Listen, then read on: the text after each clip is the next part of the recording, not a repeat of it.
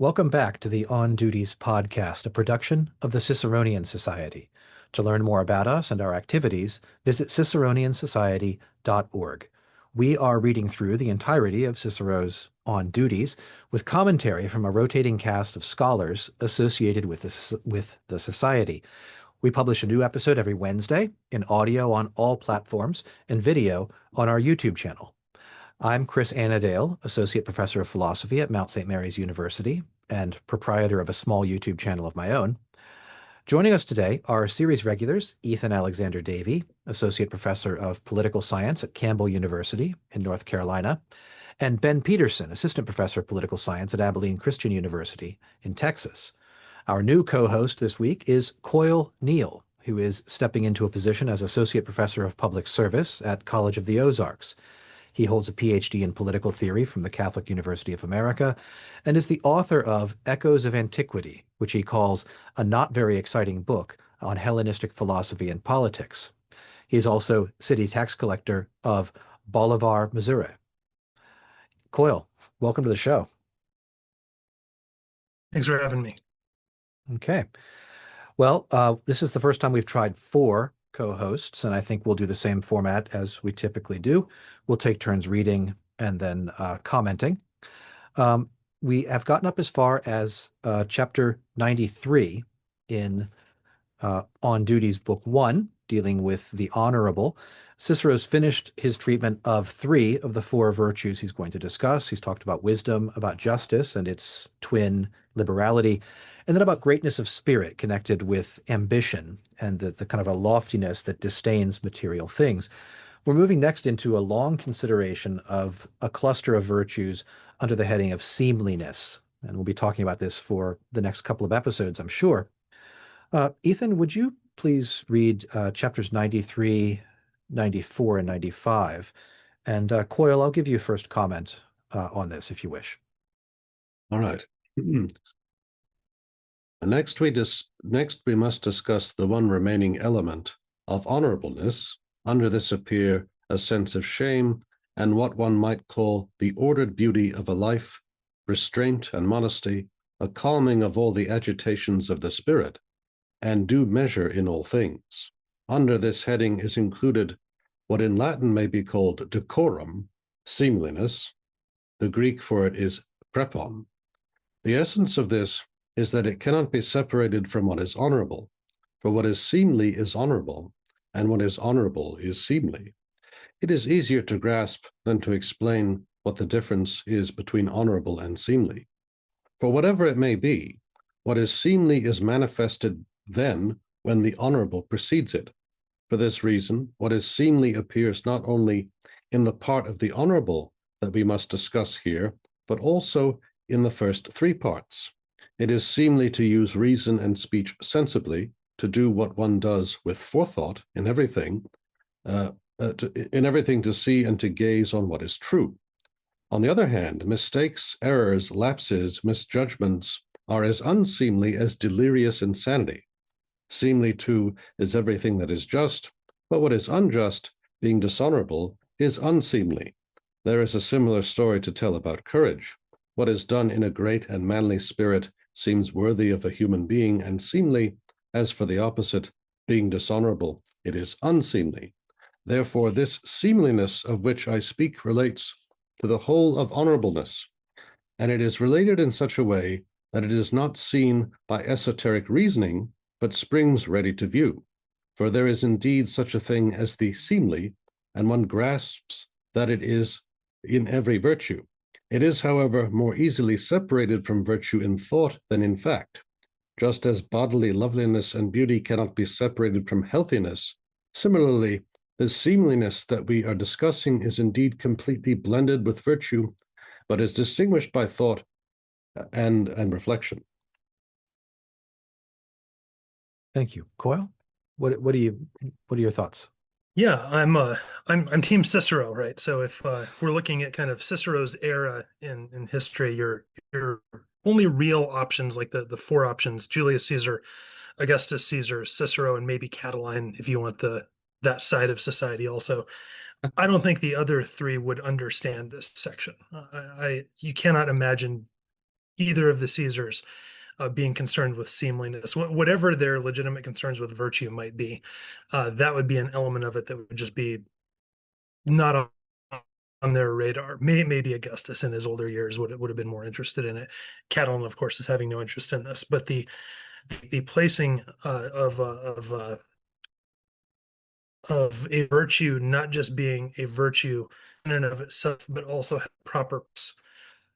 That's something that takes a special kind of mind to think of, and Cicero does it, I think, very well.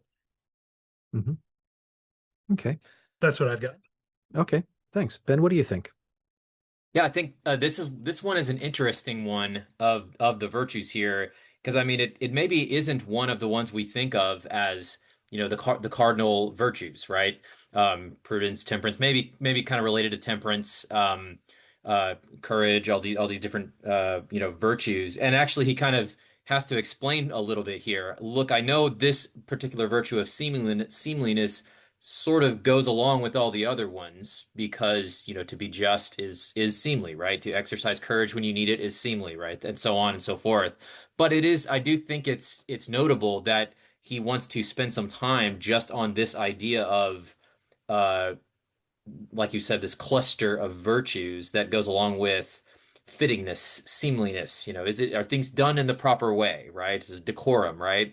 There's a really interesting book that I read for a project I was working on, called I think it's called Civility by Stephen Carter. And I know there's a lot of interest in this topic of civility right now. With there's maybe some reasons for that, some loss of civility in some places, but there's kind of there's an interest in this kind of literature on the question of, are the rules of propriety and decorum and seemliness, are these things really moral in character, or are these really especially conventional, right? Are these just, well, we kind of have to have ways of getting along with each other, and so it's not deeply moral. And it seems like Cicero wants to put this in the category of, there's something moral about cultivating this notion of seemliness, of what is expected of you and how you, and not just what you do, but the manner in which you do it, right? And so I was especially interested in that the very first element of this that he mentions is shame, right? And so he'll later talk about how we're not supposed to care about what others think of us, in the sense of that we shouldn't sacrifice the virtue, other virtues in trying to gain fame or glory or something, but we are supposed to care about, for him, we are supposed to care about kind of how our actions are received, and we should have a proper sense of shame. What are people going to think about this if they found out, right? Is part of, being a just person. So I think it's a really interesting section. Yeah, I think I would add, my thoughts kind of parallel yours.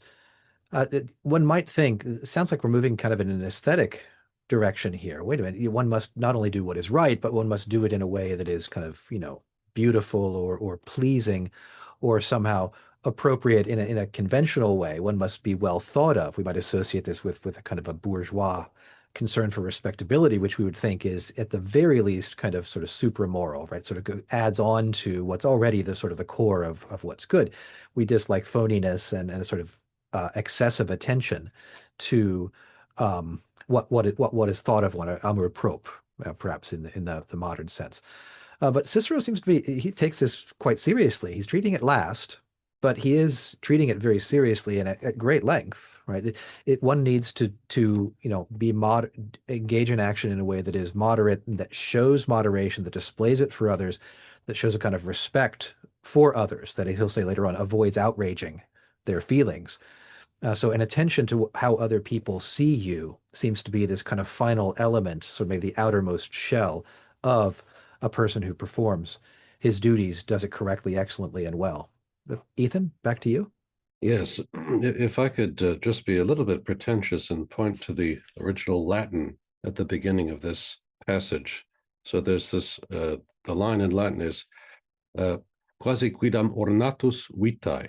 And we can hear in that ornatus, ornate, like our word ornate. So seemliness is, as you suggested, Chris, it's an aesthetic. It has an aesthetic quality to it, and to do things properly. That's another one of those words that has sort of lost its meaning in modern times. But to do things properly is beautiful. To do things properly as this old 1915 translation I have, it gives a sort of polish to life. Our translation is it gives an ordered beauty to life, and this is important. So to live morally, to live rightly, to follow justice is beautiful in a sense, but also to act in a certain way, to act properly, to act correctly, to observe the social graces is beautiful. And going back to Ben's comment, I think for Cicero, this is definitely a moral category. This is something that is ordained by nature, that those who are capable of this should live this way, and set an example for others in living properly, and making living properly attractive because of its appeal to the aesthetic sense. So that's what I'll add to this passage that the three of you have already commented on. That's great. Thank you. Coyle, I think I'd like you to read next, if you don't mind. Let's take chapters 96 and 97 together, and then Ben, you take first comment. Sure. But furthermore, this has two senses. First, we understand a seemliness of a general kind, involved with honorable behavior as a whole. And secondly, something subordinate to this, which relates to an individual element of what is honorable. The former is customarily defined something like this. What is seemly is that which agrees with the excellence of man, just whereas nature differs from that of other creatures. Their definition of the part subordinate to this takes the seemly to be that which agrees with nature in such a way that moderation and restraint appear in it, along with the appearance of a gentleman. We are able to infer that it is that seemliness to which poets aspire. This is often discussed more fully in a different context. We say that poets observe what is seemly when what is said and done is worthy of the role. If Icus or Minos were to say, "Let them hate, provided that they fear," or the father himself is his children's tomb, it would seem unseemly, because we believe them to have been just men. When Atreus says it, however, there's loud applause. The words are worthy of his role.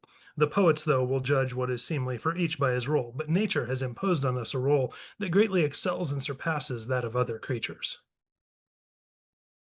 Thank you. So I think what he's getting at here is kind of parallel to what he was talking about a minute ago, where he's saying there's a sense in which seemliness is about sort of honorableness in general, right? Justice as a whole. But then there's also a sense in which seemliness has to do specifically with that ordered beauty of life that Chris and Ethan mentioned. You know, that with that notion of restraint, with that notion of doing things appropriately, and that might be conditioned based on the role, right? And so I'm not entirely sure what to make of the distinction here between, I think Acus and Minos are gods, and then the poets talking about something that he says, let them hate provided that they fear. The father himself is his children's tomb. You know, those wouldn't be considered seemly for a god who is thought to be just, right? And speaking as a sort of exemplar of justice, to say, but hey, on the stage for a poet to be, or to be talking and put this into the words of an appropriate speaker or something like that, we can see how it fits in that moment, or in that role. Something like that, I think, is what's going on. But I also, the last point I'll make is just this, again, a continual reference to, in all the discussions of all the virtues, to what is it that makes us different from the other animals. You know, what is it that is appropriate to human nature? And so that those are some initial thoughts. Okay. Ethan, what are your thoughts on that? Well, right, I was going to start with the distinction between man and animal here that Ben just mentioned, and that he says this is this is the excellence of man, or one of the excellences of man. So if the rest of nature is beautiful, well, it receives that beauty from its from God, or from directly. It's sort of programmed or hardwired that way. But human beings have to work at it, and that there is a beauty that human beings can achieve, but it's something that has to be cultivated. And our seemliness, our ability to observe the social graces, to do things properly, to live properly, is something that requires a lot of cultivation. I would just add a thought with respect to these two senses of seemliness. General seemliness is honorable behavior connected especially with the difference between us and the animals.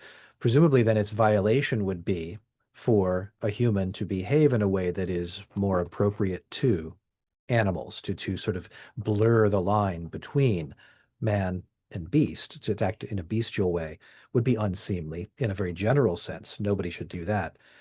And then the second, more individual type of seemliness is to behave in a way that agrees with your own nature, such that you can sort of display your gifts in the most appropriate, moderate, and restrained way. And presumably, then violation of that more specific seemliness would involve behaving in a way that's not appropriate to you, to who you are, to your office, to your abilities and gifts. It would be to behave like a different sort of person from the one that you are, a person with a different kind of office, maybe with different duties that impinge upon you. It helps me sometimes to think in terms of the negative of the violation. So two kinds perhaps also of unseemliness, to behave in a bestial way or to behave in a way that would be fine for some other person with some other features, but wouldn't be appropriate for you in your concrete circumstances. Coyle, back to you for comment. Yeah, and he's going to go into this in more detail, right? I don't want to get too far ahead, but the idea being that we see in fiction something that's true in real life, right? So one of the criticisms of the Man and Batman movies that came out ago, they're not the sorts of behavior that we expect to see from those particular characters. The films are unseemly, not necessarily because they're inherently bad in themselves. They might be fine movies, but Superman doesn't say and do that stuff. Batman doesn't say and do that stuff. Well, that's kind of what Cicero is doing here, right? If you put these lines in that character's mouth, it doesn't work. Same is true of us. That's excellent. That's a great comparison. I hadn't thought about that before. I like that. Ben, I'd like you to read, if you would, um, chapters 98 and 99. I'll take first comment. Okay. Poets, therefore, will look to what is suitable and seemly for a huge variety of roles, even wicked ones. But our parts have been given to us by nature, since they are ones of constancy, of moderation, of restraint, of a sense of shame, and since the same nature teaches us to be mindful of the way we behave towards other men, it becomes apparent how widespread is not only that seemliness which extends over all that is honorable, but also that which is seen in one part of virtue. For just as the eye is aroused by the beauty of a body, because of the appropriate arrangement of the limbs, and is delighted just because all its parts are in graceful harmony, so this seemliness, shining out in one's life, arouses the approval of one's fellows, because of the order and constancy and moderation of every word and action. Thus we must exercise a respectfulness towards men, both towards the best of them, and also towards the rest. To neglect what others think about oneself is the mark not only of arrogance, but also of utter laxity. There is a difference between justice and shame when reasoning about humans. The part of justice is not to harm a man, that of a sense of shame not to outrage him. Here is seen most clearly the essence of seemliness. I think it will be understood from this explanation what kind of thing it is that we call being seemly. All right, thank you, Ben. I would just comment very briefly here. First, the distinction between the kind of lives we live and the kind of appropriateness and seemliness for us is that our author is nature.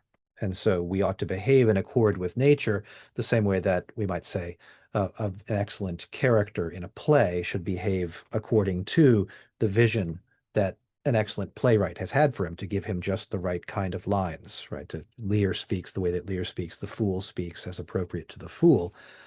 So again, kind of the stoic sensibility that to follow nature, to obey the limits and the guides that it sets for you. And the description here at the end is the part of justice not to harm a man. It is the part of the sense of shame not to outrage his feelings. And I like that comparison. And he began this whole section by saying it's kind of tough to separate the virtue and honorableness from seemliness, because everything honorable, everything just, everything virtuous is seemly as well. But here we have kind of the more precise sense of it, is that I respect your person, the integrity of your body by not harming you, you're good, but I also respect your feelings, your sort of social person by not engaging in activity that is not, while not being wrong, is perhaps inappropriate, offensive, or disgusting. So I think that's a nice way of bringing around the sort of sense of what seemliness is and why it's important as this kind of ornamentation of the the self. Um, Coyle, would you like second comment? I'll go then to Ethan and Ben. Yeah, as we go through this, I think it is more and more shaping up that Cicero is using seemliness as the point of contact between virtue or justice and practical action, right? So how do you turn these abstract virtues into real world action? Well, seemliness is our guide for that. So if I buy ice cream for my kid and I know that my kid loves vanilla and hates chocolate and I bring him chocolate ice cream, I have not actually done him a good thing, right? Even if buying him ice cream is a virtuous thing to do in some circumstances, I have not been virtuous there. I've failed to behave in a seemly way. So seemliness is sort of the navigator for virtue through the world, at least in this passage. There are other things that he uses later as well. Ethan? In thinking in particular of paragraph 98, I'm reminded of Plato's discussion of the poets, right? And I think this is in Book 10 of the Republic, where he contrasts the sort of mercurial and uncontrolled character of the mob and various sorts of vulgar people, and the sereneness of the gentleman. And I think there's something of this in Cicero's discussion of the poets as well. So the poets should portray people as they are, so that we can see these different types, and we know what certain unseemly characters look like, and we can identify them. But the gentleman that Cicero is raising up here, the one who is to be the statesman, the one of the fathers of the nation, right, is one who has these characteristics, who behaves gracefully, who is always in control of his emotions, who uses that, who displays all of the graces. And so, and that's this is how the gentleman needs to appear before the people, appear before the people. Great. Ben? Graces is a good, I think, a nice, people talk about the social graces, do they have I think it's been said that this is the whole point of, manners. I mean, I know there's a kind of class analysis of manners. It's like, let me show you I'm so much better than you. But this is more of an analysis of manners that or would fall along with the idea of manners, as they provide us ways of trying to show respect for each other and trying to show that we're not trying to make ourselves obnoxious to other people, right? And we're trying to show respect. So yeah, I am struck. I mean, back to the sense of shame again, and the concern for what others think, even if it's not about justice. I thought Coyle's example was a good one. It's not there. You can wrong somebody without doing an injustice to them, right? According to this analysis, you can wrong somebody simply by not paying sufficient attention to their feelings, right? Or not paying sufficient attention to their reputation, right? Or their good name, or just like you said, Chris, something that's offensive. You say something or do something that's just people find that offensive. You haven't acted in a seemly way. So it's very interesting. Again, maybe running contrary to a lot of trends in contemporary culture and life, is kind of like, I'm going to show you who I am. I'm going to be authentic. I'm going to I'm going to express my thoughts restrainedly. And here the emphasis very much is on, hey, not only don't commit an injustice against somebody, but also don't outrage that person, don't offend them unnecessarily, right? I think all these things can be overridden if there's a time when, you have to outrage somebody in order to be just or something like that. But here that, don't unnecessarily offend. That is a kind of a kind of harm that is, or a kind of wrong that fits here. And I think again, you see, echoes isn't the right word, but versions of this in Paul's admonitions to Christians: live good lives among the pagans. Don't act in a way that's unnecessarily going, live at peace with everybody as far as possible. Don't unnecessarily make yourself obnoxious, to people. You ought to respect how people and care how people think about you. So very and again, kind of comes into focus a little bit more here. Okay, thanks very much. I don't think we'll try reading another chapter before we wrap up, but maybe I'll ask for some concluding thoughts. Mine is this, that especially in light of what you just said, Ben, I think of one figure who I've been reading a good bit about lately, Rousseau, kind of the polar opposite of this, the man who will say the offensive thing, who will break convention precisely because it's convention, and in this kind of pre-revolutionary spirit. It's simply decadent and corrupt to follow these things in his place and time. It looks like we're looking at kind of anti-Rousseauvian spirit, or perhaps the spirit against some part of the spirit against which Rousseau was reacting and lashing out in his own work. Just an observation of mine as a teacher of modern philosophy. Anybody else? Yes, on that very point, right? And I think we've mentioned this before, but so for Cicero, what others might call convention, these are not just conventions; they are ordained by nature. So seemliness, as well as the other virtues, are ordained by nature. And there's a later passage we may get to eventually, where he says, if you consider even the way the human body is made, we get clues just from the way the body is made that certain parts ought to be kept covered, right?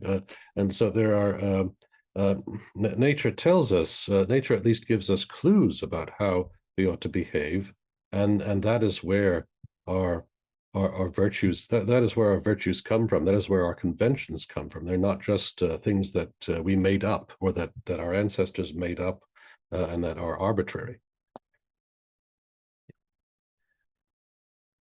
Yeah, thinking about, Rousseau or people who stand in a different, tradition or perspective.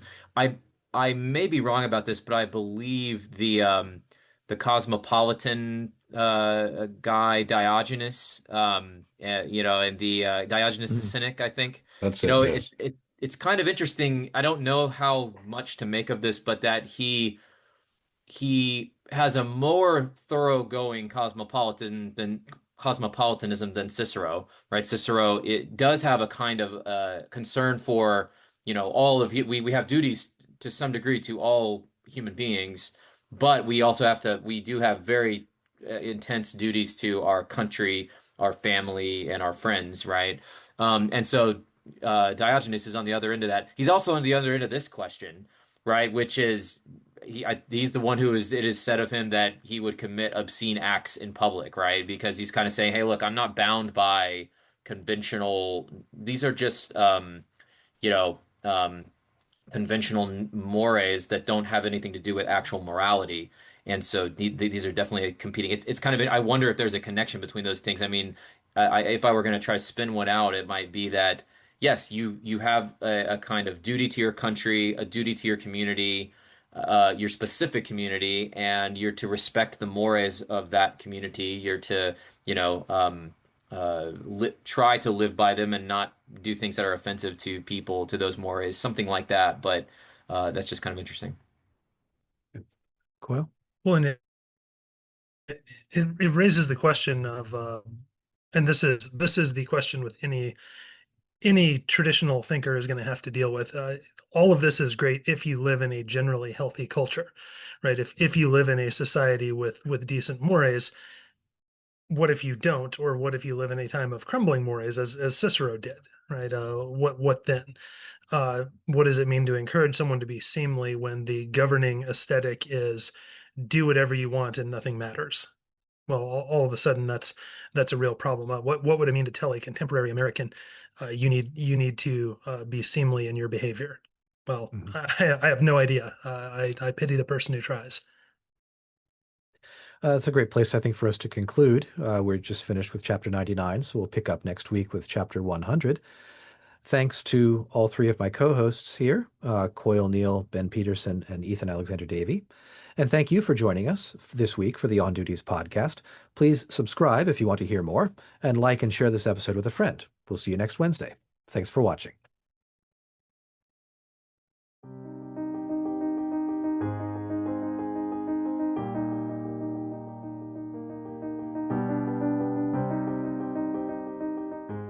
Welcome back to the On Duties podcast, a production of the Ciceronian Society. You can learn more about us, our annual conference, and our other activities by visiting ciceroniansociety.org. We are continuing our journey through the entirety of Cicero's On Duties. We're reading this Cambridge translation, but other translations will work just as well for you. We finished last week at the end of chapter 99 in book 1, and we're going to push on into the triple digits today. I'm Chris Anadale. I teach philosophy at Mount St. Mary's University in Emmitsburg, Maryland. Joining me today, Ethan Alexander-Davey from Campbell University, Benjamin Peterson from Abilene Christian University, and Coyle Neal, incoming at the College of the Ozarks. All three of these guys, all four of us, people associated for a long time back with the Society. Gentlemen, welcome to the show today. Good to be here. Good to be here. All right. So we have been talking about seemliness. We've introduced the topic, and we're getting now into the kinds of duties and expressions that go along with the seemly. I think starting with chapter 100, I'll take the rare privilege of reading first myself, and give first comment to Ethan. All right? So page 1, chapter 100 on page 39 of this edition. The duty, which is derived from this, follows above all the road that leads to agreeing with and preserving nature. If we follow her as our guide, we will never go astray. We will follow that which is by nature discriminating and clear-sighted, that which is suited to bonding men together, that too which is vigorous and courageous. Seemliness, however, appears to the greatest effect in the element that we are discussing at present. Nor is it only the movements of the body that should be commended, when they are suited to nature, but also those of the spirit when they too are adapted to her. For the power of the spirit, that is its nature, is twofold. One part of it consists of impulse, called in Greek horme, which snatches a man this way and that. The other of reason, which teaches and explains what should be done and what avoided. Reason therefore commands, and impulse obeys. All action should be free from rashness and carelessness, nor should anyone do anything for which he cannot give a persuasive justification. That is practically a definition of duty. One must ensure, therefore, that the impulses obey reason, and neither run ahead of it, nor through laziness or cowardice abandon it, and that they are calm and free from every agitation of spirit. As a result, there will shine forth in their fullness both constancy and moderation. If impulses overstep their bounds, if leaping away, so to speak, whether attracted by something or repelled, they are not adequately restrained by reason, then indeed they transgress due measure and limit. They abandon, they cast off obedience. They do not submit to reason, to whom they are subject by the law of nature. The body, too, as well as the spirit, is then agitated by them. One can see the faces of angry men, of men aroused by some passion of fear, or fear of men exulting in excessive pleasure. The faces, the voices, the gestures, the postures of them all are transformed. Right. So this returns. I mean, we're in this new topic on seemliness, but this returns us to something that Cicero has said many times already, right? That we are not to be driven by our base passions, but those passions have to be refined and controlled by our reason. And I think the last paragraph, the last sentence that Chris read sums it up. We see what those people who are driven by their passions look like. They look out of joint. They are out of harmony.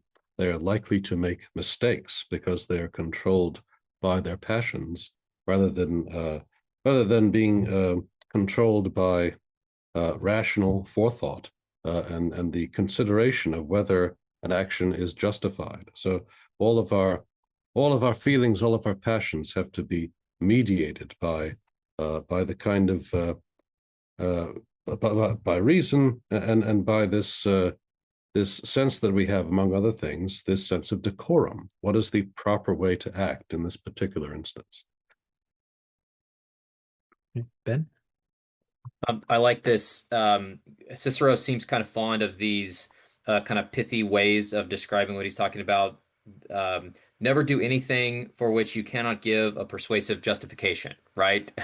And so that's a kind of example of what he means by that's how you make sure you're doing your duty. I think in a prior one he was talking about you know, decisions of state, if you're leading a state, if you're deciding whether to get into war, things like that, never do anything, you don't ever want the event to arrive that you say, wow, I didn't think about that. I wasn't sure. I didn't think through that possibility, right? So here's another kind of pithy, if you want to know you're on the right track, if you're never having to ask, or if you never are doing something and then you go, man, I don't even know why I did that, or I can't even give an explanation or a reason for why I did that, then you're on got a good track.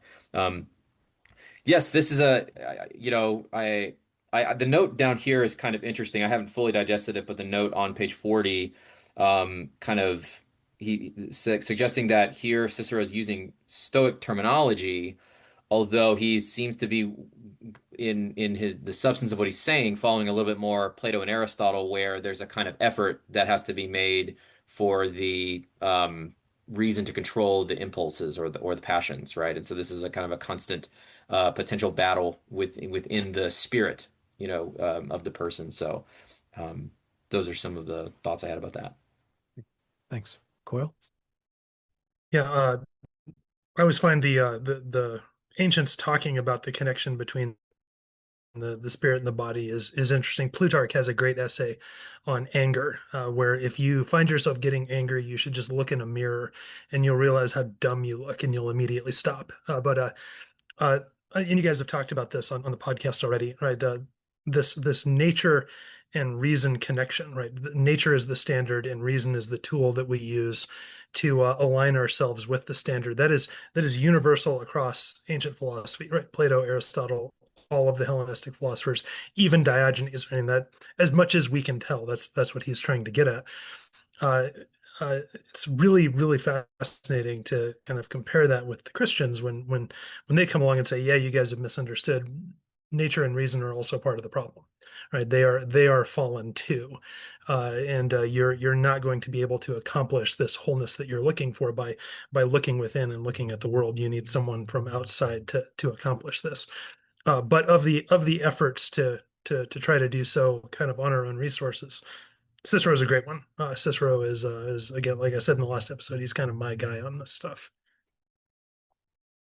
That's great. I would just endorse everything said, including this attention to the way in which one must be seemly and appropriate and moderate in bodily, in body and in spirit, and the two, of course, interact. So the powerful emotions, the fact that impulses are not governed by reason, is reflected in the distortion of the face, of the body, and that because by contrast, the person who is well governed, who is seemly, who is virtuous, has a certain kind of aesthetic, pleasing aspect to them, because they are just as they should be. And that's really, I'd say, kind of a working definition of beauty, right? They are just most fully what they are, what they should be. Let's move on to chapters 103 and 104. I'll ask Ethan to read and Ben to do first comment. Gentlemen. To return to our delineation of duty, from all this we realize that all impulses should be controlled and calmed, that our attention and forethought should be aroused in such a way that we do nothing rashly or at random, without consideration or care. Furthermore, we have not been created by nature to seem as if we were made for jesting and play, but rather for earnestness, for greater and weightier pursuits. We may, of course, joke and play, but in the way that we sleep and otherwise rest, that is, when we have given time enough to weighty and serious matters. The humor itself should be of a well-bred and witty type, neither extravagant nor excessive. We do not allow boys complete freedom in their play, but only as much as is compatible with acting honorably. Similarly, the light of an upright character should shine forth even from our jokes. There are in general two brands of humor, the one ungentlemanly, insolent, outrageous, indecent, the other refined, sophisticated, clever, witty.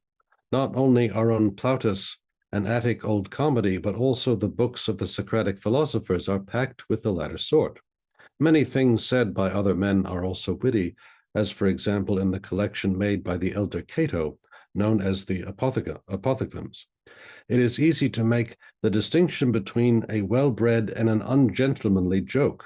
The former, provided the time is right, as when one is relaxing, is worthy of even the most serious man. The latter, if the words are indecent and the subject dishonorable, are worthy of any free man. A certain proportion must be maintained in play, lest we lose ourselves altogether and lapse into behavior that is dishonorable, carried away by pleasure. Examples of honorable play are provided by the Campus Martius and the Pursuit of Hunting. Great. Very, very interesting here that even the way we joke, and the jokes we tell is part of seemliness, right? Part of and it's interesting. It follows directly from this kind of control of nature, or control of reason in line with nature. It kind of flows right into there from the kind of joking we should do. And it's a very interesting argument here that we are actually made by nature for earnestness, right? To actually try to pursue serious topics in our conversation, try to basically the general posture is seriousness, but when you're relaxing, there's some time to blow off steam and tell witty jokes, right? So it's an interesting again, I think I probably have in my head a version of, hey, yes, I think probably most of us have in our head some idea of, hey, there's time for work, and then there's just time for blowing off steam and relaxing and just sort of cutting up and joking. But he says even that we still ought to be controlled, by reason, the way that we're engaging in these kinds of relaxation and jokes and things like that. So no locker room talk, right? The insolent, outrageous, indecent kinds of talk. So the interesting argument here that again he's going to be concerned with kind of the whole of life and in all the different areas of our life. Are we acting justly? Are we acting with the other virtues, but also just in a way that is sort of decent, gentlemanly? And there's a way to do that even in the kind of less serious parts of life. Well, Yeah, it's not often I have to say Cicero is just wrong about this, but he lumps in the refined, sophisticated, clever, witty category, and I have to assume he just hasn't read any Aristophanes because it is full of the crudest, crassest humor you'll ever run into in the ancient world. It's great. I love it, but it's not. I'm not going to be reading it to my kids anytime. And of course, Cicero himself could do some of this. If you read through his Philippics, he says some things about Mark Antony that are up there with the old comedy. Having said that, of course, he's right. I mean, there needs to be seemliness in humor as much as in everything else, and that can be a difficult needle to thread sometimes. Although one of my favorite Cicero stories is when Julius Caesar was in power. Cicero would say just terrible things about him from the floor of the Senate. He would tell jokes, and Caesar would have his spies in the Senate writing down the jokes, and then Caesar assembled them all and published them. Especially favoring the jokes that were about himself. So the kind of worse Cicero was to Caesar, the more money Caesar made off of it. So. oh wow, that's great.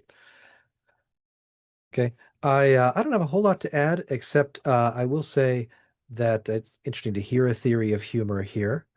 I note that sort of violations of this rule, if an otherwise seemly and honorable man were to indulge in laughter at these rude sorts of jokes, we might say it is perhaps the smallest kind of violation of propriety, since he's simply behaving inappropriately. The dishonor seems to be relatively small here, so we might all hope to improve if he is correct about this and develop, we might say, a more seemly sense of humor, to learn to sort of maybe smile slightly or inwardly at the kind of things that would make us guffaw when we were 14 years old. So the comparison to boys, right, as well. Your sense of humor is like the boyhood of your overall life. So even when you're relaxing, even when the stakes are low or non-existent, you should maintain a certain sense of decorum and try to be a little bit better and to be ruled by reason. My other observation is he says it's quite easy to tell the difference between a well-bred and an ungentlemanly joke, but then his test is simply that one is worthy and the other is unworthy. So he's actually appealing maybe to this kind of aesthetic sense that you have that if you're laughing at toilet humor, you know in a sense as a person who's otherwise honorable and well formed that that's not the kind of thing that you should find quite that funny. So it was interesting to me that he says there's quite an easy test, and the test is simply that you recognize it because of the way that you're formed. Ethan, back to you. Right. Yeah. So yeah, I have a few things on this. First of all, the anecdotes about how perhaps Cicero was not entirely consistent in his own behavior are interesting, and that maybe that's the case. But what he's saying is certainly consistent with the old gentlemanly ethic that even, or so he refers to gentlemen and to free men, right? So if you are not a slave, if you are the better sort of man, a free man, then even in your leisure time, you have to be under control. You have to be tell the right sorts of jokes. And right, as Chris suggested, the sort of joke that the phrase that I've often heard, I love that. You don't even have to think about it, right? It's the kind of thing that's so crude, it's obvious and makes you guffaw at it. That sort of humor is not appropriate. And it reminds me of something I heard some time ago at my church. There are a lot of young men who come into the church, and one of them was saying once that he sometimes met with some of his old school friends, and he said that in talking to them, almost everything that came out of their mouths was indecent, and there wasn't a single thing that had any redeeming quality. And he asked, what am I supposed to do with people like this who are my friends, who have whose entire conversation is indecent. And so I think the contemporary American attitude would be, oh, people just need to let off steam. They need to be able to tell the locker room jokes and all of that. But for Cicero, that is that kind of behavior, if indulged in, even in your leisure time, is liable to corrupt you. And so you have to tell the right kind of joke. You have to tell the kind of joke that requires a little bit of thought and is not pure crudeness. So I think this is something where I think contemporary people would probably push back on what Cicero is offering here, which is quite demanding. He does seem to suggest that you're not going to find an honorable and virtuous character joined to a really sort of robust, low sense of humor. That's just not a combination that occurs in nature and in society. And perhaps people would disagree with that. I think we'll go next to chapters 105 and 106. Ben, may I ask you to read those? And Ethan, you begin us with the commentary. Sure. It is a part of every inquiry about duty always to keep in view how greatly the nature of a man surpasses domestic animals and other beasts. They perceive nothing except pleasure, and their every instinct carries them to it. A man's mind, however, is nourished by learning and reasoning. He's always inquiring or acting. He is led by a delight in seeing and hearing. And furthermore, even if anyone is a little too susceptible to pleasure, provided that he is not actually one of the beasts, for some are men not in fact, but in name only, but if he's a little more upright than that. Although captivated by pleasure, he will deceitfully conceal his impulse for it because of a sense of shame. From this we understand that bodily pleasure is not sufficiently worthy of the superiority of man, and that it should be scorned and rejected. But if there is anyone who assigns some worth to pleasure, he must take care to keep his enjoyment of it in proportion. The nourishment and care we give our bodies should therefore be measured by the needs of healthiness and strength, not of pleasure. If we wish to reflect on the excellence and worthiness of our nature, we shall realize how dishonorable it is to sink into luxury and to live a soft and effeminate lifestyle, but how honorable to live thriftily, strictly, with self-restraint, and soberly. Yeah, so this is another passage that I think would be considered countercultural today, right? In all sorts of ways. So I would start from the end of it, from the end of paragraph 106, right? That it is dishonorable to sink into luxury and to live a soft and effeminate lifestyle, and how honorable it is to live thriftily, strictly, and with self-restraint and soberly.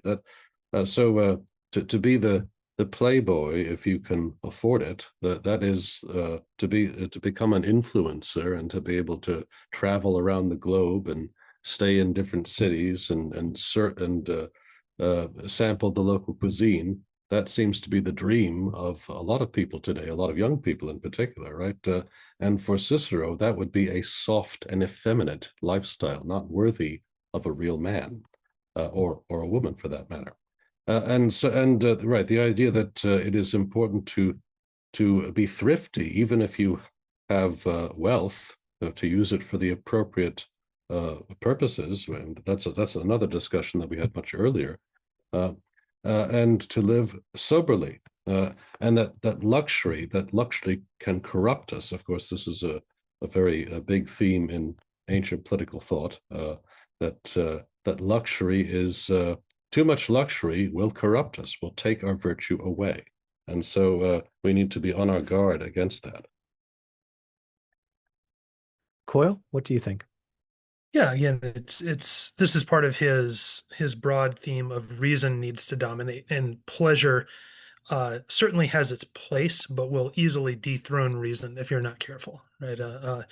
And then the result is a life that looks like what Ethan was saying there in 106. Like Ethan said, this is cultural. I do wonder if Cicero tips the balance maybe too far the other way, although that is what we need in our culture right now. So maybe that's not a bad thing either. So that's where I would land on this passage. It's funny here because it's not quite the ascetic ideal out of Nietzsche, but there is something seemly about a certain kind of asceticism and being better than this. The same way we might say that the appropriate reaction to toilet humor is a sort of wry frown, like, okay, yeah, I guess that's amusing when you're 9, right? But to be above it, right, and not to be above it is maybe to recognize a certain kind of defect in oneself and one's reactions. And a similar sort of defect seems to be present here in the person who is aware that he takes a little bit too much pleasure in the pleasures of the body, in food, or in any other sensual pleasure, and that he ought then to control that reasonably with a certain amount of shame. He ought to try to conceal that from others and not sort of take too much delight at table or in any other sort of sensual pleasure. Similarly, it seems that the the most excellent attitude towards bodily pleasures is to disdain them, is to simply be better than them. But if one could not do this, then he should keep his enjoyment in proportion. So we might say for the one who is perfect, a certain kind of above it all nobility of character with respect to the goods of the body. And for the person who's not quite above it, at least a sense of shame, which allows him to sort of keep private and off to the side a moderate indulgence in the goods of the body. That seems to be what he's getting here. All of this kind of moving in this direction, not out of any sort of religious impulse or dislike for the body or a sense of spiritual or holiness superior to it, but as a matter of being fully human, being sort of living the whole package of reason, controlling and directing the impulses as appropriate. Ben? Yeah, it's very just the implication that he draws in a parenthetical, at least it's parenthetical in our translation, that there are in fact people who are essentially beasts, right? Who aren't, in fact, do not share in the nature of the human being, which is defined by what makes it different from the other animals, right? It's interesting because, I mean, you could imagine defining human nature. I mean, what's the dependent rational animals, right? I think is Alistair McIntyre's, idea of we do have an animal nature, right? But we don't only have an animal nature, right? And it's an interesting point here to suggest there. At the same time, most people realize and have that sense of shame about if they're overindulging in pleasure, they don't want to seem like it. They don't want to seem too ravenous, Yeah, so it is a very interesting, as you said, Chris, just that what's the motivation here? It's not from necessarily holiness, but from almost, I mean, this is connected to what he said about loftiness of spirit or greatness of spirit. That's part of the essence of that virtue is to disdain the things of the world and including bodily pleasure. But he is more comfortable with the notion of, hey, taking care of your mind and your body because it's healthy, right? So you're kind of flourishing. There's a notion of flourishing here. Um, so very, very interesting, really driving home this notion he's been developing throughout the book of the idea of nature and how it ought to be human nature and ought to be the controlling frame for thinking about our duties and about the different virtues, specifically here of seemliness. That's great. Thanks very much.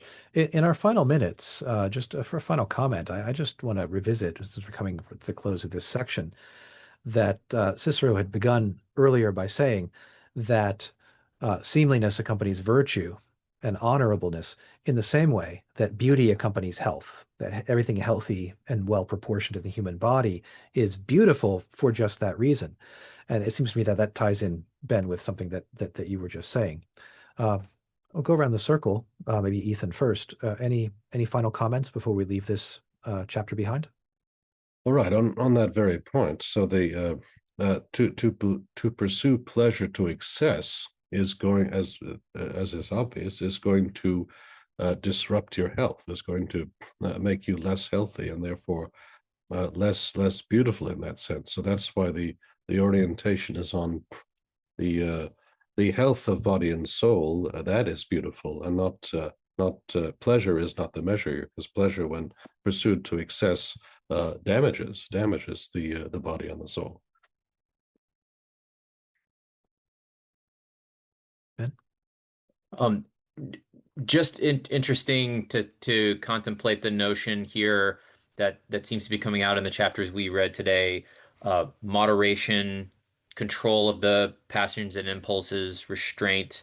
Um, Especially, I think what's interesting and throughout, Cicero is pretty consistent about you shouldn't get too low when you're at a low point, right? Don't get too angry. Don't let it, or at least don't let it show on your face. You're feeling that impulse of anger, but also not too high when you're in the highs, right? Not, and he said the same thing about when you're leading a state. If things are going badly, just you gotta keep doing your duty. You gotta keep staying the course.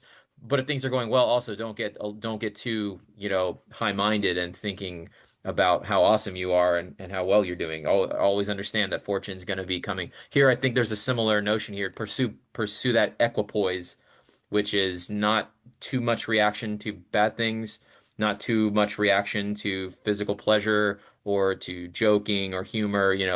Keep it balanced, keep it steady, find that equipoise. Coyle? Yeah, I don't have big thoughts on this, but I want to think more about Cicero and humor. We live in a moment when stand-up comedy is sort of ascendant. Did I freeze that again? Yeah, you froze again. You just start over. Sorry. All right, sorry. Yeah, I don't have grand thoughts on this, but I want to think more about Cicero on humor. We live in a cultural moment when stand-up comedy is ascendant, especially on streaming platforms. And I know he draws this line between kind of high comedy and low comedy. There does need to be a place for comedy of the body because bodies are hilarious. Uh, but there's got to be a way to do that in a way that is sort of gentlemanly and seemly and so on too. So what does that look like? I don't have big answers. I just think that that probably merits more attention down the road. Well, that's a great place for us to finish too. That's really some food for thought and something we might return to as we continue going through. I want to thank my co-hosts again this week, Coyle Neal, Ethan Alexander-Davey, Ben Peterson, and to invite you to subscribe to our YouTube channel or to this podcast on Spotify, Apple, or any other platform. Share it with a friend, leave us a comment, things that you'd like to hear, things that you especially appreciated. We're always grateful for any kind of engagement that you give us. Please check out the rest of our activities at ciceroniansociety.org, where you can also sign up for our newsletter. Thank you for watching. We'll see you next Wednesday. Goodbye.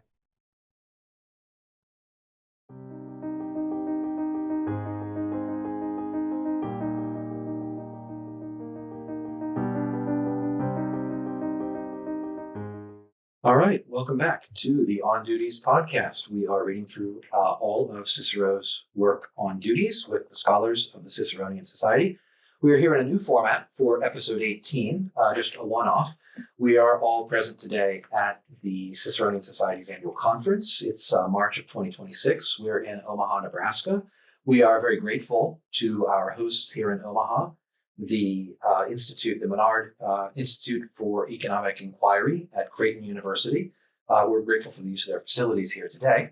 I'm Chris Anadale, podcast editor for the Society, and joining me today are some prior co-hosts, and we've got sort of from left to right, Ben Peterson of Abilene Christian University, Katherine Bradshaw of the Ancient Language Institute, James Patterson of the University of Tennessee, and Ethan Alexander-Davey of Campbell University. We have come as far as Book 1, Chapter 107 in Cicero's On Duties, and we'll pick up at that point discussing further seemliness with attention to the qualities of personal seemliness. So, Ben, let me ask you to read chapters 107 and 108, and Katherine, you'll take the first comment. All right. Let's go. Furthermore, one must understand that we have been dressed, as it were, by nature for two roles. One is common, arising from the fact that we all have a share in reason and in the superiority by which we surpass the brute creatures. Everything honorable and seemly is derived from this, and from it we discover a method of finding out our duty. The other, however, is that assigned specifically to individuals. For just as there are enormous bodily differences, for some, as we see, their strength is the speed that they can run, for others, the might with which they wrestle. Again, some have figures that are dignified, others that are graceful. Similarly, there are still greater differences in men's spirits. Lucius Crassus and Lucius Philippus had plenty of wit. Gaius Caesar, the son of Lucius, still more, though it was more studied. But in the same period, Marcus Scaurus and the youthful Marcus Drusus were showing exceptional seriousness.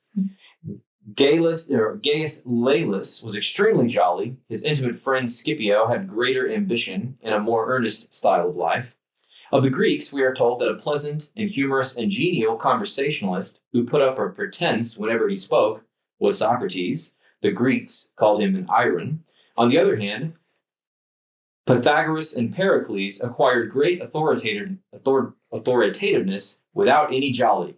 We hear that Hannibal the Carthaginian was crafty, as was of our leaders Quintus Maximus, who found it easy to conceal or to keep silent, to dissemble, to set traps, and to anticipate the enemy's plans. The Greeks placed Themistocles and Jason of Pherae before all others in this class, and Solon did something outstandingly cunning and crafty. For in order both to make his own life safer and the more to assist the Republic, he pretended that he was mad. Thank you, Ben. Katherine, why don't you start us out? I love this section just because there's this sense in which Cicero, we keep coming back to how practical he is. And so this is an example of where Cicero is saying it's going to look different. Seemliness is adjusting how you behave to not just your circumstances, but also your character. And so knowing your own, it gets back to the Delphic oracle, know thyself. If we know ourselves, then we can be what we should be that suits our own natures, whether we're Socrates and we're being ironic, that's iron, that Greek word that he's using, or we can be much more subdued and serious, like Scipio. Great. Well, I'm not blowing minds here when I point out that he mentions no names, and the first kind of seemliness that's shared across normal, ordinary people, but what that points to is that there's something contingent about seemliness. There's not a way to philosophize or abstract on that basis because of individual peculiarities. And so you could tell he's got a story for each one of these. He knows more than he's even letting on. And so you have to hope that at least some of these individuals were able to get a copy of this, and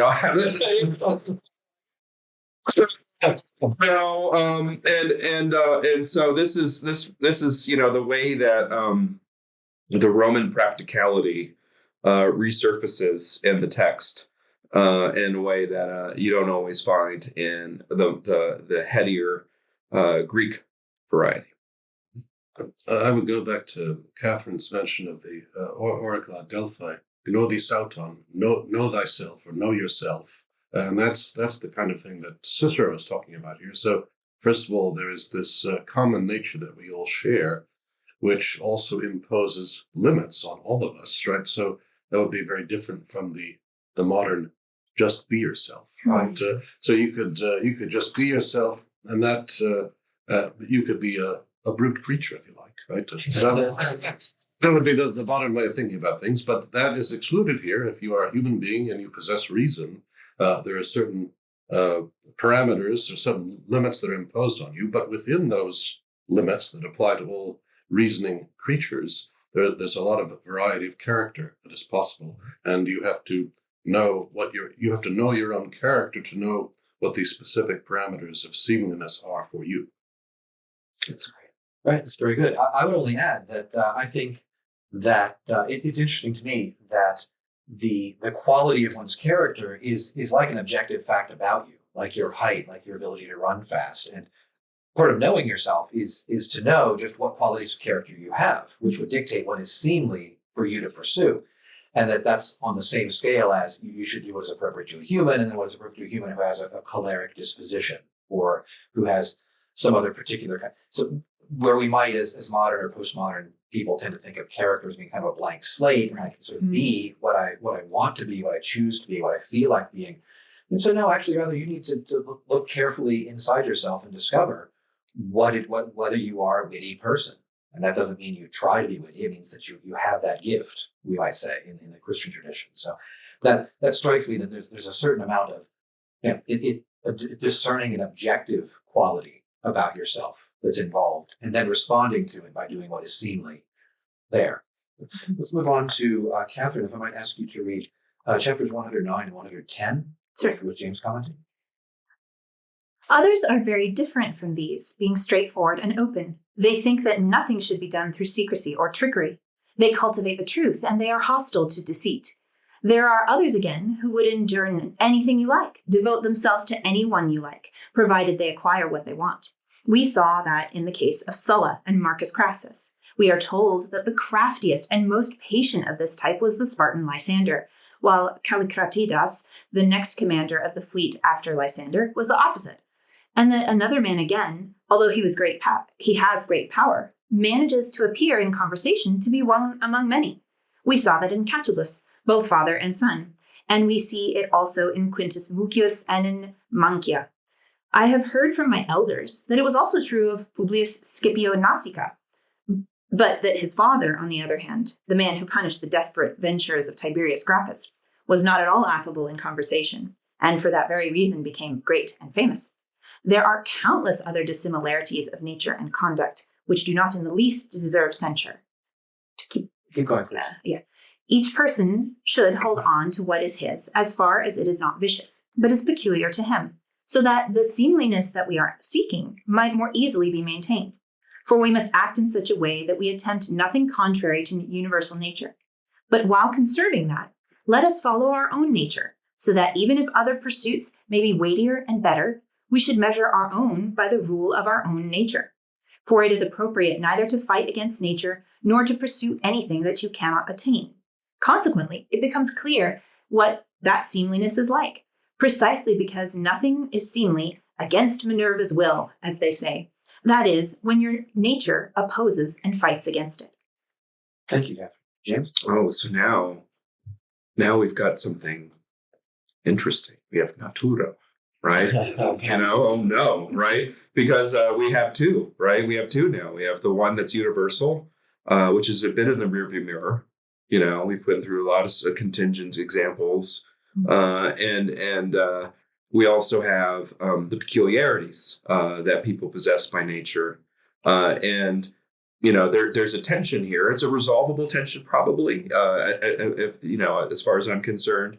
But the part that I like best is that natura is against Minerva's will, is the gods, right? So we have this idea that the gods have made us in a certain way, and it would be against Minerva's will for, let's say, Publius Scipio Nasica to be funny, and that is quite a statement that some people are just born unfunny. Mm-hmm. I was going to use that example. Oh, I'm sorry. But for me, the key line is, for it is appropriate neither to fight against nature nor to pursue anything that you cannot attain, right? So if you have learned that you are not witty, you should stop trying. It is against nature for you, and we can discern these things, right? That some people are better at certain things or worse at certain things, and there was someone earlier at the conference quoted Horace, who said that no matter how you try to deny nature, she comes back with her pitchfork and brings it back in. So that right again, there are these natural limits that are imposed on us, and it is seemly for us to understand what they are and act accordingly. Mm-hmm. I just realized that I left Ben out of the last round of commentary, so I'll yield him most of my time in compensation. But I'll just note that again, the idea that I have to discern these facts about myself. Am I funny? Am I inclined to wit? Is this a thing that I can actually pull off? We might think in terms of dressing. Can I pull off this look? Well, you can't, right? Whatever else we might say. That's not denying my sort of will to power for not being high enough. It's just not going to work. It's not ever going to work for you. So recognizing that is an element of seemliness. And I do like this idea that in obeying nature, there is the general nature. And then there is the specific nature of what you have. And that's just as authoritative, except just closer to home, and it involves a certain kind of personal discernment. So, Ben? Two things that strike me. One is just he emphasizes over and over again the immense variety of different natures, of different individual natures, right? And so he's saying, and I'm just giving examples, right? There could be more. It's even more varied than people's, how strong or fast they are, right? I mean, it's even more. And then the second point is that he does say, look, don't go against your nature, even if there are, in fact, better and higher pursuits, like more worthy pursuits that someone could achieve. It's kind of like you have to sort of maybe accept that you're the funny guy, instead of the one who's the great achiever. There's a fantastic clip that people can look up. It's Jason Alexander, who played George on Seinfeld. Right. And he's talking about a drama teacher he had. He was in drama at school, and he kept trying to do parts like, he loved Shakespeare. And he kept trying to do the leading man parts, right, in big plays. And his drama teacher at one point set him down and was just like, you have the soul of Hamlet. You will never play Hamlet. You understand that is not your role, and start looking if you want to be successful in this business. Start looking for comedic, and obviously, he did. And so just that made me think of that as a good example of You have to understand that other people are going to play Hamlet, and you're going to play a different role in the society. And that all that's right and proper. Yes, yeah, You can back the demand of morality in nature. That Yeah. you should do so. You'd be living contrary to those things if you try to do otherwise. yeah. Katherine, back to you. Well, and just to add, there's the sense, I appreciate that Cicero gives the little caveat of one must follow one's nature insofar as it is not vicious. So he does put those guardrails up again against what I think our modern inclination would be in terms of culture, to say, oh, well, that means I can do whatever I want. No, there are boundaries.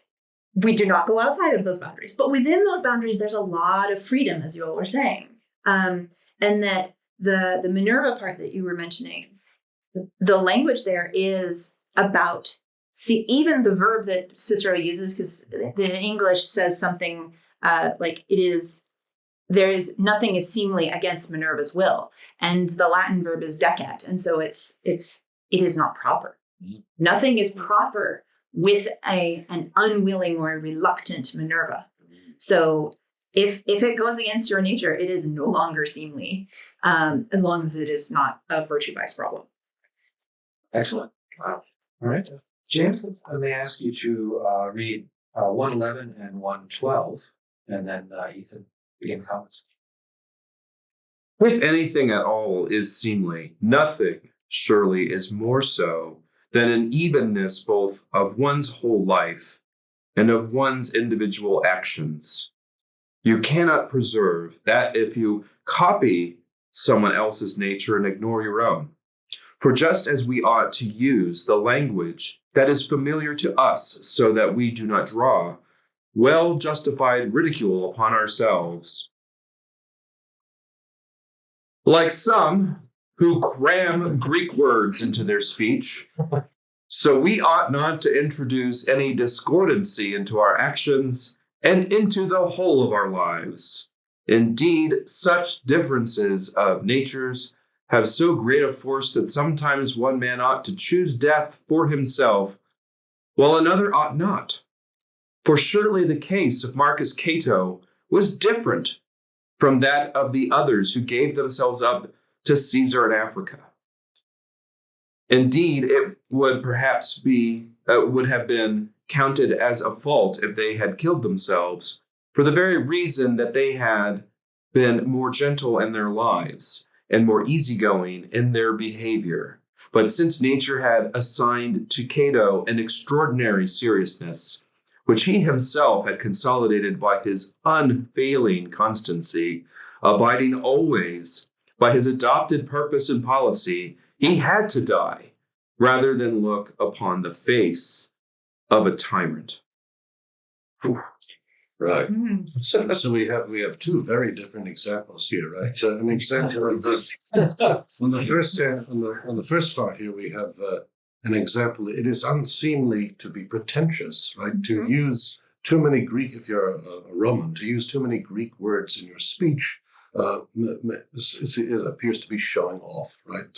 And so that's a form of unseemliness. But then that's a fairly trivial case. But then we have the case of Marcus Cato. Only certain people are so serious that suicide is justifiable for them, right? So because Cato was the strongest and most consistent voice against tyranny, he could perhaps rightly give his life and have that be meaningful.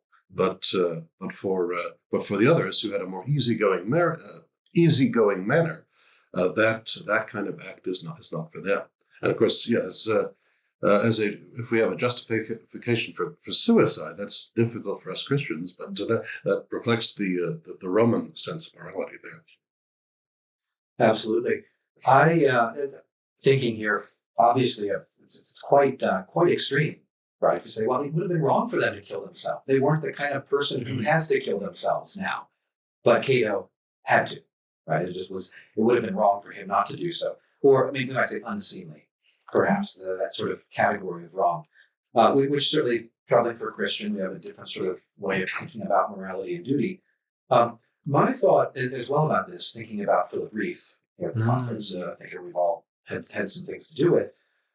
This plainly here, we're deep into a moral system in which nature is giving me all sorts of information, instruction, and obligation that I need to recognize and conform to, and even down to the level of I'm a person of a certain kind of character, and I've taken that natural gift, I've consolidated it. That idea, Cato hasn't just sort of been given, well, you're the kind of person who has to die, rather than look like a tyrant. He's improved and sort of tightened up that character himself, addressing himself even further to that obligation. It seems to be incurring it even more firmly. But the morality is given to me by nature, by my natural capacities, obligations, my character. It's very much not coming from sort of an internal choice or source. That is to do what is needful. So another the translation of officium, right? To do what is appropriate. But what is appropriate means paying attention to nature, using reason. All sorts of great points of contrast with more modern and postmodern systems of ethics, where we look at the individual will and how do I find my way in a world that can't guide me. I think Cicero is waving. I think nature is giving you all the guidance you need. You just have to be discerning and rational, and then self-disciplined in following it out. And sometimes that means you have to do what Cato did because you are a Cato sort of person. It's kind of interesting because, of course, Socrates also submits to death, and he was the more joking kind of character, but maybe there's a seriousness underlaying his putting on I forgot exactly how we phrased it, but kind of sometimes being frivolous and joking and things like that. But yeah, it's a striking claim, right? That first of all, that there could be a case where it is required to commit suicide morally in the area of seemliness. Second of all, that it's differential based on people's natures, right? And so some people which do have that moral obligation, but some people don't, right? I mean, it's very striking.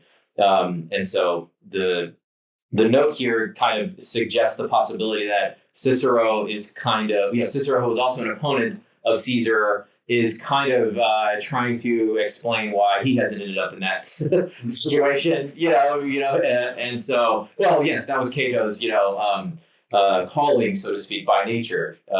So I don't know how true that is or not, but that's one suggestion here. Could I jump in just one more idea? There's this idea the captain goes down with the ship, and because he's the captain, it's like that, except it's not the office. It's not because you sort of signed on as the captain. It's because of something more fundamental to you. The other thing, if I could slip in one more note, was he uses the word discordant to talk about, right? Don't make one action discordant with like the note that's too flat or too sharp in the overall music of your life. And that's a wonderful idea that your actions are not sort of autonomous, but should fit with everything else that you've done up to this point. And Cato's a good example of that. He was fitting. Something good. No, those were helpful notes. And to back up your observation about the captain going down with the ship, Cato is leading an army at this point. Mm. And so the connection of the leader doing what is fitting is even stronger in that situation. So the other thing with Cato is Cicero assumes that Marcus, his son, will know the circumstances of Cato's suicide, and so he doesn't talk about them, but they are quite extreme. Plutarch recounts what happened to Cato, and Cato was known for his austerity. And even later authors like Lucan, who writes in the time of Nero, will talk about Cato as kind of the epitome of severitas, of severity. And just so he is being this, he goes through a very painful suicide because he stabs himself and then doesn't die immediately and does all sorts of things to his body in order to make sure that he dies because his friends are trying to save him and he doesn't want to be saved. So it's a whole, it's not just a suicide. It's like a painful, nasty, difficult, extreme suicide.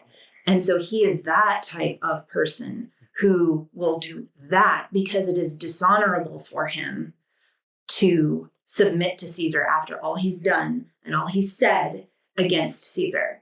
And so Cicero may be self-justifying, although I tend to sometimes I disagree with the notes. But I think there's also a sense in which he realizes, okay, but why didn't everyone that Cato led, Cato was leading a lot of men, why were they not all obligated to commit suicide? And that's what he's explaining here. Okay. So you have this stuff about cramming Greek words as discordant or as unseemly, and it's by the time you get to the last person, the text has been mined. I feel so. I'll be the big thinker on this. But I felt very sheepish when I read that line because, of course, this is what academics do. Like even accidentally, you'll be in conversation with someone at like a store, and they'll be like, you'll use like, not to be obsequious. That's actually. I think it's Latin, but instead of Greek. But and so I always feel sheepish, so because I feel unseemly. But it's also that there's a use of unseemliness in this respect that's an exercise of power, and that is to use those like terms in order to baffle or confuse people. And this is the trait of Cicero that still makes him a Republican. Right, baffling and confusing people with this speech is not a proper way to engage in conversation. Mm-hmm. That's excellent. Thank you. Last reading for today. I think he's at 113 and 114, and we'll wrap up this episode. I will do that. Just before that, I have to mention that only Katherine among us could explain the very depths of Cato's severitas. I think that was great. All right, so here we are. How many things Ulysses suffered during his lengthy wanderings. He was both a slave to women, if Circe and Calypso ought to be called women, and was willing to be accommodating and pleasant to everyone in everything that he said. Indeed, even when home, he endured the insults of slaves and maidservants in order, at last, to attain what he desired. On the other hand, Ajax's spirit was such, we are told, that he would have preferred to seek death 1,000 times than to endure such things. Reflecting on such matters, everyone ought to weigh the characteristics that are his own and to regulate them, not wanting to see how someone else's might become him. For what is most seemly for a man is the thing that is most his own. Everyone, therefore, should acquire knowledge of his own talents and show himself a sharp judge of his own good qualities and faults. Else it will seem that actors have more good sense than us. For they do not choose the best plays, but those that are most suited to themselves. Those who rely on their own voice choose the epigoni and the medus. Those who rely on gesture, the melanippa and the clytemnestra. Rupilius, whom I remember, was always doing Antiope, while Aesopus did not often take part in the Ajax. If an actor then will observe this on the stage, will not a wise man observe it in his life? We shall therefore exert ourselves above all in those things to which we are most suited. If necessity has on occasion pushed us towards things that are beyond our natural talents, we shall have to apply all possible care, preparation, and diligence so that we can perform them, if not in a seemly fashion, still with as little unseemliness as possible. Nor ought we so much to strive to acquire good qualities that have not been granted to us as to avoid faults. Thank you, Ethan. Now, I'll take the first comment here. Of course, it strikes me again that the final line, of course, is fantastic. Not to strive so much to acquire good qualities that have not been granted to us as to avoid faults. We shouldn't be doing either, right? We should. I don't want to wear someone else's suit. It doesn't fit me, right? And a similar sort of thing with stations in life. And so it seems to be back to this idea of what fits, what is not discordant. Right? And you might even think somebody approaching their death, especially, would want to die in such a way. And of course, Cato, despite all the gruesomeness, is thinking this as well. That is fitting for that harmonizes with and even ties together and sort of raises to the level of triumph. His life. you might say the death of Socrates is like that. You say, yes, that fits, that works, right? It's aesthetically pleasing. It's something we might associate more with Nietzsche, life as a work of art. But it's life as a work of art that respects the demands that nature and character have placed upon me. Like now I have to sort of steel myself for the final act, and it has to fit, it has to work, it has to, in a sense, almost be, the final line of the poem, the ending scene or image of the film. And when it does, everybody's, what a magnificent biography this person has now managed to achieve. And so I'm impressed not only with the sort of the moral quality of this, but the aesthetic quality. Like act beautifully, but that means acting appropriately according to your knowledge of the entire rest of the script that you've left so far. Ben? I am fascinated by this kind of combination of the sort of objective character of what he's talking about. There is an objective best way for each individual person to employ his or her talents and nature or characteristics, right? And so this notion of be a judge of yourself, right? To be an objective, sharp judge of yourself and figure out, okay, should I engage in this pursuit, or is that really beyond my, talents, or different than my talents, or something like that? So that's really what strikes me, is that connection there. Yeah, and it ties so well in with the Jason Alexander story that you told. So sometimes we can help somebody else to help us. Be a sharp judge of our own talents. Yeah. And so, Chris, when you were talking about the life as a work of art, this is something that Horace picks up later. So he's in the reign of Augustus, so he's after Cicero. But his whole work on the Ars Poetica, the art of poetry, is supposedly about poetry, but it's really about life. So he gives this thing of, you must, like Cicero, he says, Ulysses should do these sorts of things if you're writing a poem, because that's Ulysses. He's that character. Ajax should do something else.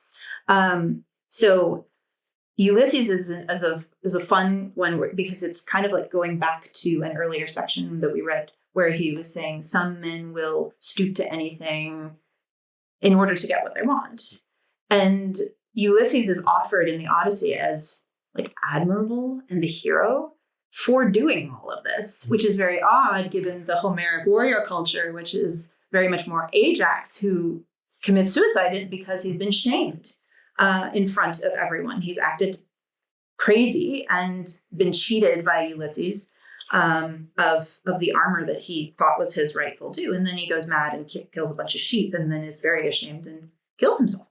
But he would never submit to the sort of indignities that Ulysses goes to endure. I love the little note about maybe Circe and Calypso shouldn't be considered women, but they're like one's a half goddess and one's a nymph, so maybe not.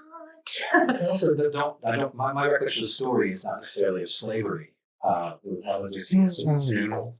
think during his decades on their islands. Yeah, it's a pleasant slavery. Let's just put it that way. I think the slavery piece is more that he's not in charge. Right. The women are telling him what to do in that case. Well, there's a book by Camus called The Myth of Sisyphus. And at the end of The Myth of Sisyphus, he talks about what it is then to live in a modern world as a modern person. And one of the archetypes he uses is the actor, because the actor can be anyone, right? No. And this came to mind first when you mentioned the Jason Alexander story, and then here it is, right? Like, no, he says the same story himself, and this desire to be Prometheus unbound, no, but very bound, and in a sense, like Camus' desire there reflects more of an unseemliness that he lived out. Right, so it's no surprise that the unseemliness of his own life reflects the unseemliness of the work designed to defend it. I will attempt to follow Cicero's advice by making the comment that people that would expect me to make in this passage. So the reference to actors, right? So in the 21st century, the actors are some of our most powerful and wealthy and admirable, supposedly, people. But for the Romans, actors were at the bottom of the social hierarchy, the worst people. And so that makes this significant here, right? Even actors, some of even actors, some of our worst people understand that they should only play the roles to which they are suited. Mm-hmm. And you as a man, presumably, who is somewhere higher than an actor, should at least be able to do that. And if you can't, then you are showing your unworthiness. I was thinking just of the passage from the Gospels where Jesus says, "And if you who are wicked will do so, will care for your children this way, how much more will your heavenly Father, who is not at all wicked?" So that's excellent. It's a fine concluding and fitting concluding thought for this episode. So we're out of time. So I want to thank each of you guys for being here for one of a kind. I hope we do this again sometime. Have everybody in the same room episode of the Sower rather than on Zoom. I want to thank everybody in the audience for watching. Hope that you will like and share this episode and tune in with us next Wednesday as we go further into Book 1 of Cicero's On Duties. Thanks for watching. Goodbye.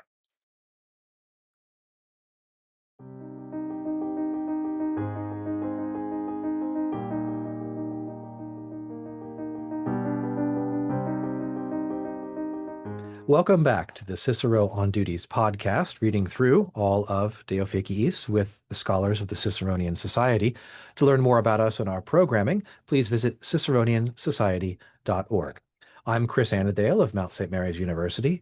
Joining me today are our past co-hosts, Katherine Bradshaw of the Ancient Language Institute and Ethan Alexander-Davey of Campbell University. Welcome to you both. Thank you for having us again. We are partway through, maybe about 2/3 of the way through Book 1 of On Duties. We've gotten as far as section 115 in a long section dealing with the virtues connected with seemliness or decorum, paying attention to the image you present to other people and the way that they react to your actions. So for this section, why don't, Katherine, I ask you to read chapters 115 and 116 straight through. And Ethan, I'll give you the first comment on those. Please go ahead. All right. To the two roles of which I spoke above, a third is added. This is imposed by some chance or circumstance. There is also a fourth, which we assume for ourselves by our own decision. Kingdoms, military powers, nobility, political honors, wealth, and influence, as well as the opposites of these, are in the gift of chance and governed by circumstances. In addition, assuming a role that we want ourselves is something that proceeds from our own will. As a consequence, some people apply themselves to philosophy, others to civil law, and others again to oratory, while even in the case of the virtues, different men prefer to excel in different of them. Those whose fathers or ancestors won glory by outstanding performance in a particular field generally devote themselves to excelling in the same way themselves. Quintus Mucius, the son of Publius, did so in civil law, and Paulus' son Africanus in military matters. Some, indeed, add to that inherited from their father's praise that is all their own. Africanus, again, is an example, though through his oratory, he increased the glory that he had gained in war. Conon's son Timotheus did the same. This was his equal in military praise, and he added to that praise glory for his learning and intellectual talent. Sometimes, though, it turns out that some people decline to imitate their ancestors and pursue some course of their own. Those who exert themselves the most in this way are, on the whole, men born of unknown ancestors who aim for great things themselves.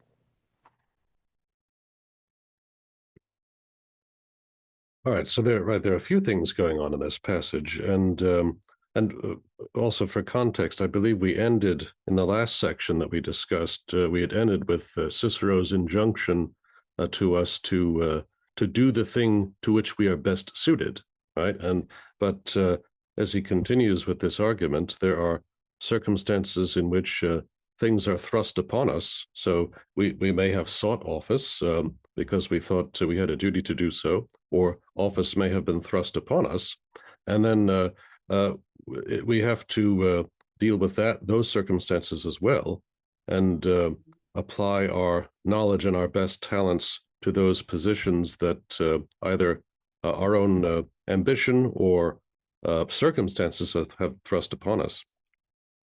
And then we have in the next section, we have some of these considerations about the duty or our relationship to our ancestors, which I always find quite interesting.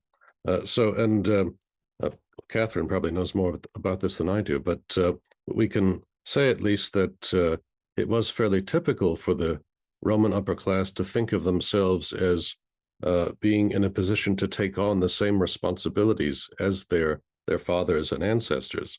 And so that's what he's talking about in the next paragraph here. It is appropriate to follow in one's father's footsteps, although one may be able to add to the glory by acquiring some new skill. So in the example of the Africanus and his son here, that he was able to add oratory to the military glory in which his father had distinguished himself. So this consideration of what part of decorum is finding your place in the context of what your ancestors have done, and being able to both live up to their example and possibly increase their glory, but certainly not to disgrace them by using your talents inappropriately. That's great. I think I agree with you on that entirely, and I'm my own thoughts on this went in largely the same direction. That when the question of choice comes up, of course, the first thing to speak about is, are you following in your ancestors' footsteps? And there's felt a little bit pointed there at the end that of the people who choose a completely new path, not tread by their ancestors, that's usually people who have no illustrious ancestors to speak of. Otherwise, that they would go into the family trade. My own thoughts. First, Cicero is refers here to the two considerations before. So in speaking about the kind of elements or layers of decorum, he began a few chapters ago with common elements, things that we all share as human beings, things that are appropriate to human excellence in general, then personal elements of seemliness, things that are appropriate to your own unique character, what Ben Peterson last week we might call the George Costanza rule, right? The Jason Alexander rule. If you have a certain type, if you're a certain type of person, don't try to cut at cross purposes to that. And then he adds chance, right? Sometimes opportunities will come your way, or there'll be something that will constrict your ability to behave in a certain fashion. You need to respect that and understand it and react accordingly. And then last of all, fourth, and I wonder if he means this to be kind of fourth in importance as well, the choices that you make. You get to do some choosing. He refers to some people pursue philosophy, others oratory, and the like. I think of college students being pushed to choose a major, as though your choice in the matter is the all important thing that causes it to be an excellent path for you. Here he's putting that last, and even that is coming sort of subsequent to your sort of reaction to what you've inherited in terms of name as well as talent and resources from your ancestors. So in addition to that difference between sort of our modern American, 21st century assumption that one should, steer one's own path, being much less important for Cicero, the question also, I think, I would add is he really meaning for this to be maybe the least significant of the various factors one must take into account in trying to pursue, trying to a life of seemliness, trying to do what is appropriate. Katherine, what do you think?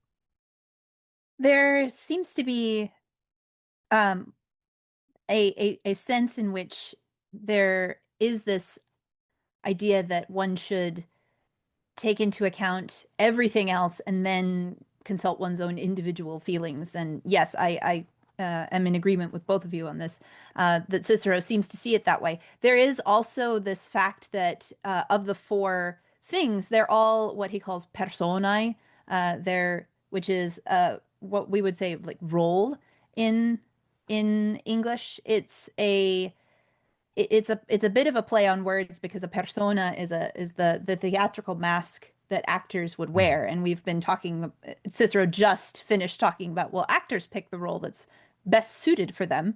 And so I think he's taking this theatrical metaphor even further, that there's not just a persona that is adopted by actors, but each of these four things is a persona. It's a role that's been given to us, and that we should act in, not in the way of being fake, but in the sense of being aware of how that comes across.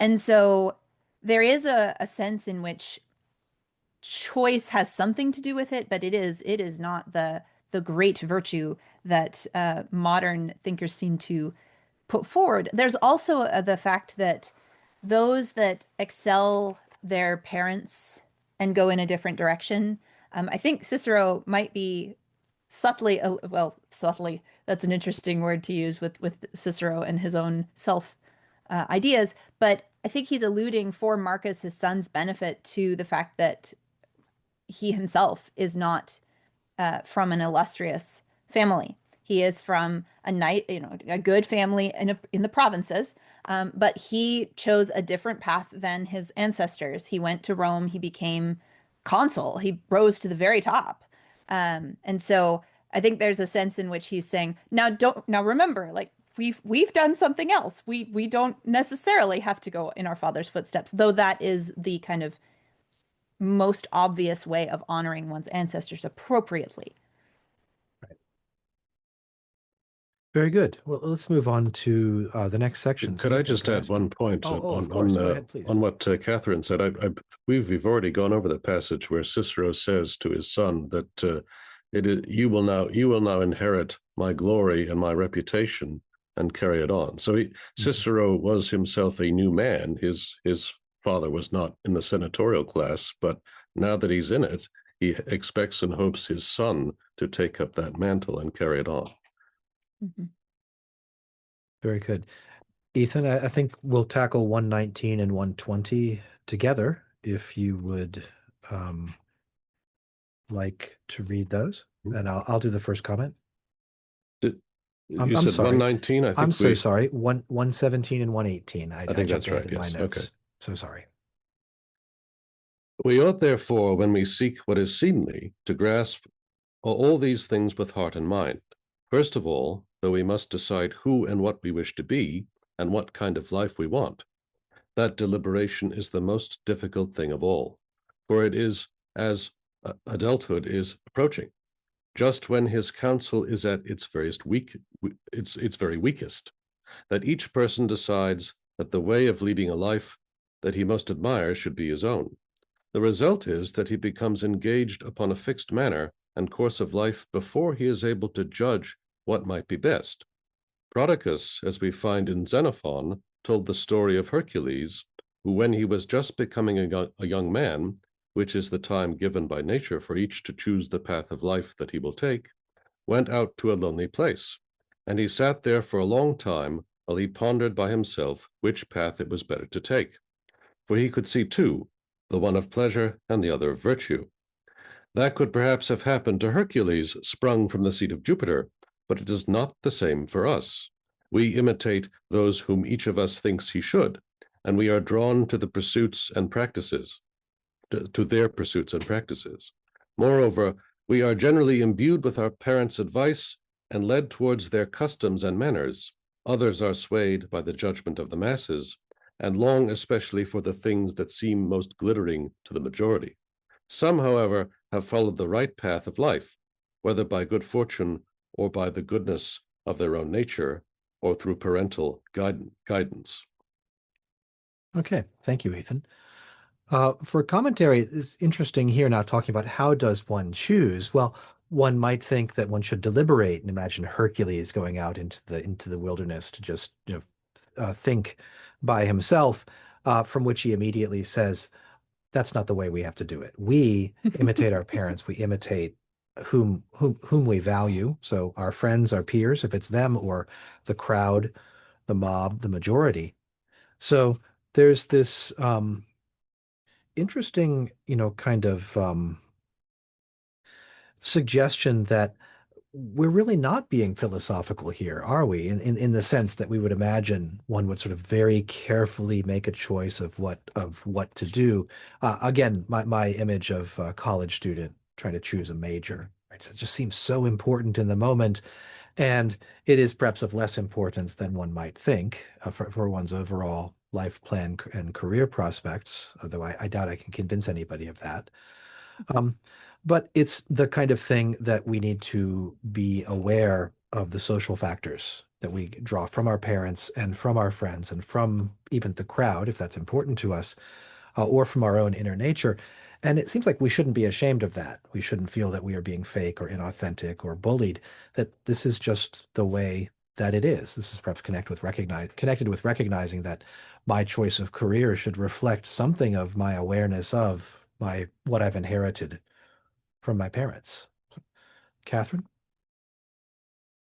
Yeah, there is a sense in which he offers that lovely picture and then is rather not dismissive, but almost dismissive, and says, this is something that would have been fine for Hercules.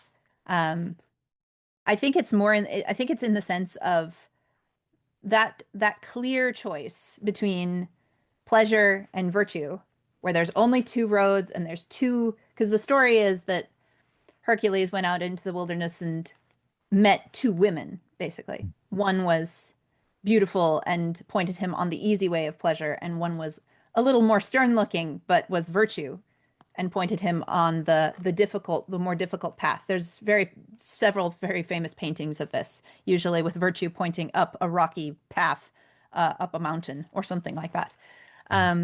But we don't have clear choices like that. We have the choice between several seemingly good options that might be virtuous in their own way.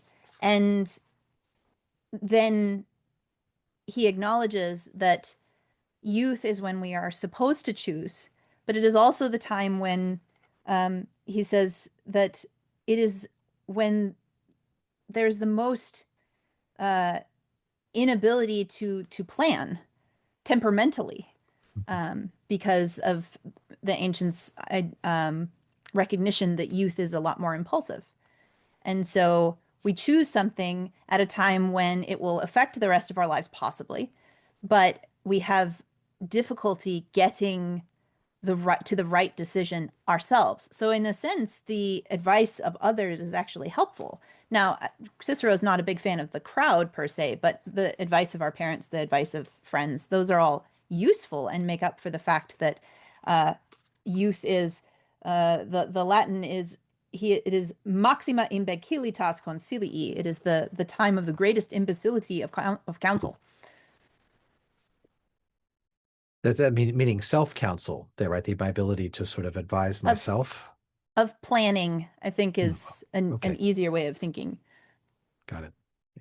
Ethan?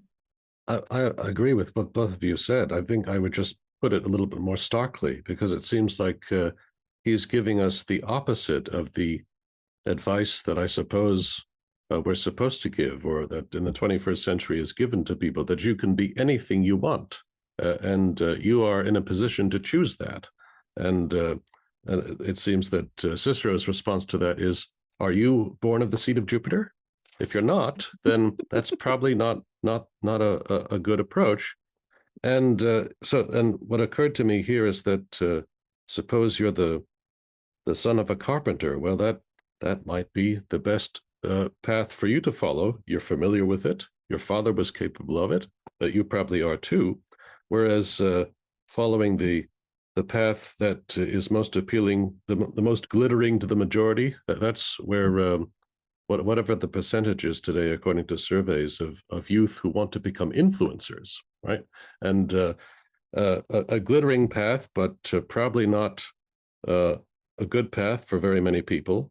And again, as we've already said, when you're in your youth, that's the time when your power to deliberate is not at its best. So, right, it seems to me he's offering the opposite of the advice that the 21st century culture offers to young people.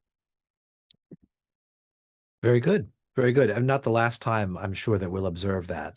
that Cicero is giving us some advice, which is rather different from what we would expect to encounter from from people online today. I'll do the next reading, and Katherine, the first comment. I'll take chapters 119 and 120. I might read through the end of the paragraph, the very first sentence of 121. Okay.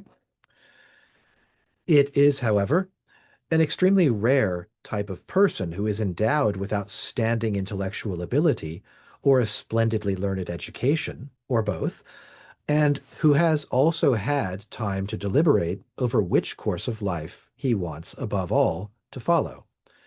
In such deliberation, all counsel ought to be referred to the individual's own nature. For just as in each specific thing that we do, we seek what is seemly according to what and how each of us has been born, as I said above, we must exercise much more care when establishing our whole way of life, so that we can be constant to ourselves for the whole length of our life, not wavering in any of our duties. Nature carries the greatest weight in such reasoning, and after that, fortune. We should generally take account of both in choosing a type of life, but of nature more, for it is far steadier and more constant. Consequently, it sometimes appears that fortune, like some mortal, is struggling with immortal nature.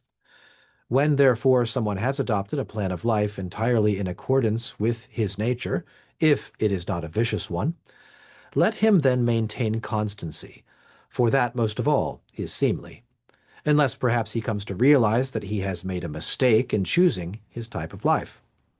If that happens, and it can indeed happen, he ought to change his behavior and his plans. If circumstances assist such a change, we shall effect it more easily and advantageously. If not, it must be made gradually and tentatively, just as wise men consider it more seemly gradually to loosen one's ties of friendship if they become less pleasurable or creditable, than suddenly to break them off. If we do change our way of life, every care must be taken so that we appear to have done so with good judgment. Katherine. Well, there is so much here. We return again to the concept of one's nature, and Cicero, of course, loves to talk about appealing to the natural law, but this is one's own individual nature. And yet, even though those two things are different, they both have the sense of being relatively constant and very difficult to change if one can change it at all.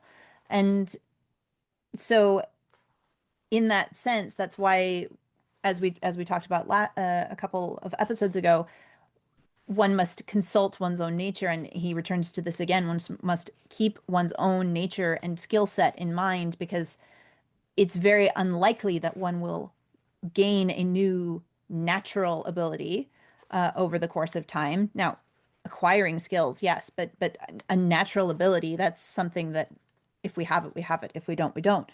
And so in order to make sure that one is not having to make a great change later, that some deliberation has to happen in accordance with one's nature and figure out what will suit me best.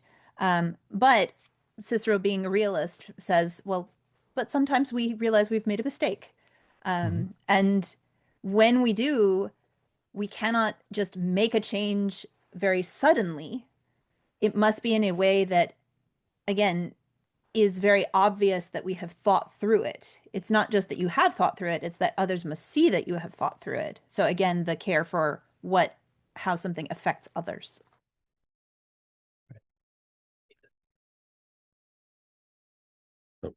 On this passage, what occurred to me by way of contrast was Plato's description of the democratic soul in the Republic. The democratic soul is one in which there is no constancy. The sort of person who has not figured out what his natural talent is, and therefore jumps from one thing to the next, from music to drinking to fighting to philosophy, which he doesn't stick with, and so on and so forth. So that the democratic soul is inconstant because it can't select anything and can't choose anything, or can't even discover what its actual talent is.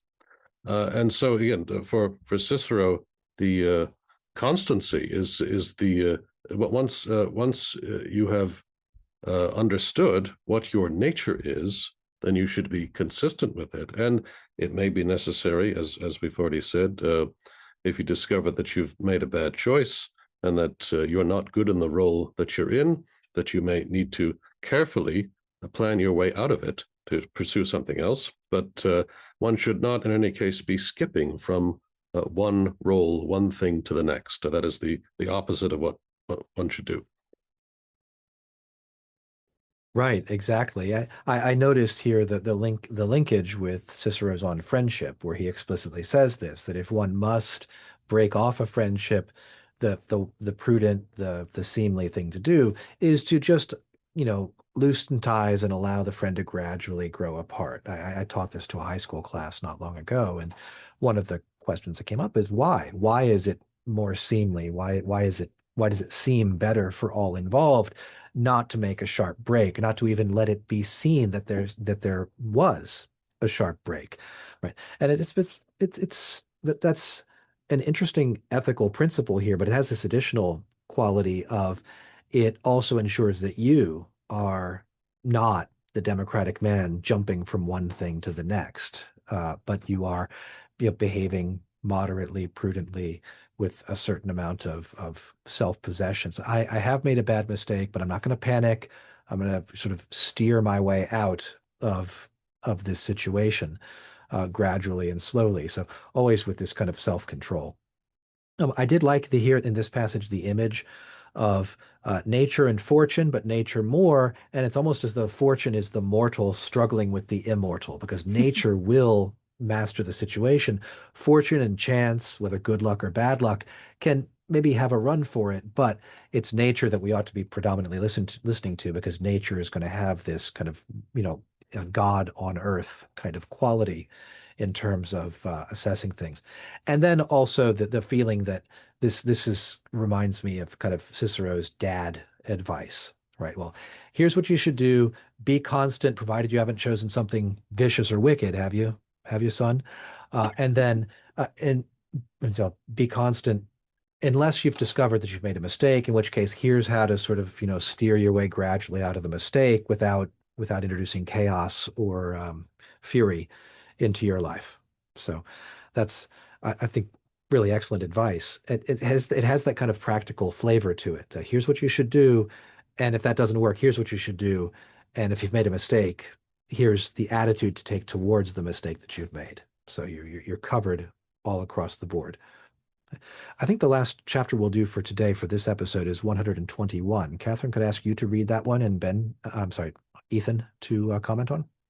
Certainly. So 121. You can back up to that sentence I read if you prefer. Okay. I said a little earlier that we should imitate our ancestors, but I must make some exceptions. First, so that we do not imitate them in their faults. And secondly, if our nature is not strong enough to be able to imitate them in certain respects. Thus, for example, the son of the elder Africanus, who adopted the son of Paulus, could not, because of his poor health, be as like his father as the younger Africanus was like his. If someone can neither defend men in lawsuits, nor grip the people with his speeches, nor wage war, he ought still, however, to show such qualities as are in his power: justice, keeping faith, liberality, modesty, and restraint, so that fewer demands are made upon him where he is deficient. The best inheritance, however, is that passed down to children by their fathers, that glory of virtue and of worthy achievements that is more excellent than any patrimony. To disgrace, that must be judged wicked and vicious. Right. So I think that, especially that last sentence, that was what I was thinking of earlier when I spoke about the duty to ancestors. Right. So in this passage, the first step is to consider what your ancestors have done and try to live up to that example. And so as a Roman aristocrat, this is what you would do, right? A big part of your education would be you would have those rings on your fingers with images of your illustrious ancestors, the busts of ancestors in the home, and you would study the lives of those men and to understand what they had achieved, how they had achieved it, and you would use that as your example in life. Now, it may be that an individual descendant doesn't have all of the natural talents that those ancestors had, and so in that case, one should imitate those virtues that one is capable of imitating. So at least live properly, live in a seemly fashion. But if you don't have the skill for oratory that your ancestor did, then perhaps that's not for you. So at least try to follow those, follow in the footsteps you can follow in, and of course never do anything that would bring your ancestors into disrepute by yourself doing something shameful. Absolutely. And I think what's curious is that in 21st century American culture, it seems to me, we associate this perhaps more with an Eastern type of culture, the photos of the ancestors, the constantly thinking of, I need to not let them down. I need to extend their influence, their cause, pass on what they've passed on to me. Here it is in Rome, and quite central. And I think, Ethan, you said excellently what needs to be said from my perspective about the first part of this chapter. The very end, I just want to reiterate, the best inheritance for any child to receive is the glory of virtue and of worthy achievements from the parents, from the grandparents. This is, of course, what Cicero hopes to hand on to his son, to whom he's writing. But then, of course, the contrary, that the charge to the inheritor to disgrace the glory of virtue and the worthy achievements of your father that has been handed to you as patrimony is wicked and vicious. Just, it's not that you just made a mistake or you had better things to do or you wanted to be a race car driver instead of a politician. It's, if you bring disgrace onto your ancestors, you have done something that, profoundly wrong and wicked, not just unseemly or unpleasant or a little bit I might say offensive. You've failed in some big way, according to Cicero. It's interesting to see that kind of idea that the virtue of your forebears imposes a burden upon you, and you have to rise to meet it. And if you don't, you've made a grievous character error or sort of moral error. Katherine? Yes, and Chris, the observation of how great a failing that is communicated well in Cicero's. The translation has it, but there's a word in Latin, it's nefas, which is like it literally means like an unspeakable thing. It's an offense against not just someone else, but it's almost an offense against nature or the gods. It comes from sacred religious language, and that's the word that Cicero uses for this. Oh, really? That's nefas. Yeah, it's nefas. Ex vitium and a vice, but it is nefas to do such a thing. So it's very serious. So an unspeakable obscenity, perhaps, something sacrilege. that strong. Yeah, sacrilege. It has that weight to it, Wow. and it is interesting. Ethan, your point about the skill set being different. There's also this sense in which Cicero talks about, well, okay, you might not have the skill set, but you can at least be virtuous. So the virtues for Cicero are within everyone's reach. Those are not in the little specialized, like these are the virtuous people. It's everyone can be virtuous. Skill sets may differ, but virtue does not. That's great. That's a great place to wrap up. I think this section, chapter 121 of Book 1 of On Duties. There are 160 chapters in Book 1, so we're getting closer and closer to the end now by chapter count. I want to thank you, Katherine, and you, Ethan, for joining me for this episode of the On Duties podcast. We hope that you will subscribe to this channel, this podcast, like and share this episode with your friends, share it on social media. And please join us next week where we'll look into more of Book One. Thanks for watching today. Goodbye.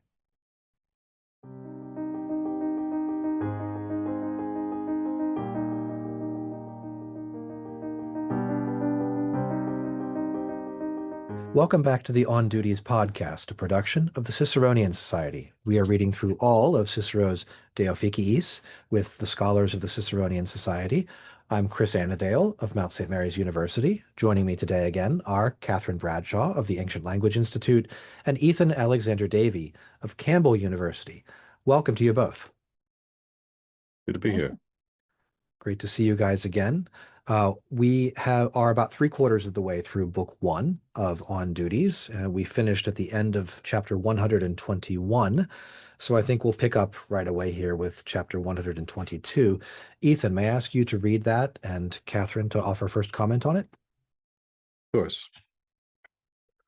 A further point is that the same duties are not assigned to those of different ages. Some are for youths and others for older men. We must also, therefore, say something about this difference. It befits a youth to respect his elders and to choose from them the best and most upright, upon whose counsel and authority he might depend. For the inexperience of early life ought to be ordered and guided by the good sense of the old. It is especially at this age, moreover, that one must guard against passions and train one's mind and body in toil and endurance so that they might flourish when working hard at military and civil duties. Even when they wish to relax their minds and surrender themselves to enjoyment, young men should be wary of lack of restraint and mindful of a sense of shame. That will be easier if they are willing for their elders to associate with them, even in activities of this kind. As for old men, it seems that their bodily labors... Sorry, Ethan, let's stop at 122 right there, if you don't mind. Sorry. It's all right. We'll do the young men duties first. Katherine, what do you think? Well, this is, again, Cicero being practical. There's duties, and instead of just saying everyone has duties and there are virtues and we must follow the virtues, no, let us break down what virtues and which duties are most appropriate for which stages of life. And there is a distinction. So what's interesting to me is he starts with, of course, young people ought to respect their elders, but then he goes straight into mentorship, and says the best thing is for the youth to seek out mentors who will help him to grow into a wise and virtuous older man. And this is something that I think the modern world either ignores this completely or sort of assumes that this is a natural thing and does not say just outright, like, this is a duty to go and seek it. And of course the older should foster that. But there is a sense in which I think that young people now are not taught that this is something they should go do, and so they can get lost very easily. And it's wonderful to see young people now who, even though they are not given this advice explicitly, they still do it naturally. So that is something to be admired, even in this sort of howling wilderness of counsel.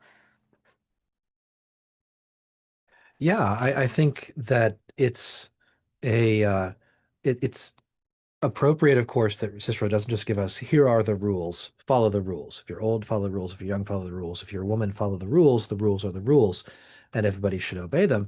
He says, well, here's what is, as he says, it befits a youth, right? So it's fitting, it's appropriate, and it is sort of, being most fully what a youth ought to be, to respect his elders.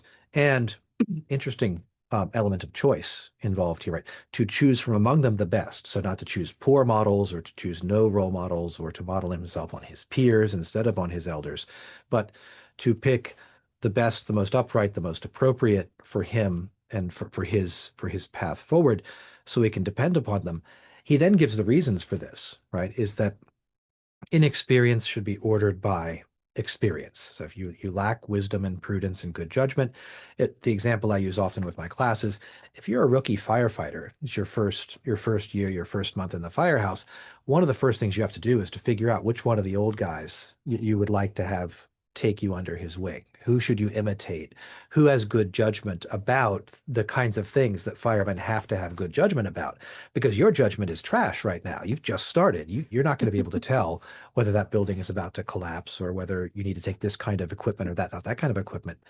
And it's not there's going to be a sort of a list of rules that you need to carry with you to consult in the moment. It's you need to, you follow Joe around, do what Joe does, do whatever Joe tells you, and try to become more like Joe over the next 5 to 10 years. And that's the kind of mentorship, as you called it, Katherine, that's appropriate.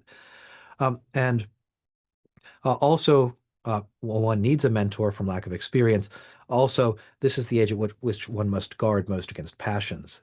These are, in fact, the same two factors that Aristotle points out at the beginning of the Nicomachean Ethics, lack of experience and domination by passion, which present problems for a young person first wishing to study ethics and political science, to understand the theory of the excellent. Well, you don't have the experience of life that can be corrected by mentorship, and you might at this age be most dominated by your passions.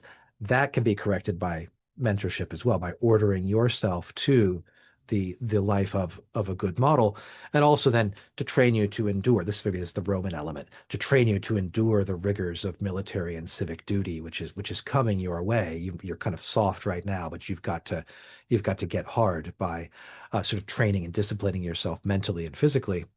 And then there's the reference to recreation. And maybe I'll leave that for Ethan to comment on, because I thought that was also quite interesting and quite telling from Cicero's perspective and advice. Ethan, take Yes, it you away. read my mind, Chris, that I did have a comment about that particular point. Yeah, so I obviously agree with everything that you've both said. But yeah, on the point of recreation, right, so there should be, in Cicero's recommendation, even when you are at leisure, you should find older models to follow and not just figure it out amongst your peers. So the specific thing that comes to mind is Plato's Laws, where he talks about the drinking games. So men learn to drink, but not just among other young men. There are elders there supervising and showing the proper way of doing it. So this is a recommendation that I would say militates against any kind of youth culture. The youth do not have their own culture. They have to learn from their elders how to conduct themselves, both in their professional capacities and also in their leisure. So if the youth are left to themselves to do the drinking games, they will do keg stands and other such things. But if they do learn from their elders how to enjoy recreation, then they will learn how to do it properly. Almost a little bit of the same kind of, almost the father's plea. Well, it would be really great if the young men were willing to associate with the old men when they were enjoying themselves rather than excluding them. Did either of you get that same feel as well? Now that you mention it, it does seem to be there. Yeah. Yeah. Okay. That may be the case, but yeah, I think of this is the way it's supposed to be. That Cicero is declaring, this is the way we do things in Rome. That's right. That's right. Let's tackle the chapter on the duties of old men next. Katherine, may I ask you to read that one, and I'll do the commentary? Certainly. Duties of old men. 123. Thank you. I'm switching between editions, and so it's Oh. taking me a minute. As for old men, it seems that their bodily labors ought to be reduced, but the exercise of their minds actually increased. They ought indeed to make an effort to assist as much as they can their friends and the young, and most of all the republic, with their counsel and good sense. There is nothing of which old age should be more wary than yielding itself to idleness and inactivity. Again, luxurious living is dishonorable for any age, but particularly disreputable for the old. Indeed, if unrestrained passions are added also, the evil is doubled. Old age not only draws disgrace upon itself, but also causes the young, with their lack of restraint, to become still more shameless. Wow. Okay. This is another one of those passages where I think, am I certain this is being written 2,000 years ago? Because it feels like Cicero has sort of peered into a contemporary society to say, well, first, for old men, their physical strength is going to wane, but their experience and hopefully their character, their mental strength will go up. So, expect less of them physically, more of them mentally, especially advising the republic, helping to rule, helping to guide young people. These are the appropriate offices for a man as he becomes older. We should expect somebody, therefore, to graduate kind of from youth to military service to civil service, perhaps. So each sort of taking advantage of the relative strength at each period of one's life.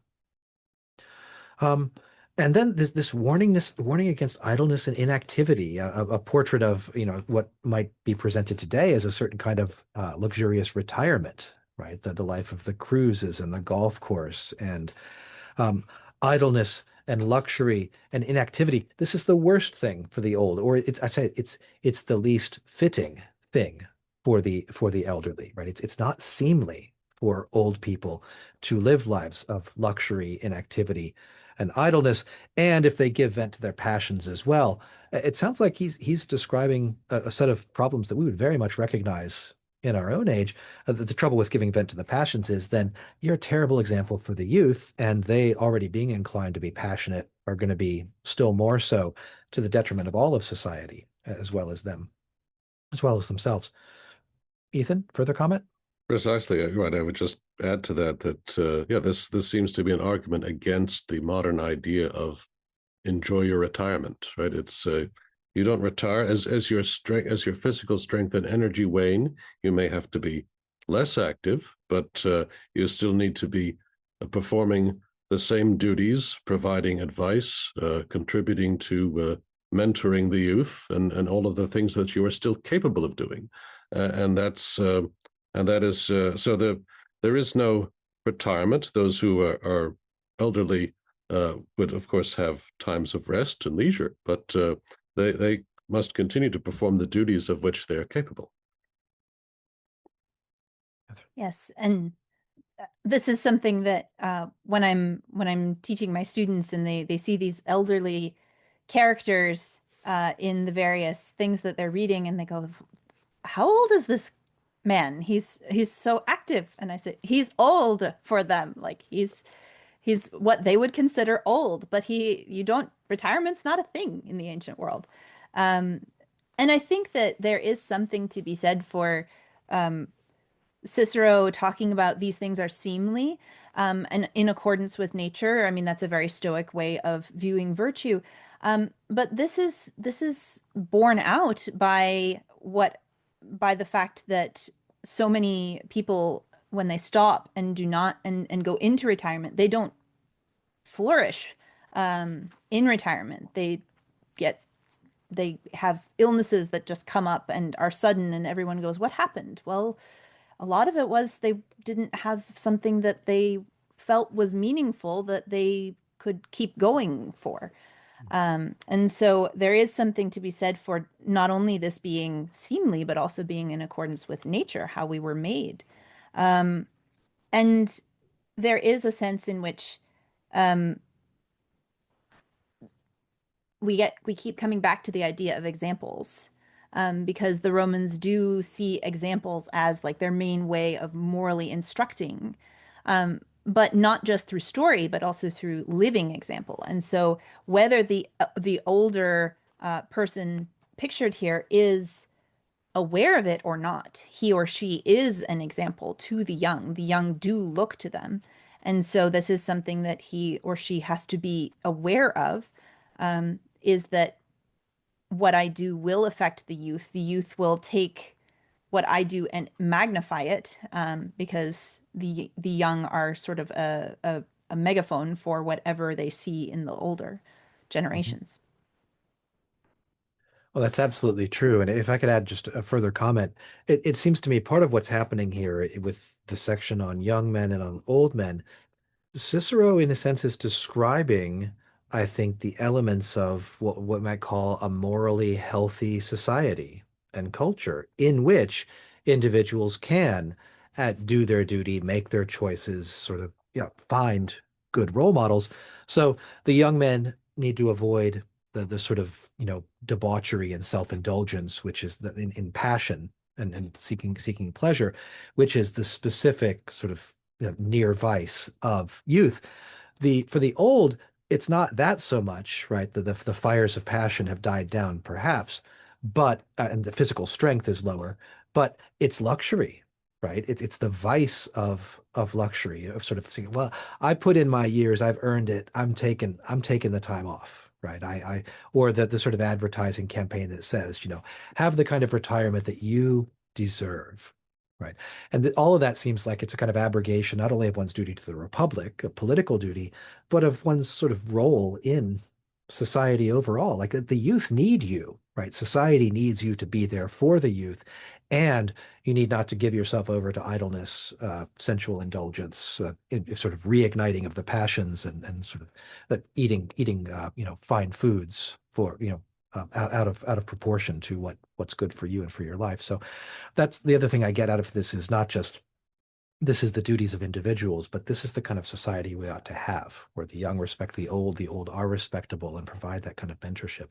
Did either of you want to comment in that direction or anything else about these sections before we move on? I think you've covered it, Chris. Okay, great.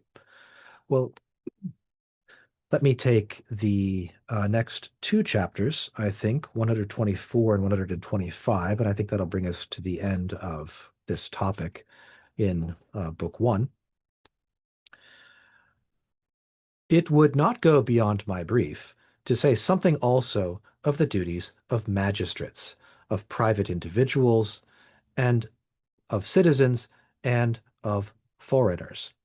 It is then the particular function of a magistrate to realize that he assumes the role of the city and ought to sustain its standing and its seemliness, to preserve the laws, to administer justice, and to be mindful of the things that have been entrusted to his good faith. A private person, on the other hand, ought first to live on fair and equal terms with the other citizens, neither behaving submissively and abjectly, nor giving himself airs, and secondly, to want public affairs to be peaceful and honorable. For we are accustomed to think and say that such a man is a good citizen. It is the duty of a foreigner or resident alien to do nothing except his own business, asking no questions about anyone else, and never to meddle in public affairs which are not his own. We have thus pretty well discovered what our duties are when the questions what is seemly and what suits different roles, circumstances, or ages. Nothing, however, is so seemly as preserving constancy in everything that you do and in every plan that you adopt. Ethan, care to comment? Right. So, and this is a theme we've seen before, of course, that know your place and act accordingly.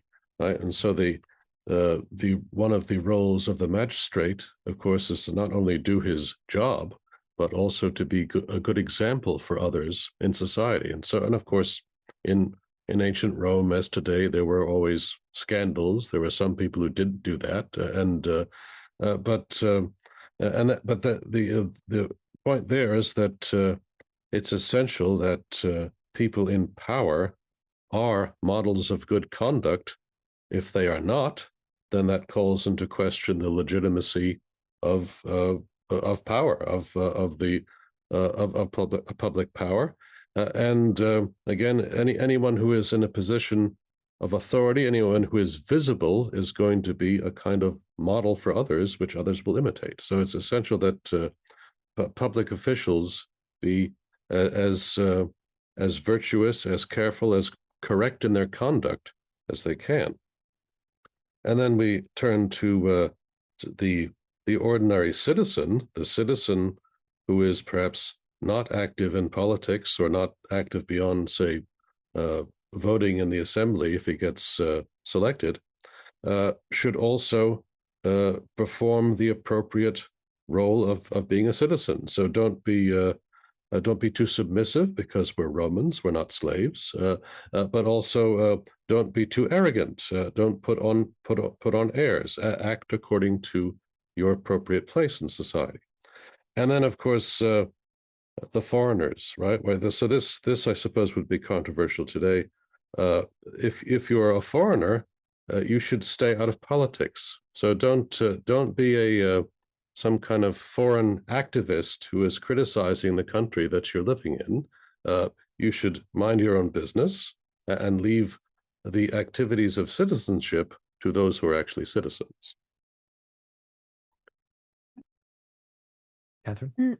There is a sense in which each of these different types of people have particular virtues that are emphasized here. So the magistrates not only have the duty of sustaining decorum, that is part of their job, is to uphold the standards, but to I appreciate how the translation words that to remember that it has been committed to their good faith. There is a sense in which the very office itself is an expression of trust and is saying, we consider that you have the good faith, the fidelity, the loyalty, all of those are the same word in Latin, to execute this office well. And so we have entrusted that to your good faith in order to promote decorum and seemliness and rule of law. And then the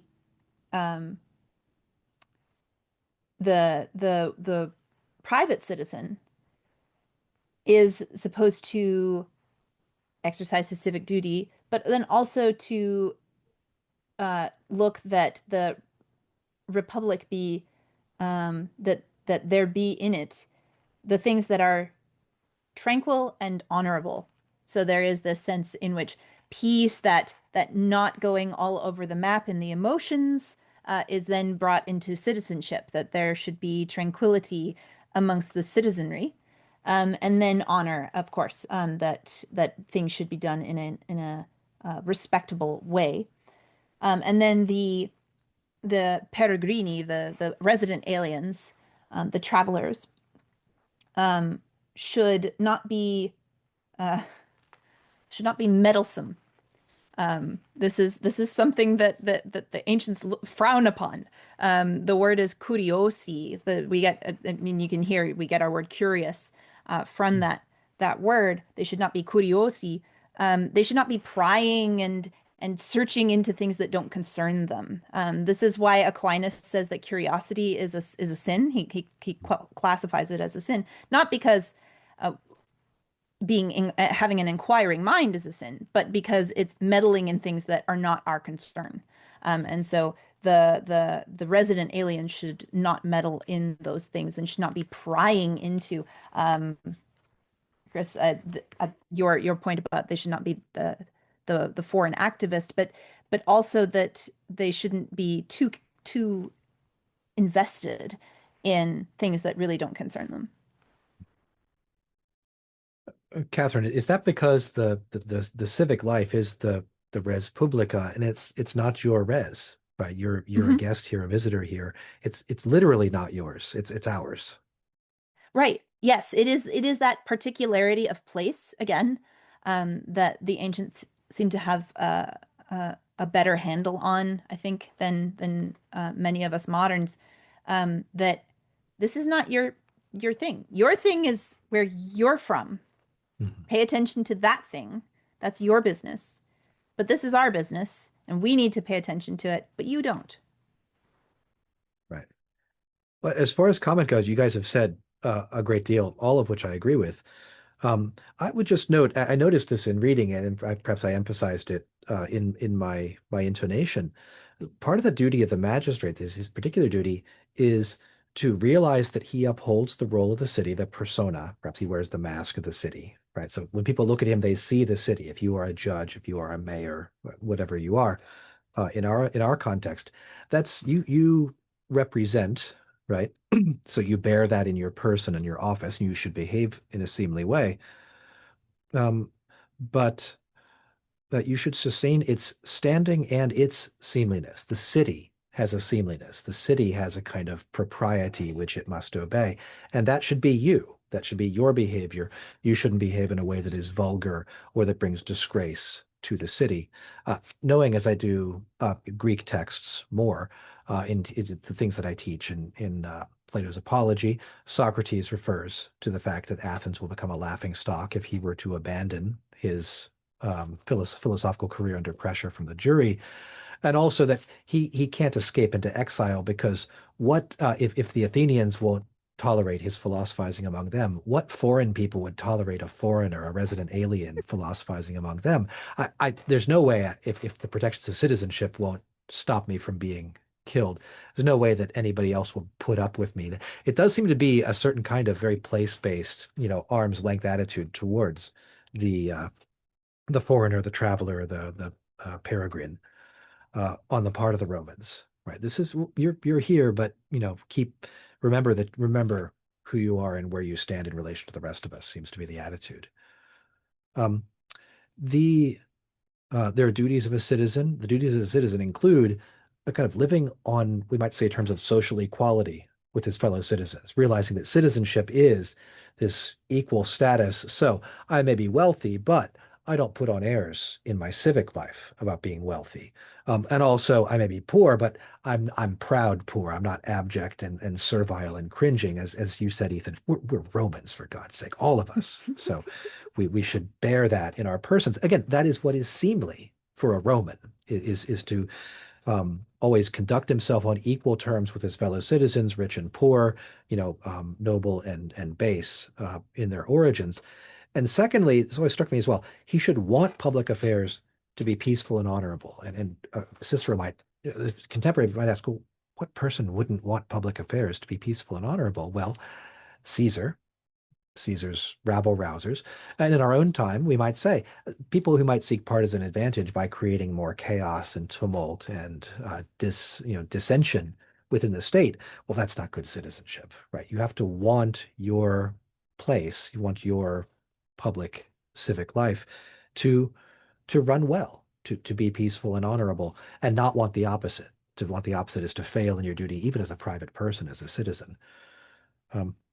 Right. So on that last point, the idea or the slogan of "worse is better," that's the view of the activist, the partisan, whereas the true citizen should want peace and order. Right. Absolutely. That's the what's called accelerationism. Right. Let's make civic life worse in the hope that it will provoke some kind of radical change for the better. That doesn't sound like that's fulfilling what's described here as the duties of a good citizen. Final thought for the episode, if you guys don't mind. He says at the very end, as he likes to wrap up his sections when he finishes with a train of thought, well, now we've discussed the different kinds of duties and the questions, what is seemly, what suits a different circumstances, roles, and ages. But he concludes with it's kind of his exit line. If there's one thing that is seemly above all, it's constancy. Is that the takeaway we should have here? Is that you should be constant, except of course when you shouldn't, when you should be sort of correcting your errors. What do you think of that as the sort of one-word summary of the virtue of seemliness? Yeah, constancy or consistency, maintaining your doing the duties that you understand you have to do from your ancestors and from nature ought to keep you in the on the correct path. Yep. And Katherine? there is also, and Ethan summed up constancy as consistency, beautifully. I think there's also the fact that, as he's talked about over and over, not going to the extremes. There is a constancy of the golden mean in the Aristotelian heritage that is a different kind of constancy, but it is similarly wrapped up in seemliness. And so I think that Cicero is kind of playing with both of those meanings here, where it's not just that you are consistent with good character, but it's also that you are temperate and do not go to the extremes of anything that would turn into a vice if it went to the extremes. That sounds almost like consistency being a term of praise, right? He's a consistent person, meaning not just sort of formally speaking, he does the same stuff. He does consistent stuff. He does the stuff that are consistent. It's almost like it's got a kind of substance to it, doesn't it? In the moral life. Yeah. That's very good. Thanks to both of you, Ethan and Katherine, for being with me for this episode of the Cicero on Duties podcast. We'll be back again next week to read further into Book 1. I hope that if you like this podcast, you'll share it with a friend, subscribe to this podcast, this episode, spread the word about what we're doing. We're not stopping until we get all the way through the end of Book 3 some time from now. Please join us again next week. Thanks for watching today. Goodbye.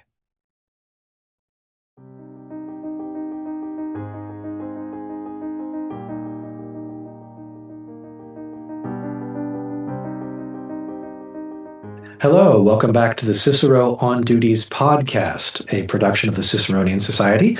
We are reading through the entirety of Cicero's On Duties using this translation from the Cambridge texts, but you can read through in any translation that you wish. I'm here today with scholars from the Ciceronian Society. Very briefly, I'm Chris Anadale. I teach philosophy at Mount St. Mary's University. I'm joined today by Katherine Bradshaw of the Ancient Language Institute, Coyle Neal, Ben Peterson, and Ethan Alexander-Davey, all of whom have been hosts before on this episode. All of you guys, welcome back. Thank you. Good to be here. Good to be here. Right. Fantastic. We are at chapter 126 in book 1 of On Duties. Cicero's brought us up to the point where he's going to begin discussing bodily appearance. Katherine, may I ask you to read chapters 126 and 127, and then Coyle, I'll give you first comment on that, then we'll go around the circle. All right. This seemliness can be seen in every deed and word, and indeed in every bodily movement or state, and the latter depend upon 3 things: beauty, order, and embellishment that is suited to action. Such things are difficult to express, but it will be enough if they are grasped. Furthermore, also contained in these 3 things is a concern to win the approval of those with and among whom we live. Let us, therefore, say a few words about them as well. From the beginning, nature itself seems to have been thoroughly rational concerning our bodies. She has placed in sight those parts of our form and features that have an honorable appearance, but has covered and hidden the parts of the body that are devoted to the necessities of nature and would have an ugly and dishonorable look. Nature's very careful craftsmanship is mirrored in men's sense of shame, for everyone of sound mind keeps out of sight the very parts that nature has hidden, and makes an effort to obey necessity itself as secretly as possible. Again, concerning those parts of the body that are used out of necessity, they refer by their own names neither to the parts themselves nor to their uses. It is not dishonorable to do such things, provided one does them in secret, but it is indecent to speak of them. Therefore, neither such activity, if it is public, nor indecency of speech, is free from scurrility. Great. Thank you. Coyle, what do you say? Yeah, this is as we're going to see through this whole section, Cicero is appealing to nature, but it's an expansive vision of nature, right? It's not just the material world that we in the modern era tend to think of things like physics and biology and chemistry. He's wrapping into that the sense of beauty and ugliness, an inborn sense of shame. There's a bigger definition here than mere material stuff, to the point where later he will wrap society into that definition of nature as well, which was fairly standard. We'll see the comparison with the Cynics in a moment. I don't want to jump the gun on that because I'm looking forward to that. But everyone is appealing to nature, and Cicero is saying, hey, there is more to nature than just physical substance. There's this broader spectrum that includes aesthetics and sentiment and emotion. Maybe not quite the right word, but that's included too, right? Our attraction to one thing and our repulsion from something else. There's a great parallel passage in book 14 of the City of God, where Augustine also talks about human bodies, but with more of a sense of humor than I think Cicero gives here. So Augustine talks about all the crazy things bodies can do. Cicero's not going quite that direction, but it's also included. Bodies are both a sense of beauty and a sense of hilarity, and you have to hold the two together. So that's what I've got on this passage. That's great. Thank you. Ben, why don't you go next? Yeah, really interesting points here that, our bodies are arranged in, a way that sort of gives us clues, about what's, things are presentable and what things are. It's very interesting. And I think there's also a really interesting connection that he's arguing for. A cynic, I can imagine a cynic kind of questioning this, but he says our reason kind of goes along with nature, right? And convention goes along with nature, right? So we kind of reasonable people can understand by nature those parts of the body that we need to cover up and those parts of the body that are presentable, right? And we kind of they work on the same grain, which I think is kind of an interesting claim. And I can imagine someone pushing back on it. Also, the connections here with I'm a little bit like a broken record player in these conversations, but there's just lots of echoes with St. Paul. And so I think it's in 1 Corinthians 12 where he's talking about the church as a body. And even there he acknowledges there are less presentable members, right? And yet we give them greater honor and things like that. So that just some interesting things there. Great. Ethan? Yeah, I like the way Ben put it, that our conventions are derived from nature. Nature suggests certain conventions, which we then adopt. So the construction of our bodies suggests that certain things should be kept private, right?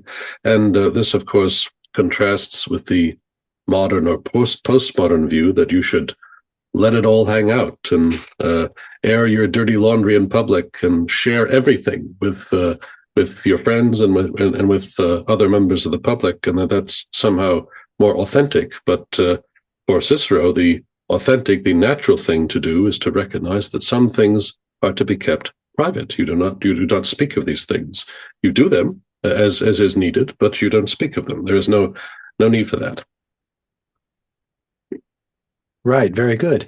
I'll just add that I think we do have, picking up Coyle on what you said, obviously a different conception of nature, but also a different conception of the relationship of rationality to nature. So here, when you look at nature, do you see reason? And Cicero says, well, obviously, nature seems to have, as you say, given us hints, but also there is something reasonable about the way that the body is arranged. And it is because certain parts are shameful or honorable in themselves that we don't speak of them, that we behave in the appropriate manner towards them. So, Ethan, as you said, social custom has this prior source in the rationality that we can read off of nature if we are attentive to it. And I'd imagine that this will come into his criticism of the cynics coming up, that they, in rejecting social convention absolutely, they're denying any kind of rationality to the natural things that we naturally observe about our bodies. I'll just mention as well something that's not been mentioned so far, that the first paragraph of this chapter 26 notes that the beginning of this section in 26 says, nature has placed in sight those parts of our form and features that have an honorable appearance. That is, say, the parts that are sort of front and center for humans, presumably the face, perhaps the hands or the arms, the pieces of the human body that are involved in daily work. Well, these are honorable, these are noble. One can sort of imagine the face being expressive in a way that elevates the circumstance, as well as we'll see later on, the voice that elevates people around one. So, I guess he's saying, in a sense, lead with that and don't go full Diogenes and start showing all the parts of your body that nature itself is sort of signaling to you belong, below, covered by multiple layers of fabric or by your toga. So that's what I have to contribute. Katherine, back to you. Well, wonderful points. I would only add, going back to the first paragraph of 126, that Cicero reminds the reader again that seemliness applies to every deed, every word, every small movement and position of the body. So this is an all-encompassing virtue. And so the three things that are involved in seemliness, beauty, order, and embellishment that is suited to the action, are applicable to everything. And so he goes into this discussion of the body, but I would imagine that Cicero would emphasize that this is just one sphere, as we've seen before. But even down to, because the Romans didn't think of the body as a very particularly thing that needed to be talked about a lot. And so even the things like the body should be considered part of seemliness. That's great. Well, we'll move on to section 128, Coyle. May I ask you to read that one and Ben to lead off comment? Yeah, we must certainly not listen to the cynics, or to those Stoics that were almost cynics, who criticize and mock us because we think that though some things are not themselves dishonorable, the words for them are shameful, while we call by their own names those things that are dishonorable. It is actually dishonorable to rob, to deceive, or to commit adultery, but to speak of them is not indecent. To attend to the matter of children is actually honorable, but the word for it is indecent. They have many arguments to the same conclusion, contrary to a sense of shame. For ourselves, however, let us follow nature and avoid anything that shrinks from the approval of eyes and ears. Let our standing, our walking, our sitting, and our reclining, our countenances, our eyes, and the movements of our hands all maintain what I have called seemliness. Well, I think this does kind of echo just what Katherine was saying, that, hey, seemliness and the appropriate sense of shame that exercising the virtue of seemliness relies on does pertain to like all the different bodily states, bodily movements, all these kinds of things. And, I think it harkens back to me, what was clearest to understand this section was the example used in 127 of basically relieving yourself, right? It's not dishonorable to do it. You have to do it. It's a necessity, but it might be indecent, dishonorable to talk about it, right? And so that's an interesting contrast he draws with himself and the cynics who kind of reject that notion, right? And so I had a little trouble, actually. I may let others try to unpack. I'm not exactly sure what he's talking about when he says, attending to the matter of children, but I wonder, I'm thinking changing diapers and things like that. I wonder if, maybe what he's talking about, but that's what comes to my mind. Yeah. I was wondering, I was going to ask you, Katherine, if he meant the begetting of children. Okay, that's it. Yes, that is what he means. Gotcha. Okay. Not dishonorable, but the word for it. Okay, that's fine. Ethan? Yes, and I'm sure there will be more comments on the cynics here, but there are also, as he says in this passage, there are things that are dishonorable to do, but we may still need to talk about them. So adultery is dishonorable and wrong, but we may need to speak about it in the appropriate way, not say to brag about your conquests if you've had them, but we need to be able to talk about moral faults openly and honestly.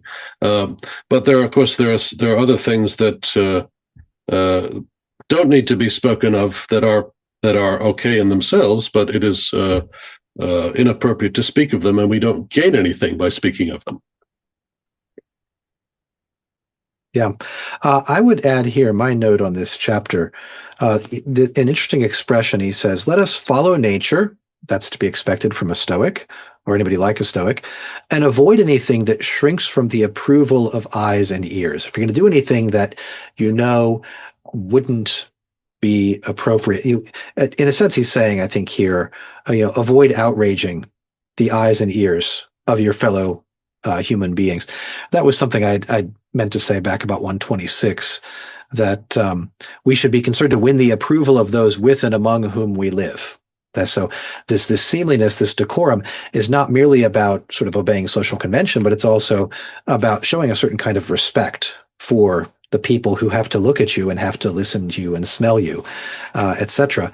And that means behaving in just this way. And as we get to it now, it does sound a lot like a parenting manual in a sense. Here's how to talk to your 12-year-old boy about the things that are wrong that we can talk about, and things that are wrong that it's also wrong to talk about in public unless we absolutely must. So with that, Katherine, on to you.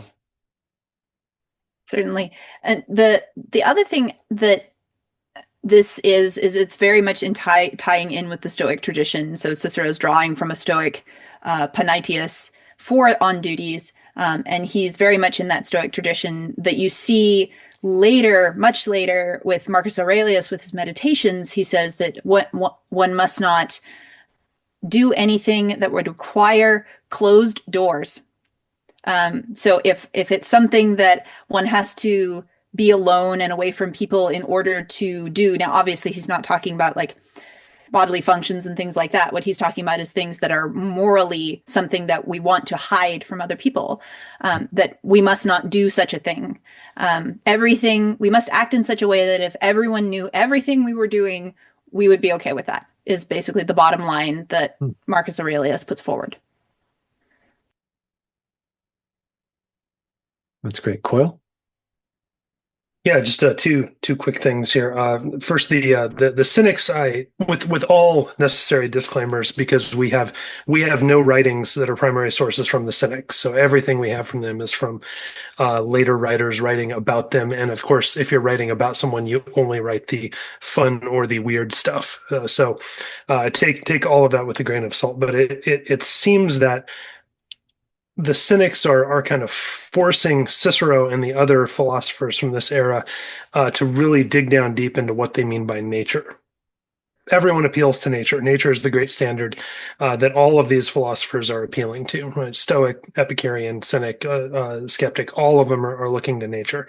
Well, the Cynic comes along and says, well, it is natural for you to, and then we don't actually know, because again, our sources aren't great, what sorts of things they would say or do. The sources will say things like they performed an indecency. And we're like, well, okay, but that's a lot of stuff that it could be. And then the Cynic will do this indecent thing, whatever it is, in public, and then say, look, that was, nature requires that I do that thing. It felt good. The only people telling me I shouldn't do it publicly are you guys, and you've just been socially conditioned not to do it. You're the ones who are really not living according to nature. You're the ones who are refusing to obey the commands of nature. Cicero is responding to that and saying, well, you have too small a view of nature. Your view of nature is not properly accounting for things like beauty, for things like rationality, for things like public sentiment. And I suspect that if there were a Cynic of good conscience, their reply would be, yeah, all of that is just socially conditioned, obeying nature. The other thing that I think is interesting, Cicero here and then throughout today's section talks a lot about the unity of nature and beauty and rationality, but at no point are we held accountable for our physical beauty, which is very good for some of us. We are held accountable for what we do and how we act. So beauty is something that we can use to see order. We can use it to see rationality. We can use it to see sort of nature in the grand sense. We can use it to see God. We can use it for all of these things. But it is not in itself a standard that we have to live to in our physical bodies. Rather, we have to have beautiful actions and beautiful words and beautiful things that we can control. We see the beginning of that at the end of this section, and we see it more as we keep going. That's fantastic. Thank you. Ben, could I ask you to read 129 and Ethan to comment? Certainly. In these matters, we must avoid two things in particular. We should do nothing effeminate or soft, and nothing harsh or uncouth. Surely we should not concede to actors and orators that such considerations are appropriate for them, but unconnected with us. Indeed, the customs of theater people are, thanks to a discipline of long standing, characterized by so great a sense of shame that no one may step on the stage without a breechcloth, for they fear that if an accident occurred, parts of the body might be revealed that it is not seemly to see. According to our own custom, indeed, adult sons do not bathe with their fathers, nor sons-in-law with their fathers-in-law. We ought, therefore, to preserve a sense of shame of this sort, especially as nature herself is our mistress and guide.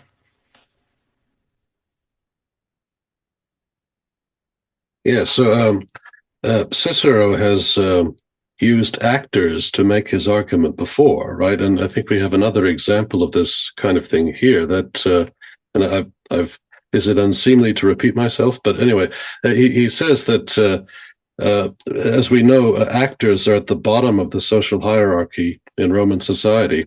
But here he says, well, even actors know that they must avoid wardrobe malfunctions. It's very important for them not to do that. They understand that. And if the rest of us are of higher social status and good sense than actors, then certainly we would pay the same attention to this matter and avoid doing something unseemly, like exposing ourselves in a way that is inappropriate. Yeah, I thought of that exact same bit from episode 18. I wrote in my notes here, even actors, quoting Ethan from before. And I would add here that we obviously should be steering a middle path between being too soft and being too harsh, right? So we don't want to do either one of these things in our behavior, in our public presentation, in the way that we are perceived, in the sort of the vision of ourselves and the manner that we offer ourselves to other people for their sort of sensory and conversational the presence that we offer to them. He refers at the end to this idea we should preserve shame because nature herself is our mistress and our guide. And we're up again here against the thing, Coyle, that you were just mentioning. That this is in part of what is in dispute in a conflict between Stoics and Cynics, is what does nature require? How much instruction does nature give us? Cicero here looks like he's kind of on the maximalist side, that if we look at nature, we find things that tell us about the rationality and of our bodies and of behavior, and we can conform our social conventions to that. So to say that something is merely socially conditioned, merely a social convention, is not to say that it's arbitrary or that it's irrational. It's here Cicero is indicating, even to the extent of bathing and prohibitions on nudity, that we are firmly grounded in nature here. He doesn't give much of an argument for this. He's more sort of presenting and teaching his own way. But it seems to me that if we wanted to really dig down to the philosophical foundations, we'd have to really have it out about just what we see in nature and how we justify seeing it there and making it the basis then of our behavior and our social order. Katherine? Yeah, there's in a similar vein, there's a sense in which a lot of modern readers even would question, well, but different cultures have different standards of what is proper and what is improper. But I think Cicero's response, as indicated here, would be, well, but there are some constants. There are some things that we all know, and even for the cultures that don't do that, you'll often find that there's a period when children are sort of taught not to feel bad about this thing. So whatever it is, but there's almost an overcoming of the natural shame in order to have a standard that does not go with nature. And so Cicero would actually, I think, point to that phenomenon even to say, well, but nature still teaches us. And the word that the translation says is mistress is magistra, which is teacher. So nature is our teacher, and our guide as well. So you have that bit there, as well as there is the avoidance of being not just overly harsh, but what he calls rusticus, unurbane, rustic, not taught. I think the teaching is very important for Cicero. That's good. Coyle? Yeah, and I think in this section we see a little bit. So it's like Chris, like you mentioned, the question of what is nature doing? How do we know who's right? And then kind of what Katherine brought in. Every culture has some agreement, right? Some points where we say, hey, there's a line here, and Cicero is sort of teasing out, well, the line of agreement is really moderation, right? When we're raising our children, we don't want them to be too weak, but we also don't want them to be cruel, right? We want there to be some kind of middle ground. In the same way, we avoid doing things that are effeminate or soft, but we also avoid doing things that are harsh or uncouth. That middle ground, yeah, we disagree on where the middle ground is, but everyone has some idea of a middle ground that we're aiming for. I don't know how far I would push that in this text, but that seems to be the balance he's trying to strike here.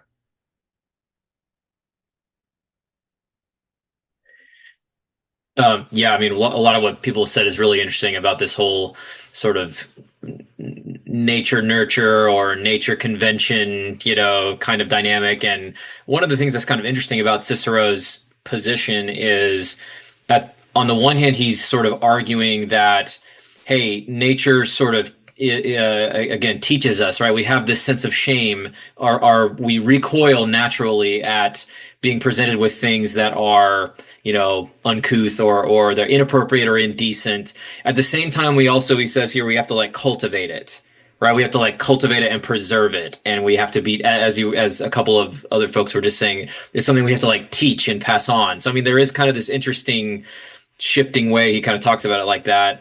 The other thing, I think to keep in mind is, as a good Roman, right, as a good proud Roman and inheritor of what he thinks of as like the great, traditions and customs of Rome, I do think that Cicero's kind of got this idea that Rome is like the apex of civilization, right? And it is the one that is acting. Roman customs are natural, are in line with nature, in line with reason, right? And it's a good thing for Rome to kind of spread, right? So, I mean, there's I think all that also going on with Cicero. Very good. Thanks, Ben. Ethan, could I ask you to read chapter 130, and I'll do first comment. There are two types of beauty. One includes gracefulness, and the other dignity. We ought to think gracefulness a feminine quality, and dignity a masculine one. Therefore, a man should both remove from his person every unworthy adornment, and also be wary of comparable faults in his gestures and movements.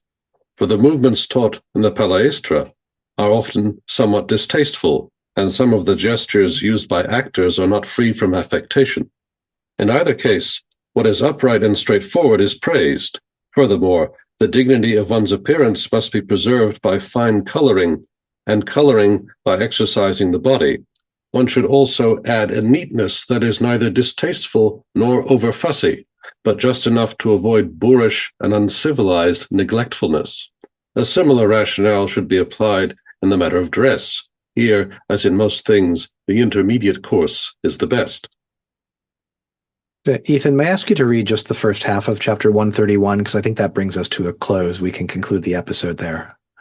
We must also beware of adopting too effeminate a languidness in our gait, so that we look like carriages in solemn procession, or of making excessive haste when we are in a hurry. If we do that, we begin to puff and pant, our expressions change, and we distort our faces. Such things are a strong sign that we do not possess constancy. Thank you, Ethan. We're in the middle of chapter 131, which is, I think, the farthest we'll read for this episode. But my comment, I wanted to get as far as that last word there, because it's the word that concluded the concept that concluded our previous episode, that constancy is best in all things. And this is the sort of measure of seemliness. Are you maintaining a sort of a constant, regular, self-controlled character? And so we have advice here about gracefulness and dignity. I don't know quite what he means about avoiding unworthy adornments, sort of maybe accoutrements of your person and dress that are not worthy of your dignity, your station, like a silly hat or something like that. But also not to be fussy, not to be languid, I think kind of like slouching, like Shaggy from Scooby-Doo when you're walking, or huffing and puffing, because not because it's morally wrong in the sense that we would recognize, but because it doesn't look good, right? Here you are, you're red in the face, your breath is heaving. Who wants to look at that? It's not respectful to the people that you are presenting yourself to. So that's my take on this sort of tidying up very small, seemingly trivial details. But again, nothing is exempt from the demand that we maintain decorum and rationality and seemliness and the order of nature in our behavior. Katherine? Yes, there is an attention to detail here that is quite amazing. I think the unseemly ornaments, yes, Chris, they would be things that would be unfitting. So the Romans have a big thing about not displaying one's luxury or one's wealth with accoutrements. So for a man to wear too much jewelry, for a woman to wear too much jewelry, actually, both of those are considered unseemly for the Romans. If it's a woman, for her to wear too much expensive jewelry, those sorts of things are, I think, the kinds of things that Cicero is laying out, particularly as he's saying that there is a difference between venustas, which is what our translation says, gracefulness, it's charm, elegance, something like that, and then dignitas, the dignity, that one is a feminine virtue and one is a masculine virtue of behavior.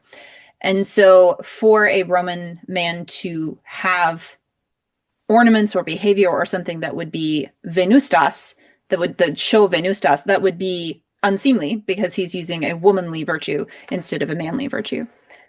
So those sorts of details, even down to the things that must be maintained in terms of one must exercise one's body in order to have the proper amount of color and things like that. Those are things that we all have control, as Coyle, you were saying earlier. Those are all things that we have some control over. And so the control should be even down to the moments of, is one charming or is one dignified?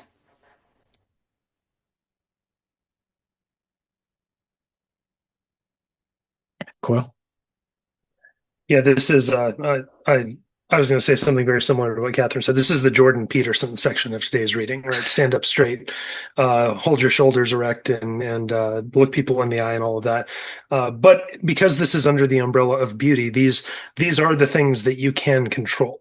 You and I cannot make ourselves into supermodels, not even with all of the modern technology and plastic surgery at our disposal. It doesn't work that way. But you can stand up straight. You can wear tasteful clothing. You can walk at a reasonable pace that is not too slow and not too fast. Like, you can hit moderation in all of these things. That's all within our control. And the question of whether or not we do that is the true standard of beauty that we'll be judged by, or that we should be judging each other by, not the mere physical standard that's just an accident of birth. At least that's how I would read this section.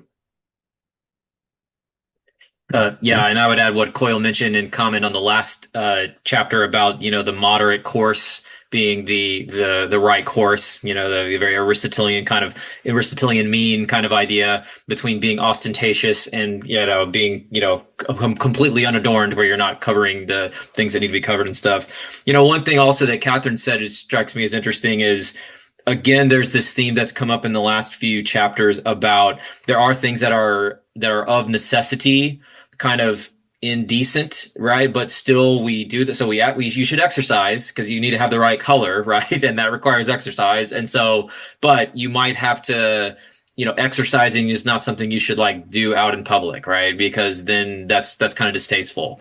And I may be reading this in, but I was even thinking about, imagine, you're going to the gym and people are lifting and shouting so loud so you can tell how much they're lifting, right? I feel like Cicero would say, no, that's showing inconstancy, right? That's very distasteful. So even if you have to do that kind of thing, then make sure, you're in a place of exercise, not out in public.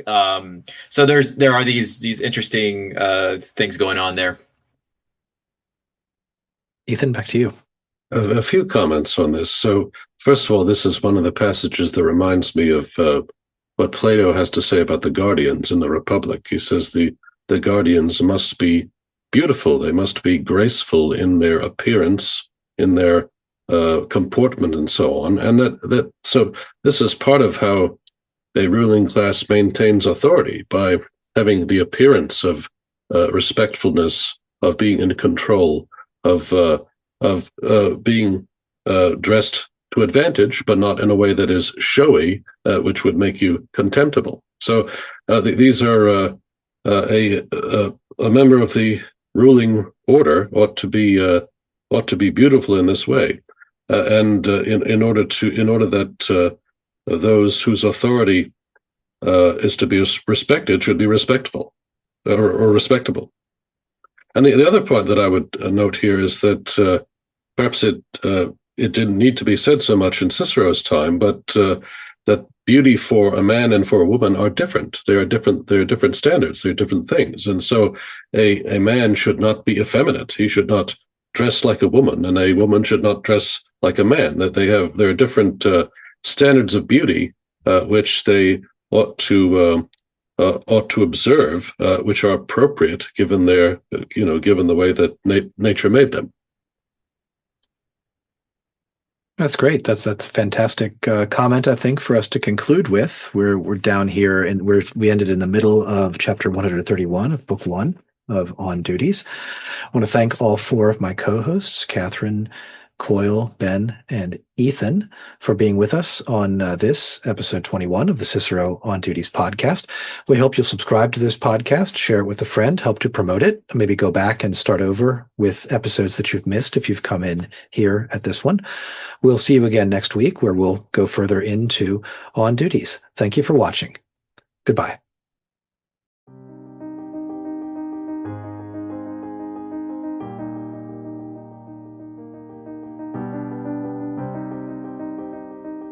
Hello, welcome back to the Cicero On Duties podcast, where we are reading through all of Cicero's work De Officiis with the scholars of the Ciceronian Society. I'm Chris Anadale. Joining me today, my regular co-hosts, Ethan Alexander-Davey, Ben Peterson, and Katherine Bradshaw. Glad to have you guys with me here today. We have ended in book 1, chapter 131 of On Duties. We are halfway through. Cicero's just finished talking about the seemliness and orderliness of the body, and the way we walk, the way we talk, the way we dress and behave. We're about to turn into some discussion of speech and conversation. Ethan, may I ask you to pick up in the middle of chapter 131 and read both that and all of chapter 132? And Ben, you'll do first comment. Much more, however, we ought to strive to ensure that the movements of our spirit do not abandon nature. We shall achieve that if we are wary of becoming excited or of falling into dispiritedness, and if we keep our spirits intent upon the preservation of seemliness. The spirit can be moved in 2 ways, by thought or by impulse. Thought is for the most part occupied with seeking what is true, while impulse drives one to act. We must therefore take care to exercise our thought on the best possible subjects, and to render our impulses obedient to reason. Speech also has great power, and that in 2 areas, in oratory and in conversation. Oratory should be employed for speeches in law courts, to public assemblies, or in the Senate, while conversation should be found in social groups, in philosophical discussions, and among gatherings of friends, and may it attend also dinners. Guidance about oratory is available, provided by the rhetoricians, but none about conversation, although I do not see why that could not also exist. But teachers are found wherever there are devoted pupils, and no one is devoted to learning about conversation, while everywhere is packed by the crowds around the rhetoricians. However, such advice as there is about words and opinions will be relevant also to conversation. Well, this section is very interesting because he begins, in the part that we read, he says, okay, you've got to care about your body. And as we discussed in a previous episode, there's nothing that's too minute to care about, right? In terms of your appearance and where you do what activity and all these things. But then here he says, actually much more, we have to attend to the movements of our spirit. Right. And so this is, this is where the even more intense action is going to be in terms of achieving seemliness. I also just was struck at the beginning when he just says, we shall achieve this, right? We should strive to ensure that the movements of our spirit do not abandon nature, and we shall achieve that if we are wary of becoming excited or falling into dispiritedness, and keep our spirits intent on the preservation of seemliness. So this is an achievable outcome, right? This is not the Christian idea that our spirits are fallen and bent, right? And we need grace to come in and, transform us. This is within our grasp. If you think about the right things, talk about the right things, develop the right habits, you can control your spirit in this way, or channel your spirit in this way. So that was maybe to kick us off something that I found very interesting. Well, and there's a sense in which a lot of the Christian philosophers and ethical thinkers later draw upon this tradition. So with the addition, Ben, as you said, that it is not possible for us to do this in our own strength, but with the grace of the Spirit, with the sanctifying work of the Spirit, we work out our salvation with fear and trembling, because it is God who works in us to will and to do his good pleasure. So there is that element of almost there, but not quite, when reading Cicero's On Duties. The other thing I love it when Cicero makes these distinctions where he says there are two kinds of motivations for our spirit. One is thought, and one is impulse, as our translation says. The Latin is appetitus, appetite. So this is the word that is for the kind of not just the emotions, but also the desires, the part of our will that desires, all of those things. So those are the things that drive us to act, that motivate us to act. But thought should guide the appetitus as well. Yeah, I'll just build on that a little bit, Katherine, because I was reflecting on last week's episode, where we'd said that some of these things are natural, but I think, Ben, you said, but we can work on them, we can achieve them, we can develop them, we have to give them attention, right? So we might have a sort of hint in our natural endowment that certain activities, certain parts of the body should be private, but that has to be socialized to a child on how to realize it. And it could be socialized out of the child if they're educated in a different way. But it seems to me that's just where Aristotle places the virtues. Of course, they're natural capacities, but one has to recognize them. One has to sort of, feed the flame so that it becomes larger and larger to strengthen the natural capacity. And one can very easily overwhelm it, smother it, lose it, or sideline it so much that it doesn't affect one's behavior. So that I think Cicero, in addition to talking about the mean between, say, softness and harshness, is also thinking it like an Aristotelian, or with an Aristotelian kind of inheritance and framework, in just this way. Observe what nature teaches you. Nature speaks, kind of with a touch sometimes, and then develop that, respect it, build it up, unite it to your own sort of more deliberate rationality, and live and develop and grow into a Roman gentleman. That seems to me it's going to be here as well. I'll just mention as well what sounds to be like a father's lament. The young people are surrounding the orators. They want to learn oratory because that seems like the fast route to power and wealth and prestige. Nobody's paying attention to the laws of conversation, which is everywhere and should be correctly disciplined as well. Ethan, what do you think? Well, yeah, I agree with everything that you've all said, but I'll focus in on the second part of this passage about that there are, depending on the occasion, there are ways that are appropriate to speak, right? So there are different forms of speech, and depending on the venue, you should follow the appropriate forms, and this is another lesson in seemliness. And so, when I think about my own experience, a lot of students do not understand oratory, everything when they write. They write as if they're having a conversation. They don't know the distinction. And I've also, in my travels, I've met academics who have not mastered the art of conversation. They simply, in a gathering, they simply lecture as if they're if they're being orators, and they don't know how to. So it's important to know the distinction and to master both forms depending on the occasion. That's great. That's good advice. I'm reminded also of students who will begin an email to a professor, with some kind of formal request for a deadline extension. It's like, hey, professor. No, that's not how it's not how it's done. But apparently nobody socialized you like this, and maybe I'm the one who has to. So I think our next section is 133. Ben, may I ask you to read that, and Katherine to comment? Certainly. It is our voice that gives expression to our speech. We should, therefore, have two aims for our voices. They should be clear and they should be attractive. We must, of course, look to nature for each of these, but the one quality will be improved by practice and the other by imitating those who speak distinctly and gently. The two Catuli had nothing to make you think they possessed a refined judgment in the matter of language. They were, it is true, men of letters, but so were others. However, they are thought of as the finest exponents of the Latin tongue. Their pronunciation was pleasant, their enunciation neither over-nice nor muffled, so avoiding both offensiveness and lack of clarity, their delivery without oratory, yet neither feeble nor sonorous.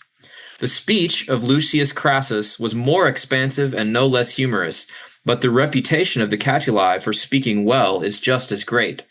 Caesar, the brother of Catulus the father, so far surpassed everyone else in witticisms and humor that even in speeches of the forensic type, his conversational style defeated the oratory of others.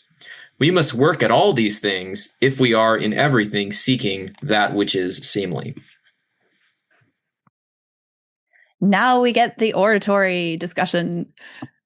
So Cicero has this, he's well known for being an advocate of a particular style of oratory that is much more natural, shall we say, than some other older contemporaries of his who were, for lack of a better word, bombastic. They were over the top. It's often called kind of an Asiatic style of oratory where it's very ornate. Now, sometimes this debate can get blown out of proportion, but there was a difference in style in oratory. And so Cicero is taking his position here and saying, well, but it should be smooth. The word that he says when he says there are two things, it must be clear and attractive or smooth. It should be easy to listen to. It should be something that is through both by practice and by imitation of those who speak distinctly and gently. And Cicero practiced what he preached here. He was Plutarch talks about how much he practiced and practiced and practiced and practiced, because we have to remember that all of these orations, like these long orations that we have of Cicero's, except for one where he apologizes to his audience for using notes, they were all delivered from memory. And so he would have to know all of this and deliver it from memory with little things that would make it sound not canned, would make it sound natural. And so there is this way of saying, okay, you must practice, but you must also, I think we keep coming back to this theme of cultivation that you talked about, Ben. You have to imitate those that you say you say, I want to be like that.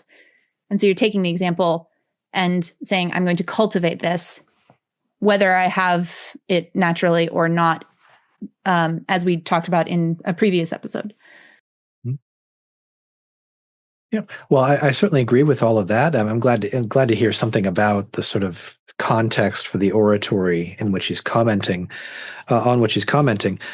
What struck me about this chapter, especially, was the subtlety of Cicero's vocabulary and just commenting in a fairly casual way on the oratorical styles of different people. Oh, well, this fellow had.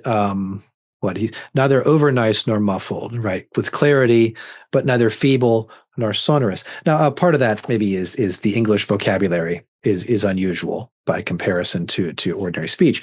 But it strikes me that this is a man who's paid attention to speech and the rules of speech and what makes speech effective, attractive, beautiful, and he's got something like a very highly refined palate. right? You can say, oh, that's good, but a little bit on the sonorous side. You need to work on that. Go listen to more, or just observe more of the speeches of so-and-so who gets it just right.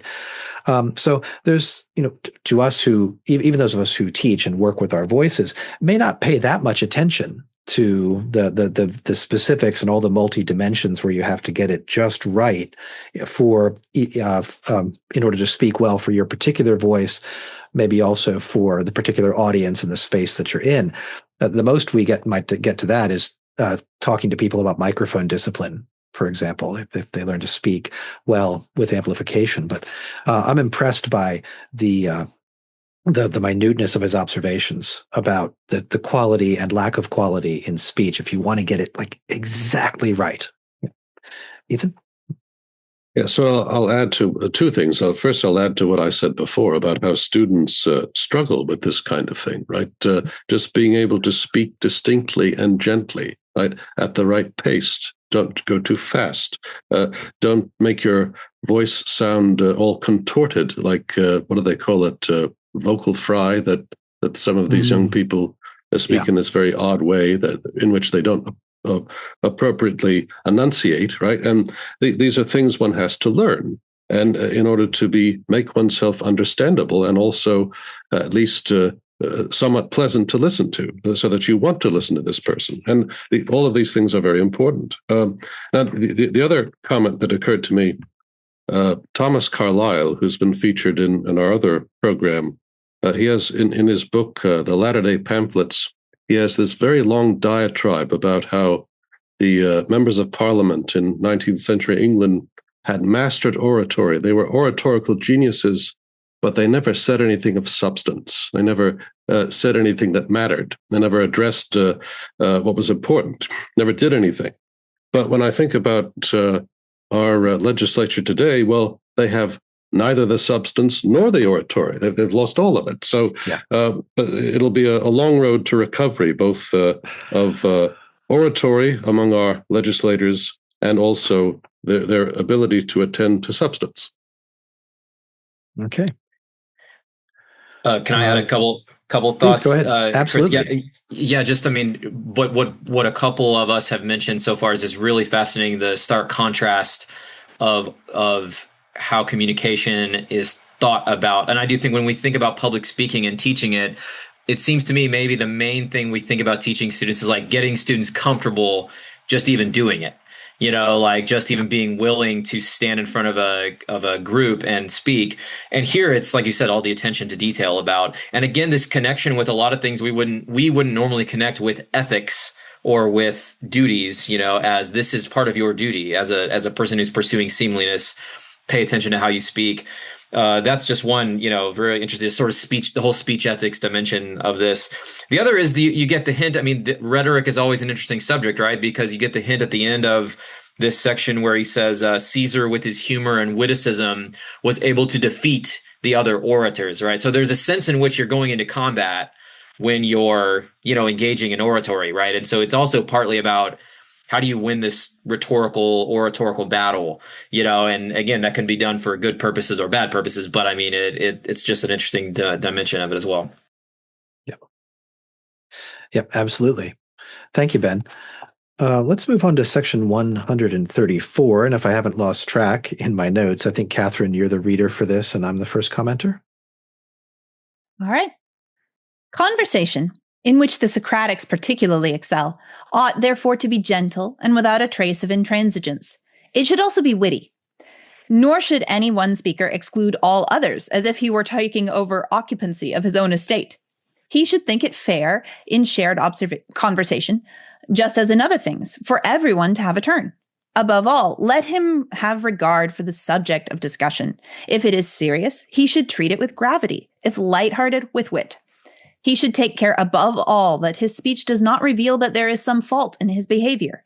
In general, that happens particularly when someone speaks quite deliberately about people who are absent in an abusive or insulting manner in order to disparage them, whether he does so in praise, to raise a laugh, or with severity. Okay. Thank you. So a short chapter here about rules for conversation, which he's just previously said, that nobody seems to be writing any treatises about how to do conversation well, although I think maybe I could just say some things about speech in general. I do like his advice here, the kind of advice you would give to somebody if you're trying to train them in basic social graces of, say, table talk, conversation. That's something I know that some people do get basic training in some contexts, right? We ought to be gentle but not intransigent. We should be witty when we can. And actually, you could write a whole treatise on how to, on wit, just what it means to be witty, the kinds of humor one can do, the kinds of humor one should not attempt, and how that depends upon audience context, current events as well. And he should take a fair turn in shared conversation. He should be willing to take a turn, speak just as long as is appropriate, as I'm trying to do here, and then stop, maybe leave something for other people to say if there's a limited amount of things to comment upon. I think in that spirit, I'm going to forbear comment on the latter half of this chapter and leave that to the rest of you. Ethan, why don't you go next?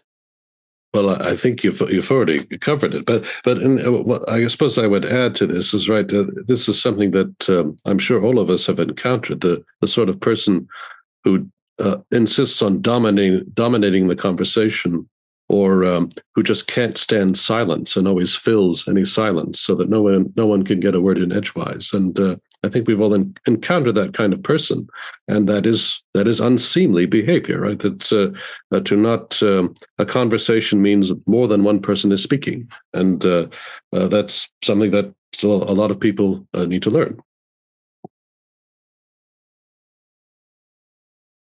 Ben? Oh, sorry. Yeah, I don't have a lot to add other than it is one of those passages in Cicero that just sort of reads like kind of common sense, I guess, or that, just kind of go, yeah, that makes a lot of sense, right? I wouldn't like to be in a conversation where one person was dominating or wasn't letting anybody else talk. It's interesting. He doesn't, maybe he will. He doesn't specifically talk about it's important to listen really well, although I don't think he would disagree with that. But it's just like that. Sometimes when you hear people, what is a good conversator, a conversationalist is you got to listen well. But I think that's sort of implied. And then the key point about, hey, don't talk disparagingly about people who aren't there in the circle, right? They have no opportunity to defend themselves, he's a couple times throughout the book, he's hinted at things or mentioned things that people are going to be tempted to. We are often tempted to do. So, for example, we're often tempted to make sure to do good turns for people from whom we expect something in the future, rather than to pay back people who have done us a good turn in the past, right? And so we need to make sure we're watching out for that. It's a similar thing here, I think, in conversation.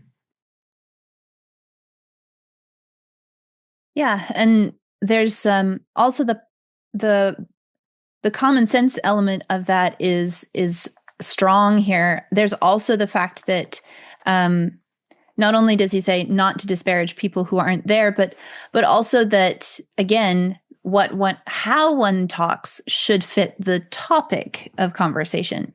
And I think this is something that there could be more said about in any era, but I think particularly now, where it's difficult to find a serious conversation many times about a serious topic. You have all of these very serious topics treated with a levity that is rather sometimes helpful. Sometimes, again, the comedian can say things that the serious man cannot.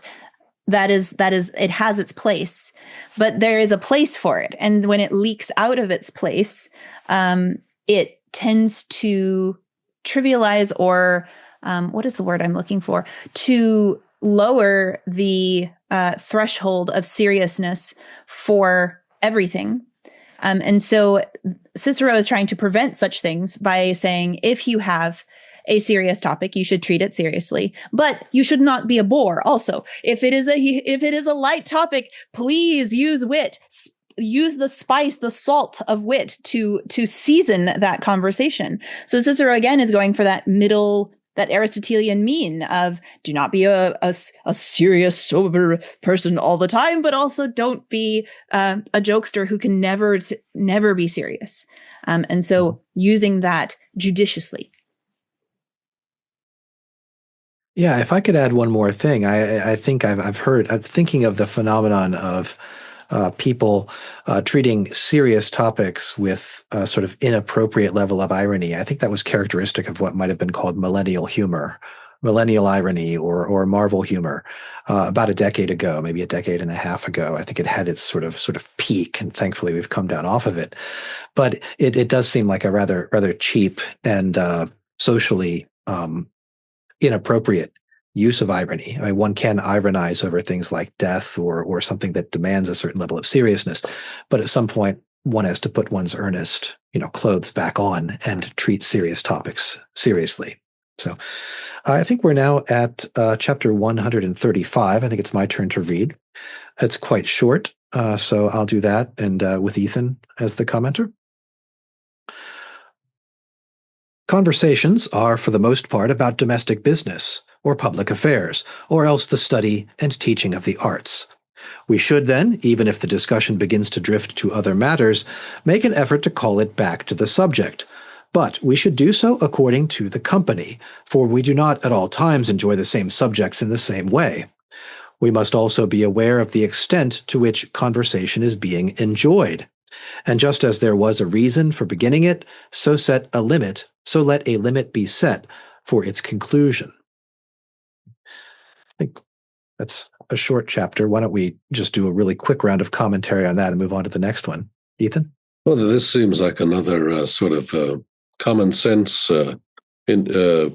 insight here, right? That one should not drift too far from the subject of the discussion, but one should also take into account the extent to which the company is enjoying the conversation. So this is this again, the social graces. Are you the hospitable sort of person who can both stay on business but also be accommodating to your interlocutors? Yeah, I mean, I thought Catherine's great point about, hey, speak in a way that's appropriate to the subject. Don't make light of a serious subject or vice versa, but also, yeah, pay attention to who you're with.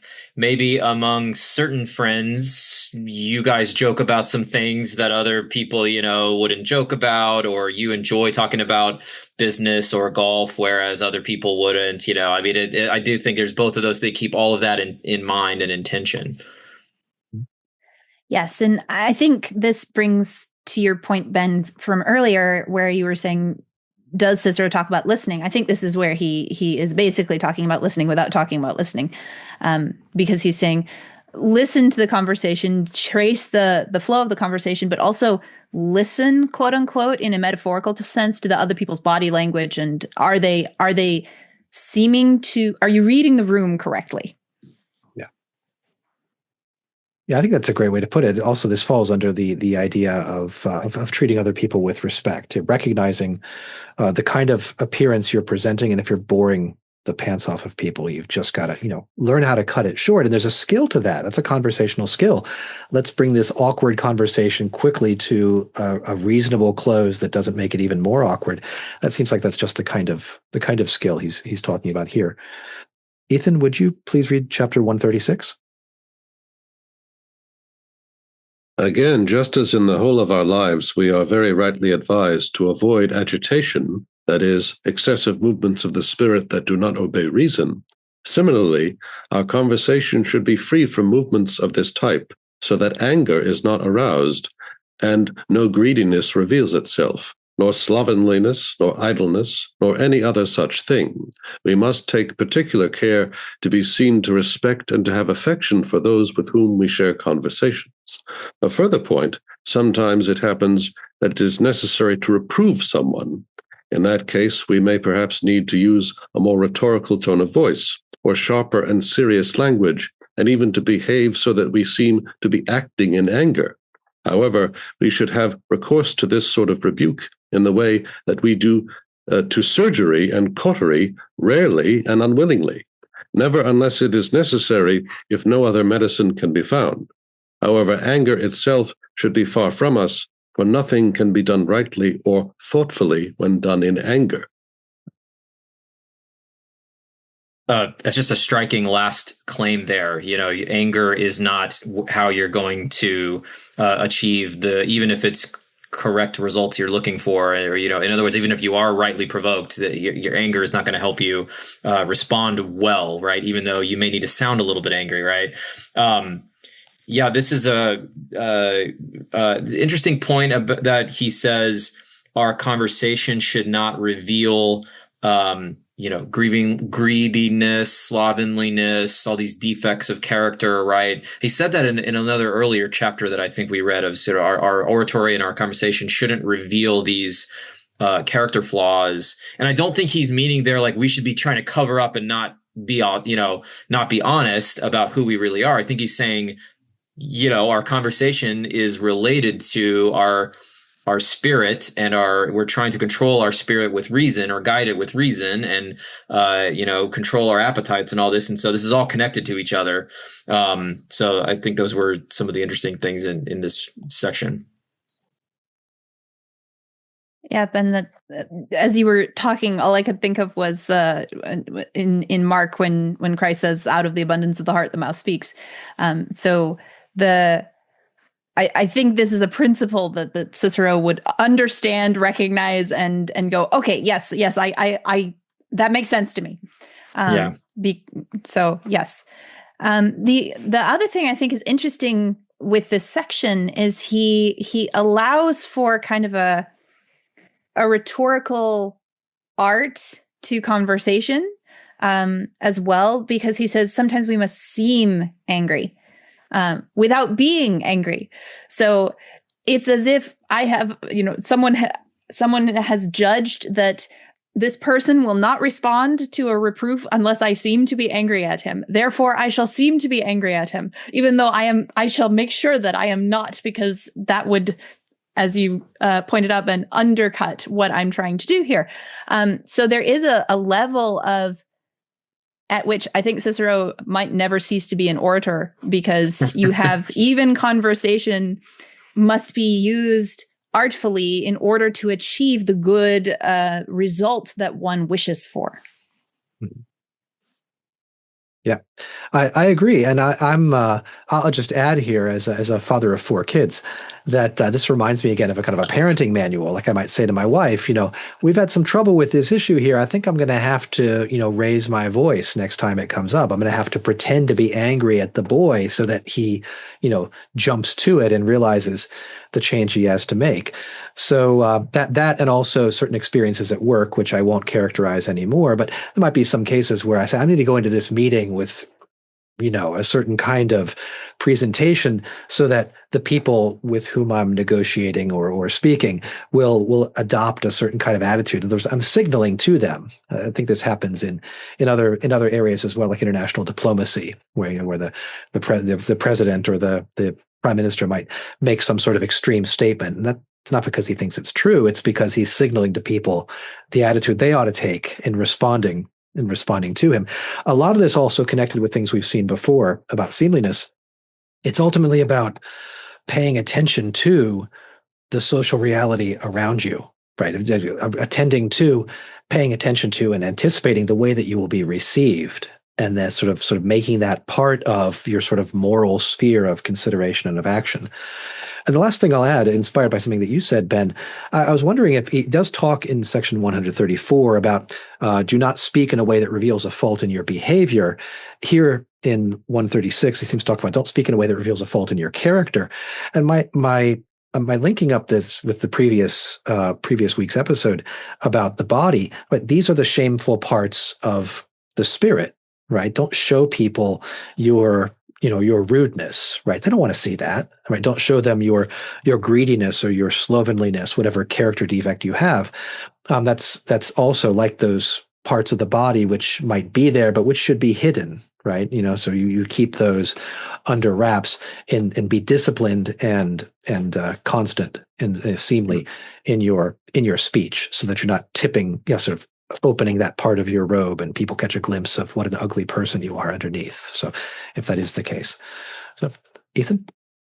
Well, I think you've all covered it, but I suppose I would only add that I think it's appropriate that he says that a rebuke is a form of surgery. It's like medicine. Its purpose is to correct. So it's a a surgical tool. It's not a sledgehammer. You're not to beat someone down, but to issue the kind of comment that is likely to correct them, and that's as far as it goes.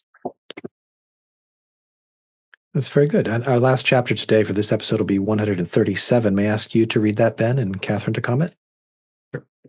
One ought, for the most part, to resort only to mild criticism, though combined with a certain seriousness, so as to show severity while avoiding abusiveness. We must furthermore make it clear that any sharpness there may be in the reproof has been adopted for the sake of the person who is being reproved. It is right, moreover, even in disputes that arise with our greatest enemies, and even if we hear unworthy things said against us, still to maintain our seriousness and to dispel our anger. For things that are done with some degree of agitation cannot be done with constancy, nor be approved by those who are present. It is also unattractive to commend yourself, particularly if you do so untruthfully, or to imitate the boastful soldier, arousing the ridicule of your listeners. And we go back to the actors. So that last, I'm gonna skip down to the very last sentence in that section, because Cicero says it's improper, it's unseemly to praise oneself and to become the boastful soldier. So the Latin term for this is the miles gloriosus, which is a stock character in Roman comedy. The boastful soldier, the guy who comes home from war and is telling everyone about all of the things he did in war, many of which are completely imaginary, for the boastful soldier. And there's actually a play of Plautus called the Miles Gloriosus, where a particularly unpleasant braggart soldier is fooled and gulled and made to look as foolish as he actually is. But Cicero would have known that Marcus and anyone else reading this would be very familiar with this stock character and say, here, it's like any of our, take any very, very well-known sitcom and say, here, do not be like fill in the blank with whatever character from very well-known sitcom, because that will make you ridiculous to your audience. You are not an actor in a comedy. You are a person who is trying to be taken seriously at least some of the time. So act like it. That's great. I'll just add to it the observation that even in disputes with our greatest enemies, and even when we hear unworthy things, I've been insulted. How should I react? Not with anger. That's not appropriate, but with a certain kind of seriousness, the way that a man who is of genuine nobility acts when he's been insulted, right? To get angry is to lower yourself. And as he says, another great sort of, put on a t-shirt or a bumper sticker moment, nothing done with agitation can be done with constancy. So if you are upset, if you are agitated, if you are boiling inside, you need to calm down, not because you'll make a mistake, but because you're not in a state such that you can behave with constancy, which is the essence of seemliness. So you need to get control of yourself. We might say there's another sort of mental skill, getting control of yourself quickly when you've been insulted or offended or mistreated, in order to be able to speak with constancy. Look, there's a character trait that one should cultivate and develop.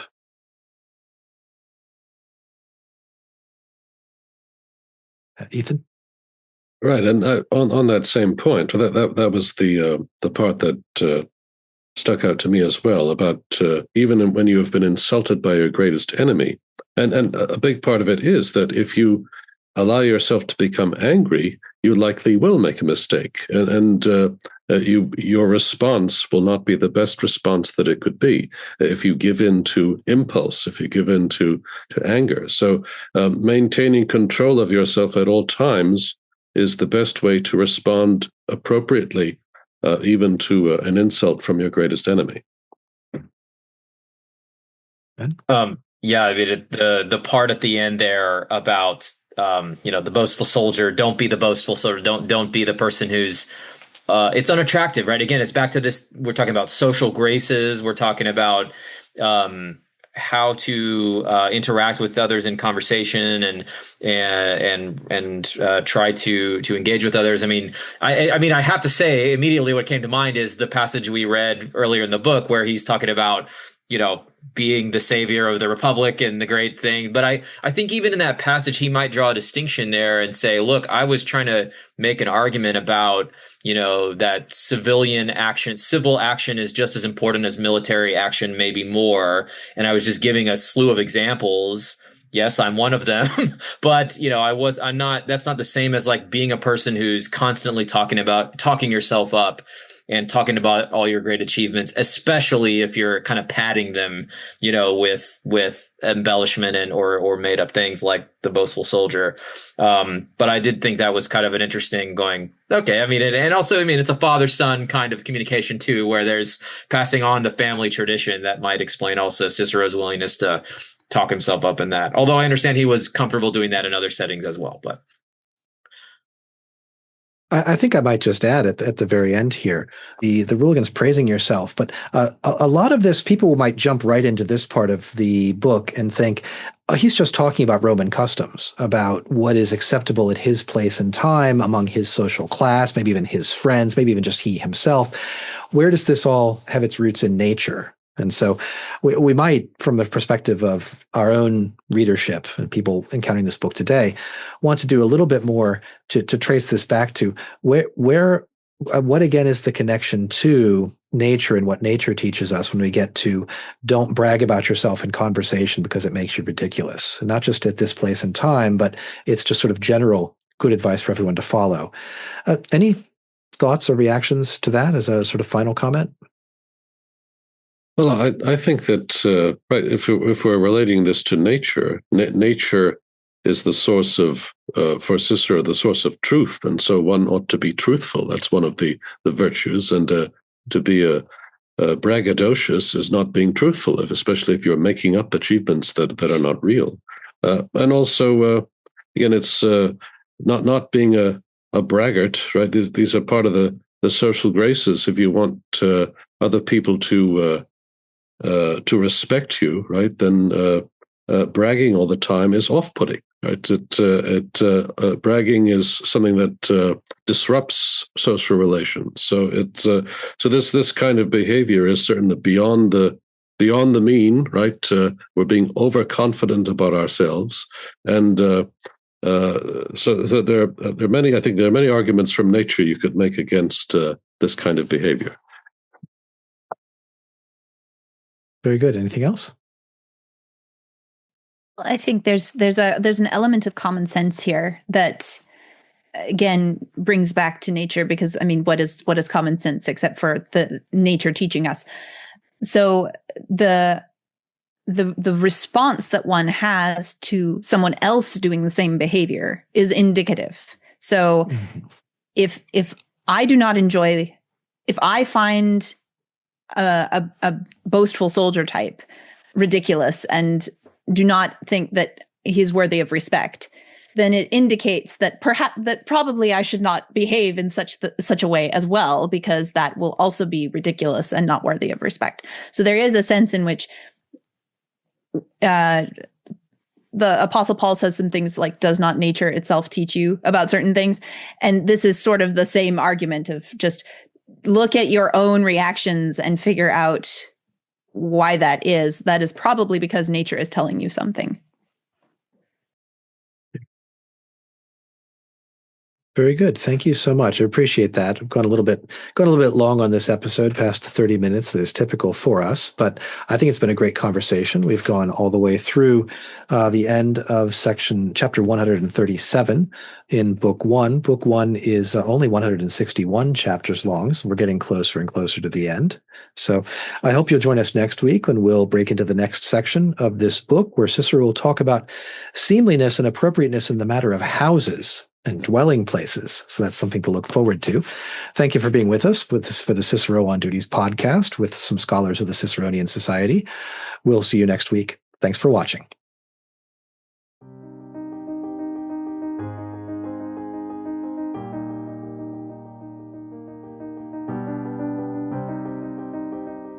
Welcome back to the On Duties podcast, where we are reading through all of this work by Cicero with scholars from the Ciceronian Society.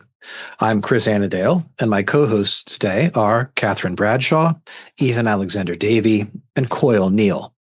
Last episode, we finished with Cicero's advice about speech and his warning to be mild and self-controlled and not to praise ourselves like the boastful soldier. Now we turn to a few chapters in Book 1 about houses. And this is not a trivial matter. If we're tempted to think that way, we should remember that we've already been told by Cicero that no area of life is exempt from the requirements of decorum and seemliness. So we might think of this as Cicero kind of putting the finishing touches on a truly excellent and admirable life. So we'll turn now to Book 1, Chapter 38. I think I'll read the chapter this first time. And Katherine, ask you to do first comment, then we'll go around the circle, okay? Sounds good. Okay. Since I am covering everything here, or at least that is my wish, I must also speak about the kind of house of which I would approve for a man of the first rank who has achieved political honors.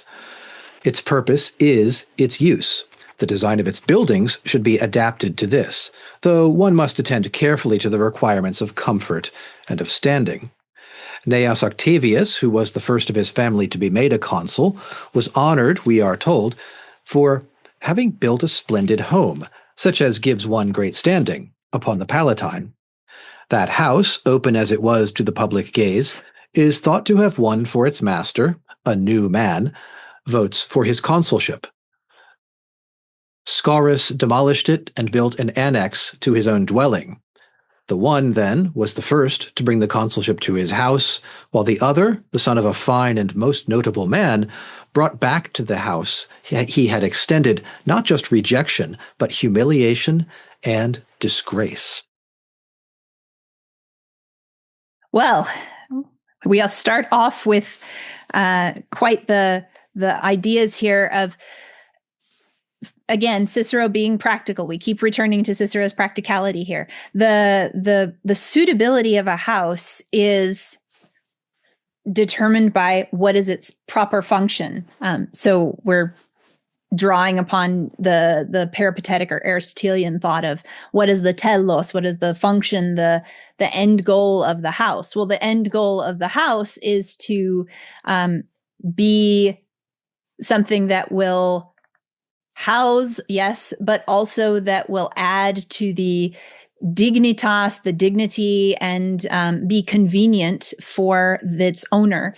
So it's not just pure function, but its goodness as a house is determined by what its end goal is. And so that idea for Cicero is that there is a suitability, and what determines the suitability? Its end goal.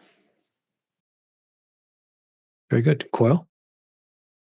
Yes, so I unrelated to this podcast and Cicero, I was reading this morning a history of Rome that was talking about Scipio, who Cicero draws on in De Republica as this sort of main figure, and Cato, who are kind of the two big opponents, I think, 2 centuries before Cicero, 2 different visions for the Roman Republic. And this author I was reading pointed out that they both lived in very humble houses, and that was often held up as this is what you should be doing. So you as a good Roman virtuous citizen should have a very humble home with your wife and all 30 of your kids all living in the same 10 by 10 square foot building. So I don't know. I mean, that changes as Rome gets more and more exposed to the wealth of the East. But Cicero is definitely out of step with the older Roman tradition on this. The idea that you even should have a nice, maybe I'm just reading nice as big. Maybe I shouldn't be doing that. But the idea that you should reflect your greatness in a house. I don't know that Cicero is using that badly here, but it's definitely unique for a Roman in that tradition. Now that'll change when the empire comes along, and bigger is better at that point. But it's still interesting to read in that context. Anyway, that's what I've got on this section. Well, also, this is something that Cicero talks about elsewhere. He comes back to the question of what your home looks like in on the Republic and on the laws, right? And so this is a topic that's of interest to him. But here, I think I would point out this is not just the right home for anyone, but the home of a person of the first rank. So we're talking about a consul, a senator, the people who are in the of highest status in the state, and they need to have homes that are consistent with that standing and will add to it, or at least be consistent with it. So on the one hand, it shouldn't be overly splendid, but on the other hand, it should be consistent with the dignity that is represented in that person. And so we have, and so this is related also to questions we were talking about earlier, right? The comportment of the gentleman must be gentlemanly in order to that people would respect him. And so the home of a gentleman, the home of a man of the first rank, must also elicit that kind of respect for the status and the authority of the person. Yeah, I agree. My thought on this, noticed he mentions upon the Palatine exposed to the public gaze. So a place where say, well, there's the house of so-and-so. And it might be a good sort of house that attracts the admiration and approval of people, thinking, well, there's a good sort of guy. Or it might be, I don't know the whole story of this other fellow, Scaurus, who had brought disgrace upon himself by humiliation and disgrace. But I think also here of our own sort of contemporary debate, the past decade or so, people react in different ways to the aesthetics of Trump, we might say. Some people finding it garish and vulgar, and even being very, very offended about that, not necessarily in a moral way, but perhaps in some way that corresponds to the level of seemliness. There's just something kind of distasteful about that. On the other hand, what's vulgar could be described as being flashy or as being appropriate to the man. So I think this the aesthetics of the housing and the kind of public presentation of prominent men, not a thing that's limited to just Cicero's place and time, I think. Katherine, may I ask you to read chapter 139 and Coyle to comment? Certainly. One's standing ought to be enhanced by one's house, but not one entirely because of it. The master should not be made honorable by the house, but the house by the master. Just as in other matters one should take account not only of one's own affairs, but also of others, so a notable man ought to be concerned that his house is spacious, for he will have to receive many guests there, and to admit to it a multitude of men of all sorts. On the other hand, a grand dwelling can, if there is emptiness there, often bring disgrace upon its master, and very much so if once upon a time, with a different master, it had usually been thronging with people. It is indeed unpleasant when passers-by can say, "Ancient house, you are governed, alas, by a master who is not your equal." There are many cases at the moment where one might well say that. Well. Yeah, when I read this, my first thought was a few years ago there was this spate of prosperity preachers who went on social media and explained exactly why they needed a private jet in great detail, and of course the reaction was exactly what you'd expect the reaction to be.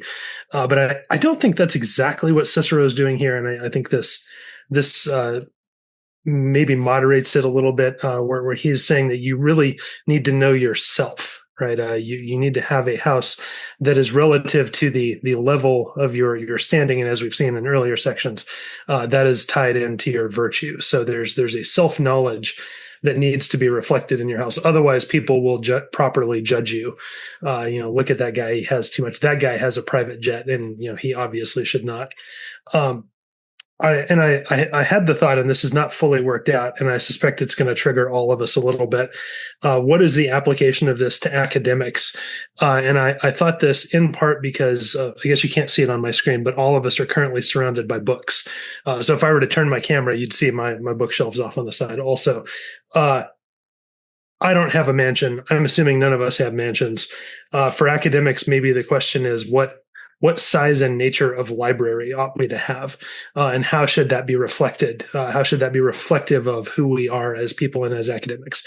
I will throw that out there without knowing the answer to it. So there you go. Ethan. Right. So on this point, right, this was related to the last paragraph, obviously, but here we have, and also as Coyle said, what really matters here is the virtue of the man, and so a man who is a man of the first rank who is virtuous is going to have lots of people coming to his house, the people that he serves, the people with whom he works for the good of the state.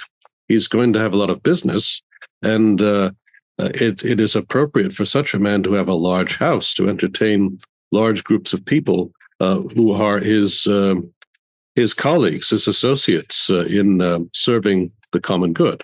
But one who is not much of a statesman is not going to have very many guests, and so for such a person to have a grand dwelling is ridiculous, right? It is not suitable for a person of little virtue and little ability to have a grand house. It's unseemly.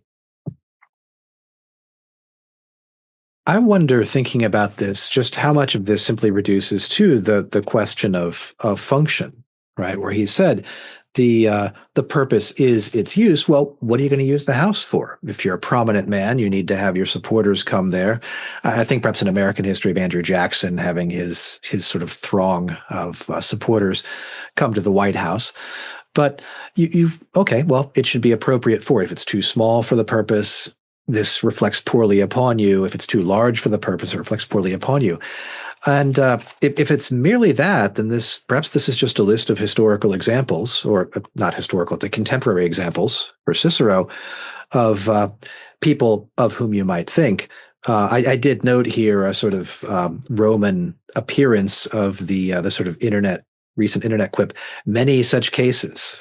Right, and the footnote even here notes, Antony has acquired the house of Pompey, and there's something that everybody will be thinking about this perhaps when they're reading this. Oh yeah, there's that guy who's got too much house and the wrong sort of house, the house of a much better man, and so it reflects badly upon him. So perhaps some of this is just connected with the circumstances of Cicero's own specific place and time, just applying a general principle. Well, nothing out of place, nothing too much, nothing too little. Make sure it fits. The next chapter is 140. Might I ask you to read that one, Coyle, and Ethan to lead comment? Nope. You must also be careful, particularly if you are building yourself, not to overstep the limit in expense and magnificence. Indeed, in this area, much harm lies, even in the example set, for most men eagerly imitate the actions of their leaders in this matter in particular. Take the excellent Lucius Lucullus, who imitated his virtue. How many imitated the magnificence of his country houses? But a limit to these certainly ought to be set and brought back to an intermediate level. The same intermediate standard should be applied to all questions of one's needs and style of life. I have said enough now on this subject. Right. In fact, that's what I was referring to earlier. I think he refers to Lucius Lucullus specifically on the Laws, where Lucius Lucullus is the one who had these magnificent villas in the countryside. And Cicero says that display by this man corrupted other people because other people wanted to imitate it. They wanted also to have magnificent villas in the country. And so a prominent man has to be careful in that way to avoid displays of luxury, unnecessary luxury that will spur other people to do the same. So you have the argument earlier about function. A grand house is appropriate if you actually need a grand house, but a grand house just for the sake of the grand house is also a corrupting example for other people. I'll just extend your remark, Ethan, by noting that something similar might apply to prominent people in our time, perhaps not in politics, but in terms of celebrity, right? People who we say set a good example, thinking here specifically of houses and real estate. But it seems as though part of the way in which you conduct yourself, not just as a sort of ethically proper person, but as a person who takes full responsibility for the way he or she is seen, like as a public person, It means to take account of how people will react and imitate you. And as he says, who imitated his virtue? His virtue was the best thing about him to imitate. Instead, people tried to acquire similar houses to his own. They admired the wrong thing about him. And it seems it would have been incumbent upon him perhaps to recognize this and to conduct his life differently for that very reason. He might the houses might be pleasing to him. They might even be useful to him. But if they're setting a poor example that's not sort of counterbalanced by some other great good they're achieving, that's not to be done. A good, really, truly excellent person would forbear from doing those things for fear of causing scandal or setting a bad example, leading other people astray. So it seems like more and more of the kind of element of seemliness that we've been talking about and finishing up with now is concerned with having a realistic prudential assessment of how other people who are not you and people who you can't control, will react to what they see of you, and then incorporating that into your own sense of duty and behavior. That's what the sort of superlative human being will do. Katherine? Yeah, there's a sense in which the house matching the function again. For Lucullus, the house itself undermines the function, at least in his legacy. And you see this particularly with Antony that we talked about in the last section, because Antony is imitating the luxury and improving upon, quote unquote, more like exacerbating in the Roman sense, the luxury that one would see in Lucullus, because it's perfectly fine with the Roman ceremony of what's called the salutatio, which is when a powerful Roman who has a bunch of clients for whom he is a patron, the clients will come and say good morning to him every day. This is perfectly appropriate to have a large house. But if they see luxury in the house when they come to visit, then it becomes a bit of a hindrance. Whereas someone like Antony, who is just over the top, all over the place. I mean, Plutarch talks about there were, I think it was 8 wild boars for one meal, because the idea was that nobody knew when Antony was going to want dinner. And so they were started at different times so that one of them would be perfectly cooked whenever Antony wanted dinner. This kind of luxury and excess is going to create that bad reputation. And it's very similar to how, when we were talking about a couple episodes ago, the old being models for the young, and the young will take what the old do and then just run with it. Similarly, the public man, those who are not public people, will take what he does and just run with it without necessarily understanding the suitability for him that is not suitable for them. Very good. Coyle, any comment? Yeah, I think Cicero missed a small opportunity here. This entire section is obviously targeted at wealthy mansion owners, right? I don't think you have to be rich to have an orderly house. Even if you don't own it, you can be poor and still have a clean house. I think the point is more of a universal one than he makes it. Now, maybe you have more control over some of the externals if you are a mansion owner than if you are renting a hovel in a skyscraper in downtown Rome that's going to be torched by the next fire that comes through anyway. But there's still a point that applies to everyone, right? There's still something that could have been said that we know Cicero knows about it, because he is familiar with poverty. He's a new man himself. He talks earlier about the new man whose house became part of his campaign for consul. Well, Cicero had done something like that too, so he's aware of that and doesn't use it. And I think it's kind of a missed opportunity here, but we can reason out of it. Like, we can assume the principles there. Very good. Thanks. Last chapter we'll cover in this episode is 141. Ethan, may I ask you to read that one, and I'll start the comments? To sum up, when undertaking any action, we must hold fast to 3 things. First, impulse must obey reason. Nothing is more suited to ensuring the observance of one's duties than that. Secondly, we must keep in mind the importance of the thing we wish to achieve so that we employ neither more nor less care and effort than the case requires. The third thing is that we should be careful to moderate all things that may affect our appearance and standing as a gentleman. The best limit, moreover, is to maintain seemliness itself, which we have discussed already, and not to step beyond it. However, of these three things, the most important is for impulse to obey reason.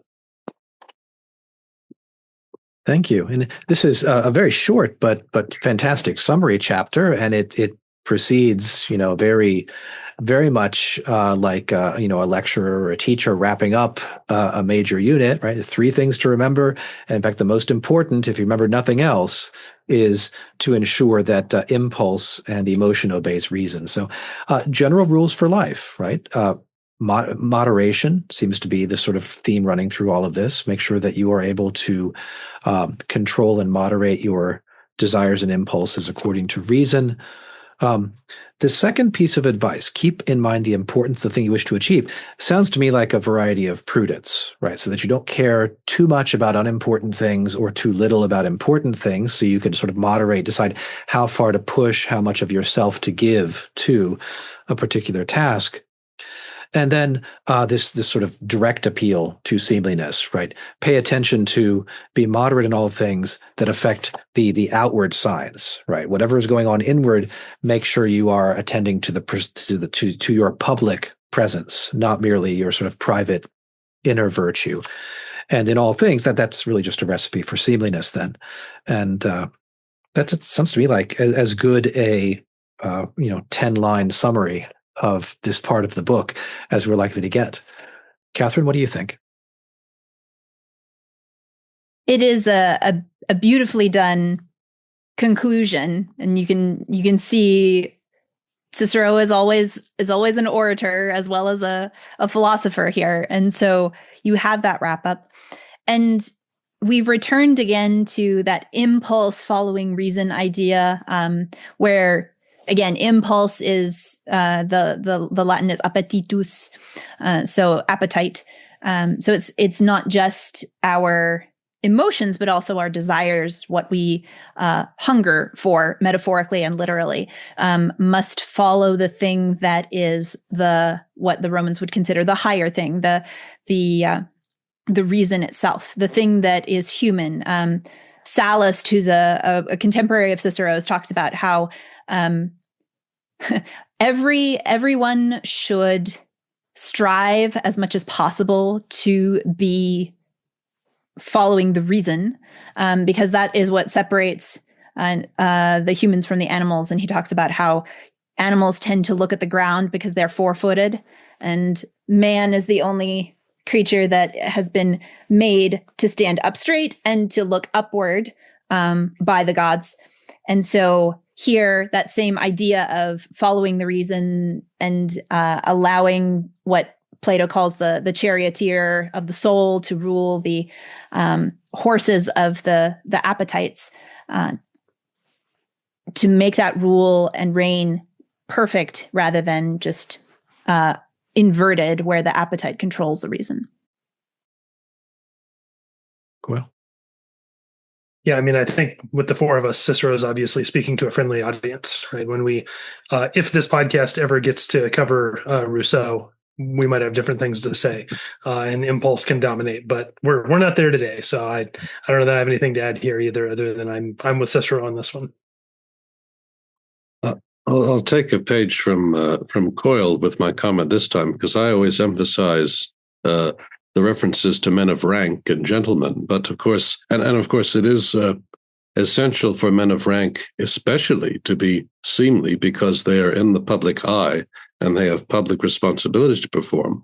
But I think we can acknowledge that this is important for anyone, right? To be seemly, to be at least somewhat concerned with how you are seen, with your reputation, because the willingness of other people to trust you and to work with you is going to depend on whether you have a decent reputation or not, right? And so all of this concern about how other people see us is important for anyone who has important business to do in the city, I would say.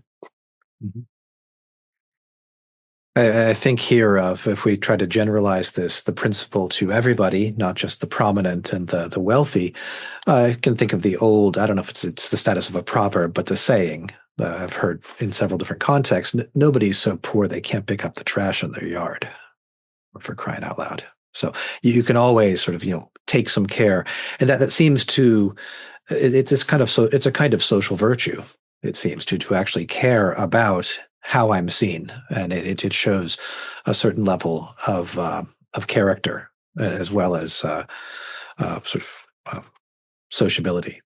So that brings us to the end of section 141. I think the end of a long treatment on seemliness. We're going to look in the next episode at the topic of orderliness in all things. So you've been listening to Cicero on Duties, a production of the Ciceronian Society. Please subscribe and share this podcast with a friend. Thanks to my co-hosts today, and thanks to you for watching. We'll see you next week. Goodbye.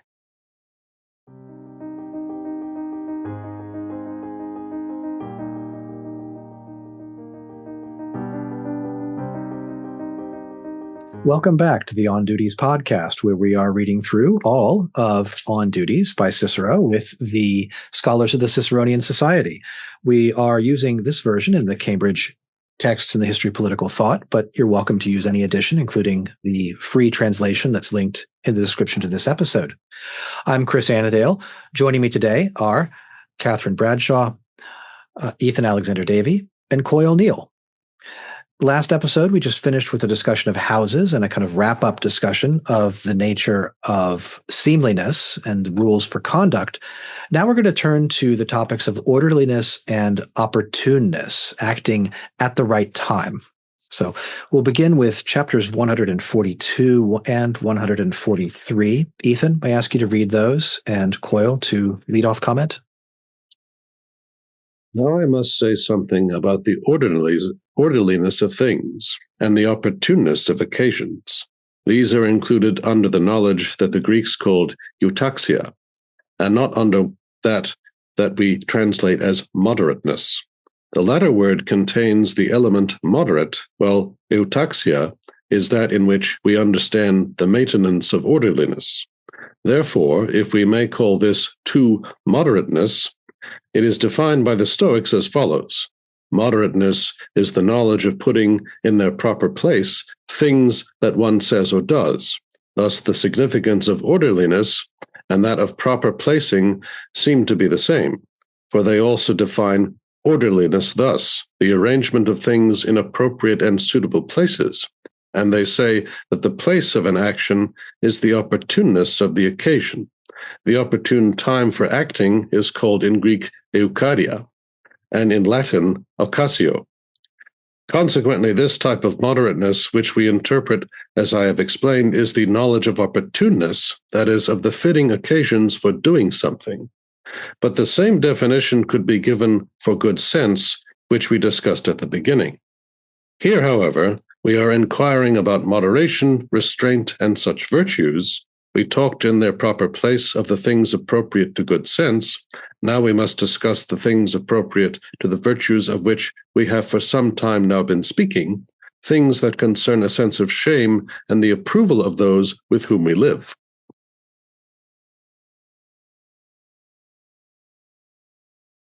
Yeah, I wasn't involved in the earlier conversations when you guys talked about good sense, but I love that Cicero connects that to moderation, right? He basically says they are the same thing. And I don't know if you got into whether good sense is the same thing as common sense, but to echo some of what we said in the last podcast, that is a virtue that applies to everyone, right? That is not a virtue that is restricted to the upper classes.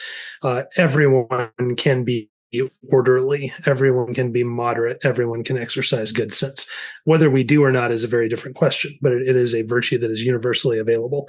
And I think by tying them all together, he kind of highlights how universal it is, right? If someone has common sense, they're probably also orderly. Someone is orderly, they're probably also moderate, and so yeah, that's what I would say. And there is a way in which this virtue of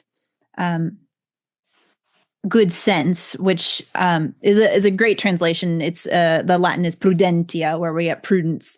So this is the virtue that Aristotle says is essential for all the other virtues to be used properly, because good sense will tell us how much of something to do, when, and how often, and to what degree. And this is what Cicero's tackling now, is how do we figure out how to be orderly, and in what sense to be orderly, and also just the opportuneness piece, what is the right time, what is the right occasion, occasio, for doing these particular things, the science of doing the right thing at the right time. And he gets into all of this Greek, and it's basically one of those times when Cicero elsewhere laments that Greek has all of these nice, precise terms for things, and it's a very nice language to use for philosophy. And then he says, but Latin, we don't have all these words. And so he's trying to translate the Greek into the Latin, and in other places, he almost makes up words sometimes just to make it fit. Here, he's working with the Latin, but including the Greek, so that his son, who knows Greek, will be able to figure out what's going on, and exactly what he's referring to. Thank you. My observation about prudentia and about good sense is I come back to this in trying to teach ethics to college students. There seems to me there's a certain kind of modern struggle, maybe sort of 20th century struggle, with the very concept of this type of orderliness, because it can't be quantified and it can't be subjected to an algorithm. Right? There is no rule. It's simply a matter of good judgment. But when we think about judgment, if there's no clear rule that can be articulated for when it's right and when it's wrong, people begin to suspect that it's merely a matter of taste, right? Of which there is no accounting, as the proverb goes. So I'd be curious to know what we can get out of this and the coming chapters of Cicero in answer to that type of modern challenge. Right? What if there is a question of putting everything in its proper place in all that one says and does, of taking the action that's just right for the occasion? How do we take that out of the aesthetic realm, where it might be regarded as being sort of remote from reason and the rational conduct of life, and pull it to the place where we can say, actually, that kind of good judgment, cultivating it, developing it, and practicing it ought to be central to one's moral life and one's daily activities. One should aspire to do only what is fitting upon every occasion. So ways of trying to relate this to people who perhaps don't see it because of it's at odds with, or sort of cuts across the grain of, modern ways of thinking. That's my interest in this particular set of chapters. Ethan? I like that, the way you put that, Chris. And I suppose I would add is that, as we've discussed in earlier chapters, so much of this learning that Cicero is discussing is the kind of learning by example, right? So in reference to one learns from one's father how to put things in their proper place, and the father learned from his father, so that we have these kinds of rules are not so easily taught in a lesson, but are learned by example, are learned by the maintenance of a tradition, which is, if you're living in the same household over generations, it's easier for that tradition to be maintained. And so that's maybe one of the challenges that we face today in trying to understand and even resurrect something like this, is that our conditions are very different. Very good. Very good observation. Thank you. The next chapter is 144. Coyle, may I ask you to read that one, and Katherine to comment? Orderliness, then, must be imposed upon our actions in such a way that all the parts of our life, as of a speech that has constancy, are fitted to one another and in agreement. If it is dishonorable and a great failing to introduce into a serious matter something worthy of a dinner party or some frivolous conversation, Pericles and the poet Sophocles were great colleagues as praetor, and had met about some shared duty. By chance, a beautiful boy went past, and Sophocles said, "Pericles, what a lovely boy." His answer was a good one. It is seemly for a praetor, Sophocles, to abstain not only from touching, but even from looking. But if Sophocles had said the same thing at an athlete's trial, it would not have been just to criticize him. So great is the significance of place and time. Similarly, if someone who was about to conduct a lawsuit were to practice to himself while on a journey or walk, or were to reflect deeply on some other matter, he could not be criticized. If, however, he were to do the same at a dinner party, his lack of awareness of the occasion would make him appear uncivilized. Oh, this is such an interesting chapter. The comment about the things that, if we introduce things that are inappropriate to the time and place, it doesn't work. So this is a continuation of the seemliness question, but in a different sense, because the example of talking, saying one's lines, because remember, we have to remember that when someone is preparing for a lawsuit, the Romans tend to do this from memory. So they're basically writing a script, rehearsing their script, and then delivering said script with no notes. So it's perfectly fine to say things to yourself if you're by yourself walking along the road, or if you're in your own home. But if you're in a sociable setting where you're supposed to be talking to everyone else around you and you're muttering to yourself, that is out of place to the point of being unsociable and rude and unseemly. And I think this is something that I've noticed over the last 10 years. I think that there's an uptick in the amount of muttering under one's breath or humming under one's breath. And it's just an interesting thing that has become a lot more accepted in our modern culture in various situations that would not have been acceptable 20 years ago, 30 years ago. And let's not even get started about like when our grandmothers were children. There is a sense in which there's a public nature, again, that everyone can be orderly, everyone can be sociable, instead of just, well, this is who cares if I'm muttering to myself as long as I'm happy. There's a concern for place and time, but also for the other person around, the other people around you, that is in orderliness. So it's not just an internal virtue, but it's also a virtue that cares about others.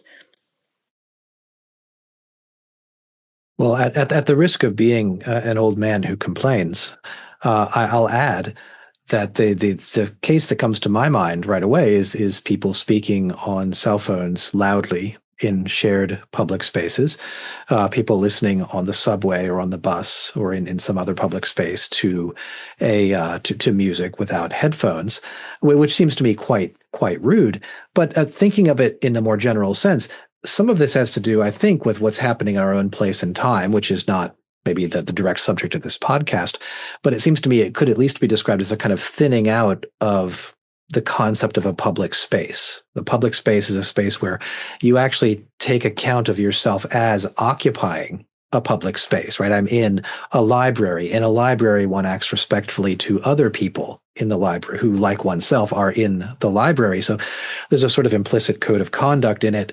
And it seems to me there's a way in which I comport myself and even think of myself as, a subway rider, as a person who is in a store where other people are around. So there's a certain amount of respect that I show. There's a certain kind of social grace and virtue that I exercise. And when people begin breaking those rules, either deliberately or through thoughtlessness, it does come off badly, but it also, it pollutes the commons. It deteriorates this sort of common space so that we no longer have parks where we can go because people are using them for things that parks are not used for, and similarly. So Cicero here, I think, is talking about the way in which maybe in some fashion the locus of our behavior it is to some degree beyond ourselves. Like I have to respect that this is a funeral, and so one must do funeral behavior at a funeral, no matter how one feels, no matter what one's other circumstances before and after the funeral are like. One has to perform, so to speak. That brings in all sorts of questions of identity and behavior, and then social decline in our own place and time. To which I think maybe the concepts he's describing here might be helpful in both to diagnose and to try to reverse. Ethan? I approve of all of these examples of speaking out of place. I'll add one more. There was a period in my life when I spent a fair amount of time in Washington, D.C., and what you encounter there is lots of young and very ambitious people who, at social gatherings, can't talk about anything but their jobs, and they obsessed about the social climbing that they're engaged in, and all the various details of the jobs that they're working at, and don't seem to be able to speak about anything else. And so I think also that's it may indicate that there's nothing else in their lives than that, but it's also an unseemly way to carry on at a social gathering, to speak of nothing but your work.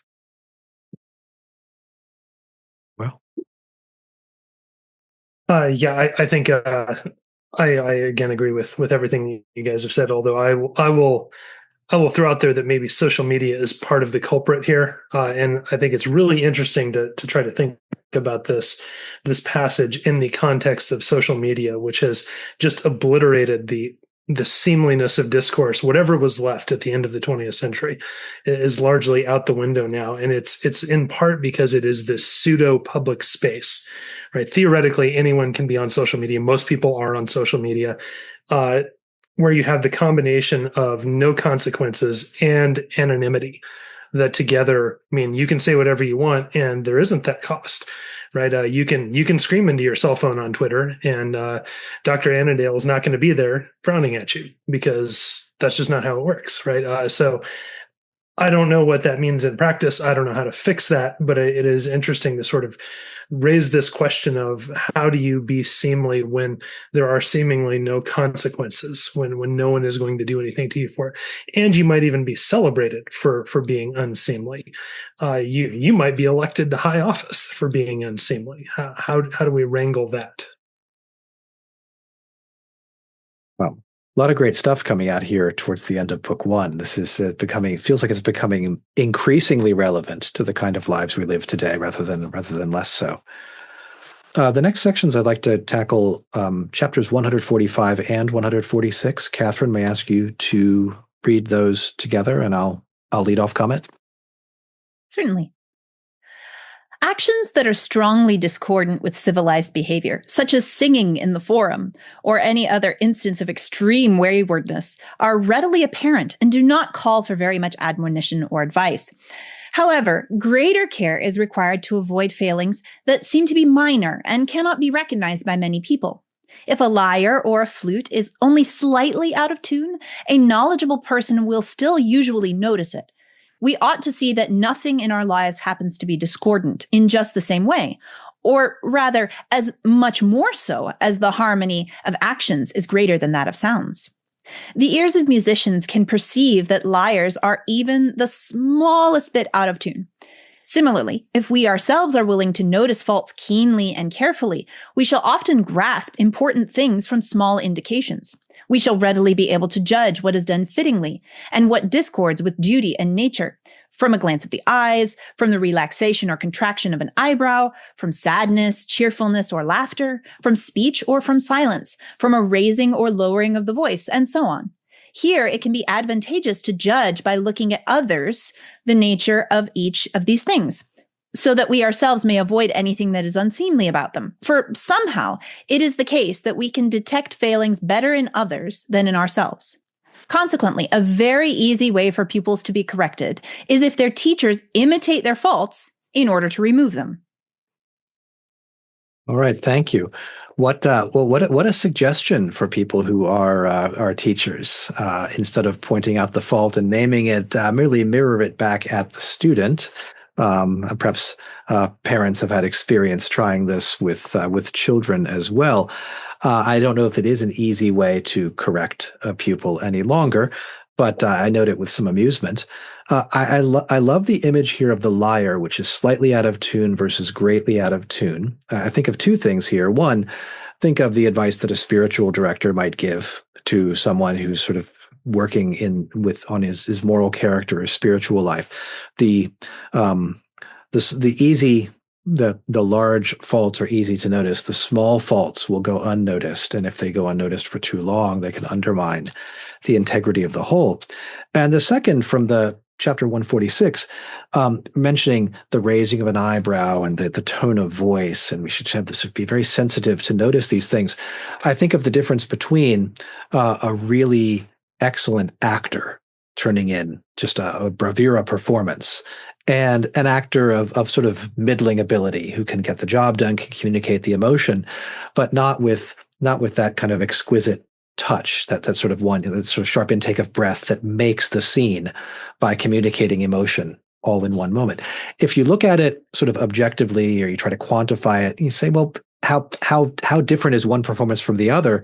But if you look at it with this kind of connoisseur of human behavior eye, you can say, well, that one raised eyebrow at exactly the right moment made all the difference in the world for the performance. So I think that our experience of seeing actors perform and knowing the difference between really good ones and only passable ones might be helpful in this regard too. Ethan, on to you.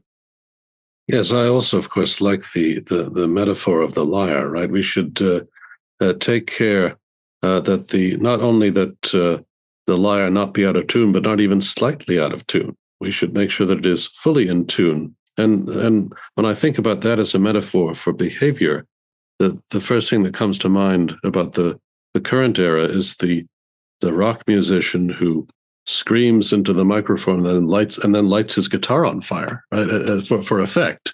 And that's sort of where that's sort of the spirit of the second half of the 20th century, that one should be authentic and let it all out and not worry about whether you're in tune at all, not even think about tuning as a question. But here, Cicero is being very demanding here, right?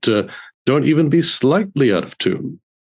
Try to make everything in your life in tune, and that's going to require a good deal of effort and time of perfecting your manners and the way you approach every aspect of your life.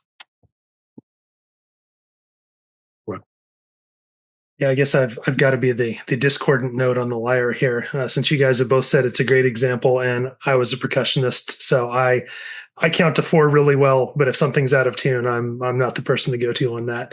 But I do appreciate the example from teaching, being a teacher. I'm a college teacher, so I don't know that I get into the weeds of every look and intonation of how my students are doing and are they smiling or grumpy. They're adults. It's whatever they're doing is fine. But I think there is definitely something when we're dealing with our subject matters, right? What is going on in the reading? What is going on? I'm a political scientist, so what's going on in government? That's where you do get into the weeds, and we do have to successfully convey that to others. So not only do we have to recognize it ourselves, we have to be able to explain to people who don't know much about this what's going on. So the details there, I think Cicero is exactly right about, even if I can't experientially appreciate the example he uses, that maybe the same way others do. Katherine. And there's, just to continue with the example on the lyre, what's interesting is how much effort, Ethan, you talked about the amount of effort that this requires to be in tune, metaphorically speaking, particularly with a lyre. Because I don't know, some of our listeners may have had experience with the Irish harp, the small handheld harps, and how they go out of tune so quickly, as opposed to the big harps, which stay in tune longer. And so an Irish harp, you have to have a little key that you're always tuning. Lyres were similar in that they can get out of tune very quickly and very easily, and they're made. These are not plastic strings that are standardized. These are made from animal products and are natural, and therefore they stretch and do funny things. And so the ear has to be if you're going to get all the details right, you have to be constantly monitoring the sound, and not to be not in a hypervigilant way, but just in a way of you are attentive, you are attending to the thing. And so I think that this attention that Cicero is advocating for the small bits of the person's face or something like that, it can sound excessive to a modern ear, but it's not a hypervigilance. It's just being present, if we want to use a very popular phrase now. It's giving one's attention to the task at hand, giving one's attention to one's own behavior, to the behavior of others. And I appreciate his observation about human nature, that we see other people's faults much more quickly than our own. And so if not just as teachers mirroring to students or parents mirroring to children, but even to ourselves, to say, oh, that person's action is discordant. Let me look at myself. Do I have that same discordance in me? And so he's, again, arguing for this self-awareness that allows us to improve in a way that we cannot if we are just going along without attending to those matters. Right. I think in the scripture, maybe the paradigmatic passage for that is the "you are that man." Right. It's very easy to see that the one has committed a fault, and that, well, actually, now look in the mirror. So that's great. Thank you all very much.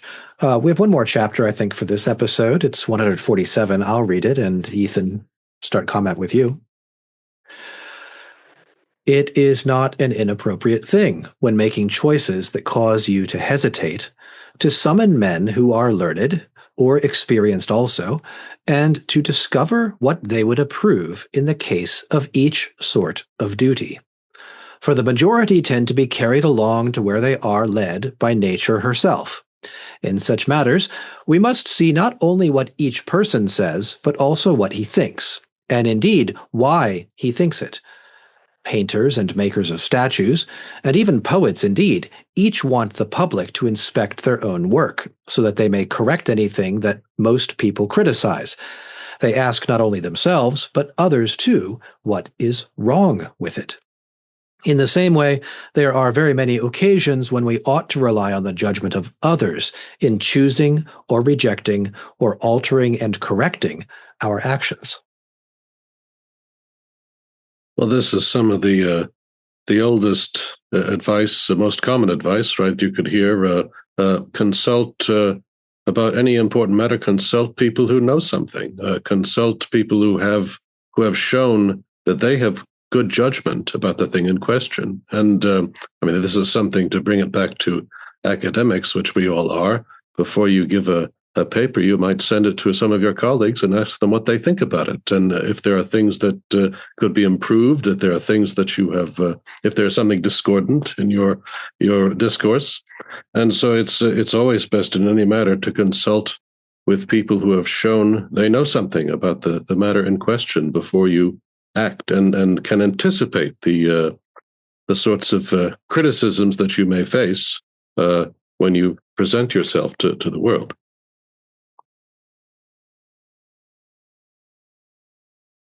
Well, Yeah, I fully agree with Cicero on this, both professionally, as Ethan pointed out. This is a great thing to do. It is what peer review is supposed to be, whether it actually is or not. That's what it's supposed to be.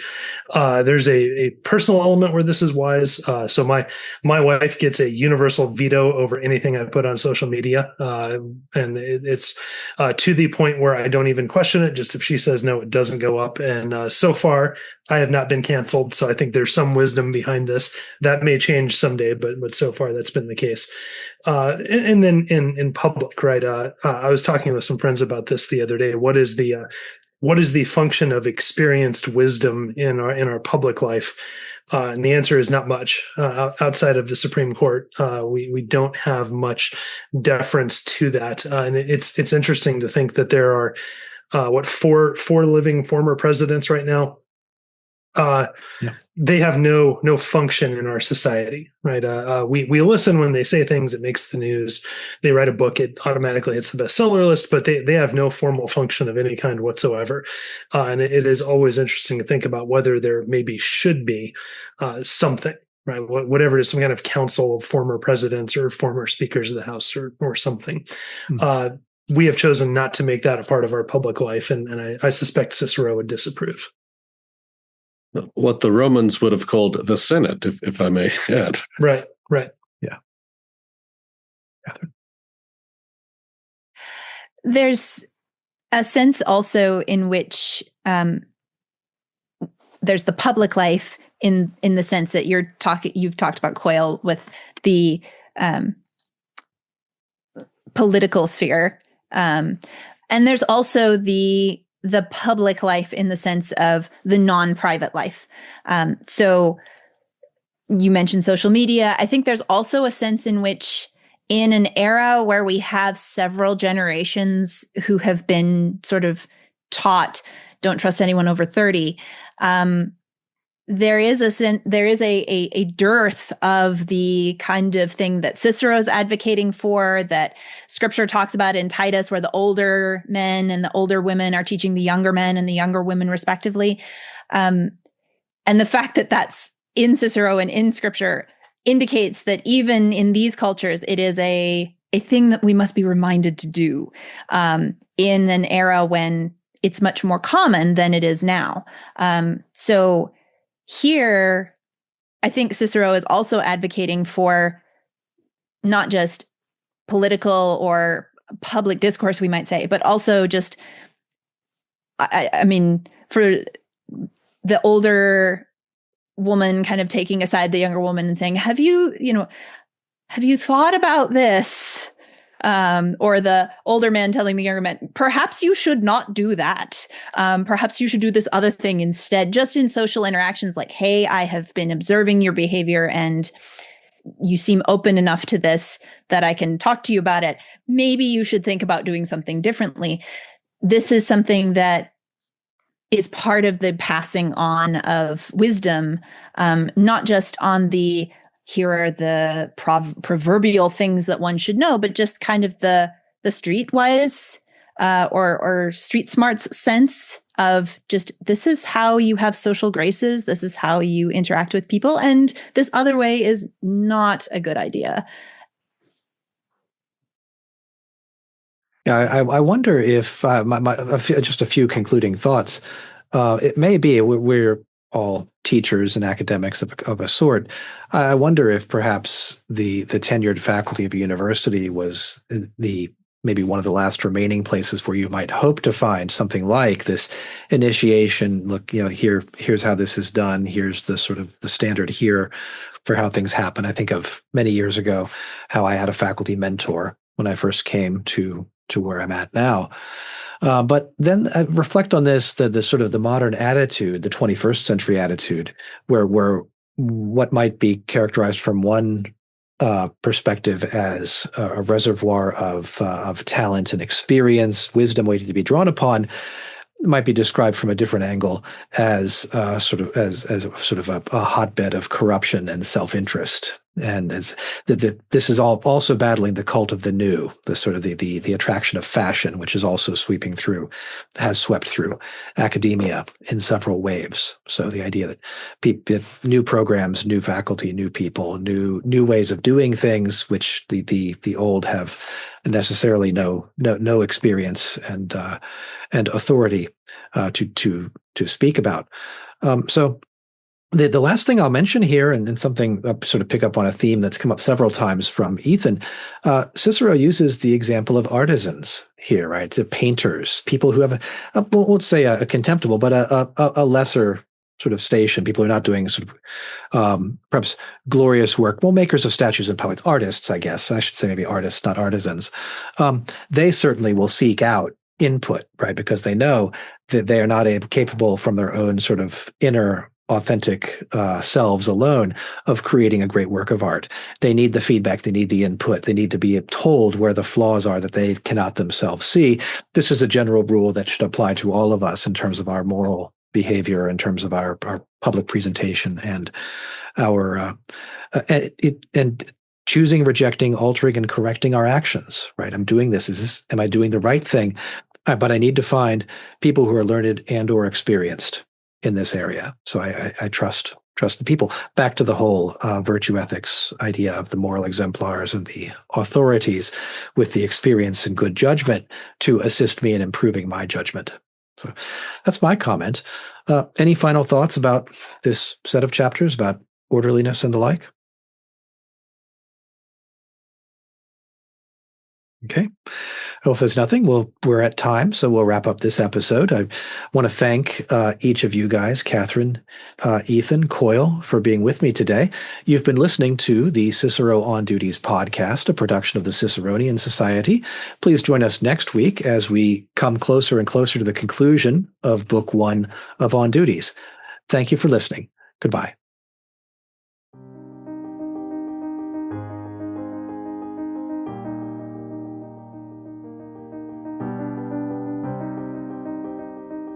Hello, welcome back to the On Duties podcast, where we're reading through all of De Officiis by Cicero with the scholars of the Ciceronian Society. I'm Chris Anadale, and joining me today are my co-hosts, Ethan Alexander-Davey, Katherine Bradshaw, and Ben Peterson. We are coming up on the end of Book 1 of On Duties, dealing with the honorable. Book 2 will be about the beneficial. We'll come to that in several weeks. But right now, we're going to turn to Cicero's discussion of our obligations to society. The need to show a certain amount of respect for social graces and social expectations, and to reject the advice of the cynics. So we're going to begin with Book 1, chapters 148 and 149 together. Ethan, may I ask you to read those? And Katherine, you take lead-off comment. We need give no advice about things done in accordance with custom and civic codes of behavior, as they themselves constitute pieces of advice. No one should be led into the error of thinking that because Socrates or Aristippus did or said something contrary to custom and civic practice, that is something he may do himself. For those men acquired such freedom on account of great, indeed divine goodness, but the reasoning of the cynics must be entirely rejected, for it is hostile to a sense of shame, and without that nothing can be upright and nothing honorable. Furthermore, we ought to respect and revere those whose life has been conspicuous for its great and honorable deeds, who have held sound views about the Republic, and have deserved, or still deserve, well of her, just as if they had achieved a specific honor or command. We ought also to grant a great deal to old age, to yield to those who exercise magistracies, and to discriminate between citizen and foreigner, and in the case of a foreigner, as to whether he has come in a private or a public capacity. In short, so as not to go into details, we ought to revere, to guard, and to preserve the common affection and fellowship of the whole of humankind. Well, the discussion of respecting the civic mores, the customs, is wonderful in the sense of Cicero saying, just because Socrates did something, or just because this great man did something, does not necessarily mean that you should. There's a recognition, again. We've just come off the discussion of seemliness recently. There's a realization and a self-awareness of I am not Socrates, and therefore I am not qualified to go against many of the social conventions because I have not achieved the standing through virtue, because Cicero says that these men were able to flout custom because they were virtuous. It was not because they were trying to get a rise out of people. It was that they had achieved the kind of character that rises above mere social convention. And that is what earned them the right to. If we have not achieved that level of virtue, then we have not earned the right to either, unless the convention is vicious, in which case it's a completely different area, as we've seen in earlier sections. Yeah, it's an interesting point here that there is a kind of deference that we ought to give to the mores, as Katherine was saying, and it may be that there are people who have achieved a kind of wisdom, a kind of ability to stand apart from society and evaluate it according to true standards, right? According to what is actually just and beautiful and good. But that is not something that's a weighty thing to do, right? To say, hey, all of the civic codes that we've had and our customs and all of these things, those are not to be taken seriously. This other way of living is better, right? That's a weighty thing to do. I think that's right. He does preserve the possibility that there may be times for that, but as a sort of there's a rebuttable presumption, to use kind of legal language. I know he's not using that here, but in legal language, there's a rebuttable presumption of the justice and the goodness of civic mores and codes of behavior. I thought it was interesting that he says at the very beginning they constitute a kind of advice in themselves. It's a kind of, hey, people have learned ways of living together that recommend themselves to us, and we ought to take them seriously. Mm-hmm. Yeah, Ben, that struck me as well, that I'm not going to give you advice to follow the advice of custom, because custom is the advice. Why do you need to be told 2 times? We might say, tradition and custom in this way is the record of what works. It's what has worked for people and what's been codified in common practice. So do what common practice advises, again, with a sort of rebuttable presumption. My thought, Katherine, similar to yours, that there's a kind of quod licet Jovi here about virtue, right? What is permitted to the man of superlative virtue is not permitted to everybody. You have to earn the right to be Socrates, to flout convention or to break it for some specific purpose, no doubt connected with some virtuous project. But if we mere mortals, or Marcus to whom this is addressed, follow the normal rule of things. And it's paired in chapter 149 with this advice to revere and respect people who have been conspicuous in their virtue. That's it seems almost too obvious to need saying, but where we're sort of coming to the sort of the wrap-up advice. Well, yes, obviously, seek out, imitate, admire, respect, revere, and praise good people, and that's how you win and become worthy in some sense of the affection of mankind. Ethan? I'm not sure there's much more for me to say, but yeah, I would certainly agree with everything that you've all said. And although the last point about the importance of respecting and revering those who have been conspicuous for their great deeds, of course, that seems obvious, but it's also something that our own society today seems to have difficulty with, about whether we can raise anyone up and honor them for their deeds. But right, it seems like that ought to be obvious advice. On when he says in the first paragraph, again, you've all covered it perfectly, but I'll add one other analogy. Sometimes I have a student who likes to be very creative with his language in a paper, and my response to that student is often, "Are you Shakespeare?" Right? Shakespeare was such a genius of a wordsmith that he could coin new words. But if you're not that genius, or if you have not yet mastered the ability to follow the conventions of our language, then you should learn that first, and only then are you perhaps in a position to make new coinages. And so it's the same thing with civic codes and custom. First, show that you've mastered the advice that society has given you, and then you might be in a position to challenge us in other ways. Very good, very good. Thank you.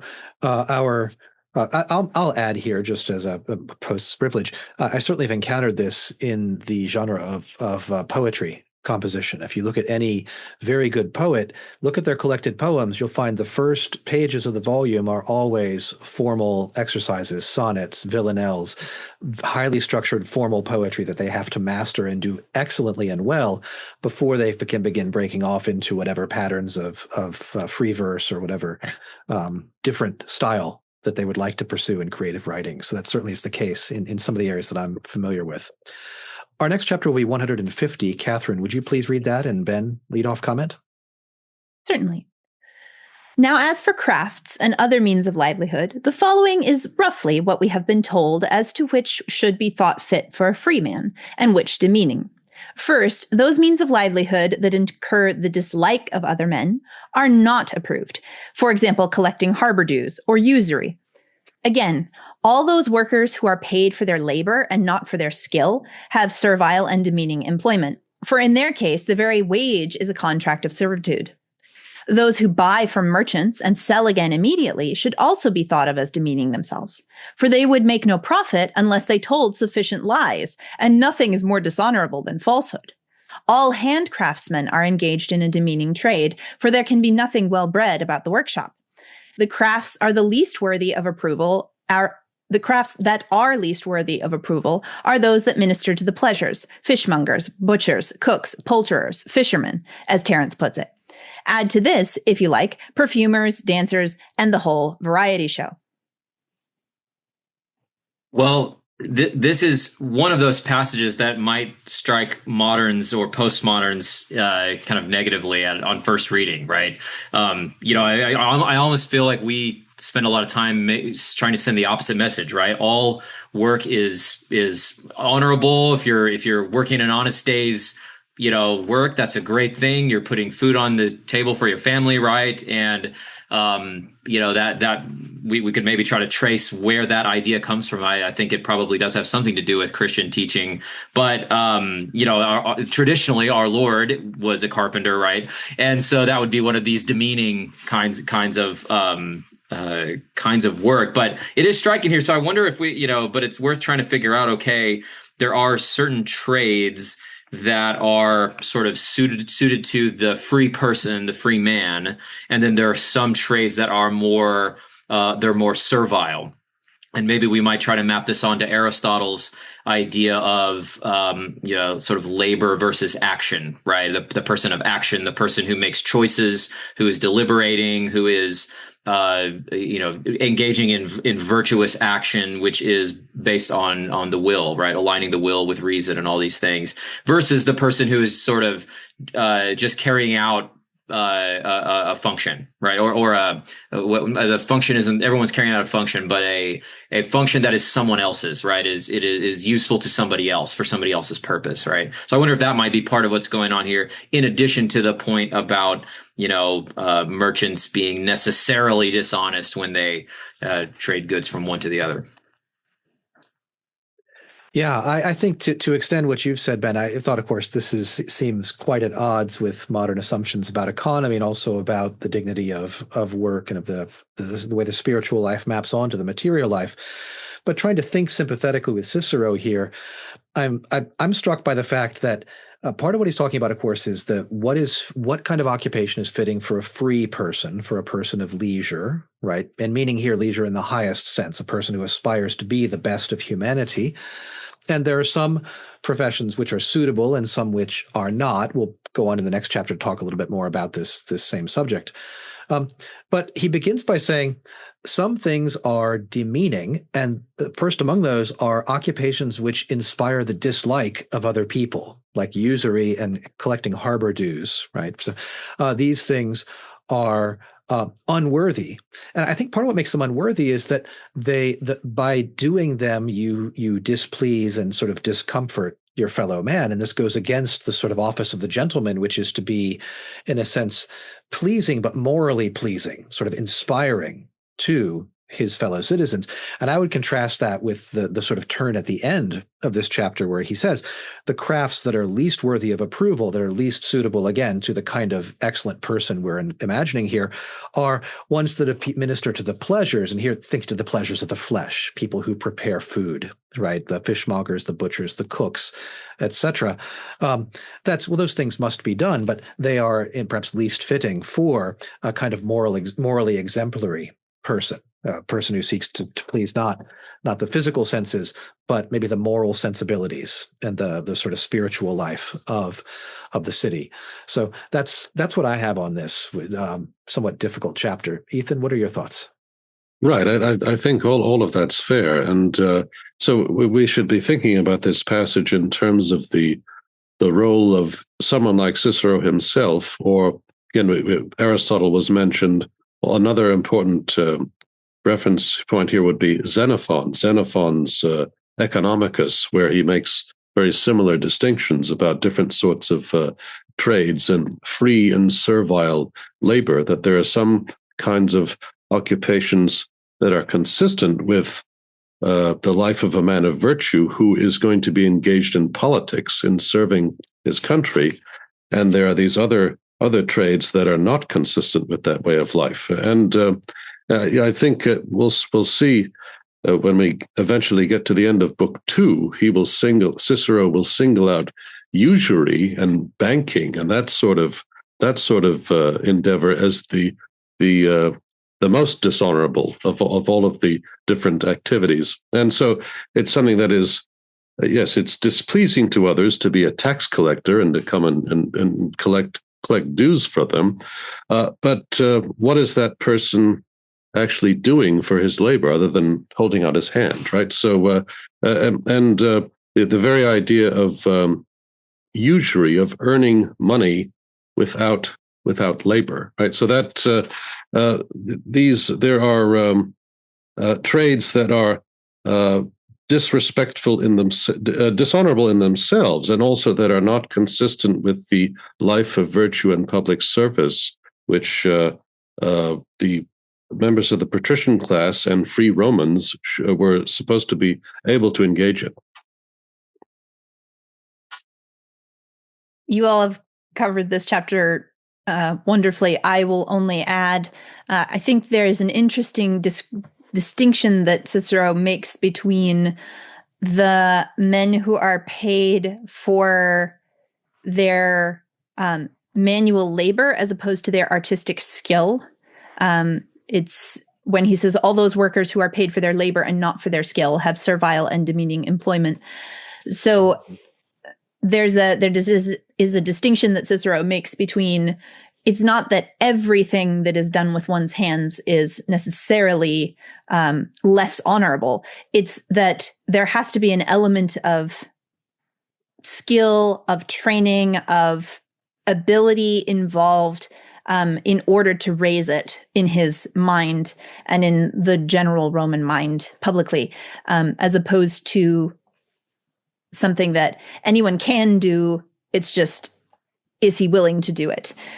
So there's a difference between, say, a goldsmith who does very intricate, fine work and a stonemason for Cicero that's just doing the very rudimentary carving, not the ones that are doing the fine, putting the stones together.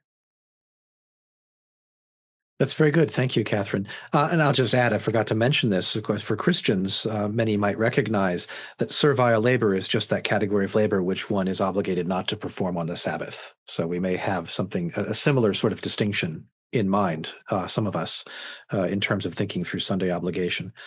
The next chapter is 151. May I ask you, Ben, to read that, and I'll lead off comment? Certainly. Other arts require greater good sense or else procure substantial benefit, for example, medicine, architecture, or teaching things that are honorable. They're honorable for those who belong to the class that they befit. Trade, if it is on a small scale, should be considered demeaning. If, however, men trade on a large and expansive scale, importing many things from all over and distributing them to many people without misrepresentation, that is not entirely to be criticized. Indeed, if ever such men are satiated, or rather satisfied with what they have gained, and just as they have often left the high seas for the harbor, now leave the harbor itself for land in the country, it seems that we have every right to praise their occupation. However, there is no kind of gainful employment that is better, more fruitful, more pleasant, and more worthy of a free man than agriculture. As I have said plenty about this in my book, The Elder Cato, you may find there everything relevant to the subject. Okay, thank you. I'll just comment here. This looks like an issue, perhaps some of you could address it, of scale, right? If one conducts trade for pennies, right, just sort of penny ante trade, well, this does seem to be unworthy and demeaning. However, if one is a big tradesman, right, of the right kind, one might earn a certain kind of respect for it. And similarly, the footnote here notes that Cicero is not thinking of the small farmer working his own backyard garden or a small plot, but a large landowner who doesn't so much get his hands dirty as sort of supervise the agriculture. Perhaps that footnote, if I'm reading it correctly, gives some indication of just what Cicero is praising here when he praises agriculture or that type of wealth production and management. So, Ethan? Yes, this is another one of those passages that tells us about the perspective of the patrician, of the gentleman, right? So the most honorable occupation for a free man is agriculture, being a landowner. It's as a landowner that you're not only acquainted with the things of the earth, but also you have to manage a large estate and deal with different sorts of people. So Xenophon, in his Economicus that Cicero later cites, says this is the gentleman's first training in being in ruling, is managing his estate. And so having to manage that large estate is good training for the role of politics. And then what he says about trade here, right? The reason that a larger scale merchant has more potential for honor is because if he gets rich enough, he can get out of being a merchant and buy an estate and become a gentleman.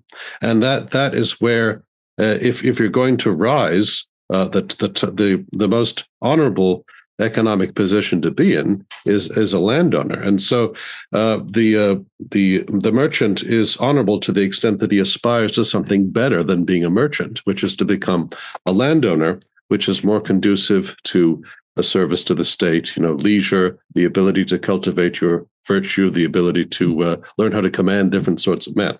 So this reveals this also, by the way, if you think about Thomas Jefferson's agrarianism, right, he gets that from the Romans, and this idea that the people of agricultural people are the people of God, right? This all comes from the Romans. Yes, and there is, I think it's interesting that Cicero offers the merchant kind of a stair-step progression as he's aspiring to getting out of the merchant class, shall we say. There's not a separate merchant class, but the merchant occupation and moving to the landowner. There is a sense also in which as he gets bigger, he starts to have those managing skills that Ethan, you were talking about. And so he's not just doing his own business, but he's looking at the various trade routes and managing his ships and various other merchants who are under him, etc. And so he is training himself actually for the occupation of landowner through those activities. And then the Elder Cato is, of course, it's a separate treatise, but it's named for, of course, the Cato, not the Cato that Cicero talked about earlier in the book, who committed suicide in order to avoid Caesar, but the Cato who is that Cato's father, and who was known as Cato the Censor, and was known for his severitas, his severeness and his adherence to the old ways. And so by drawing upon the legacy of the elder Cato, Cicero is linking himself to the mores, to the social customs, to the history of Rome as well. I'll just add this last, all really interesting points. What the interesting kind of nexus or connection between the point about skill and the point about benefiting others. To the skill point Katherine made and the scale point Chris made. That's kind of an interesting thing. There's this interesting line about if people engaged in trade are ever satiated or satisfied, and as Ethan said, prepared to kind of graduate to being landowners. And I wonder if that does connect again to Aristotle's ideas about why he doesn't think finance and trade are good occupations, right? Because I think in his idea there's not a natural limit to them, right? Money, to be a good money maker is to make more and more and more and more money, right? And that's how you know you're doing a good job, is you're making more money. Is the argument, right? And so I wonder if that connects here. So he says if they are satiated and satisfied and say, okay, I've engaged in this trade enterprise, I now can move toward a different occupation. Then I wonder if that's kind of part of what he's saying as well. Yeah, very good. All right, thank you, Ben. I'd like to try to tackle chapters 152 and 153 together, at least before the end of this episode. Getting in here now to the final section of Book 1, where Cicero begins to compare the different virtues that we've elaborated. There's 4 categories of virtues. We've talked about wisdom, justice, and social virtue. Greatness of spirit or nobility, and then modesty and seemliness. He's going to begin comparing all of these and trying to bring them together into a vision of how we should balance them in the life of an excellent person. I'll read 152 and 153, though they are quite long together, and Ethan, ask you to lead comment, okay?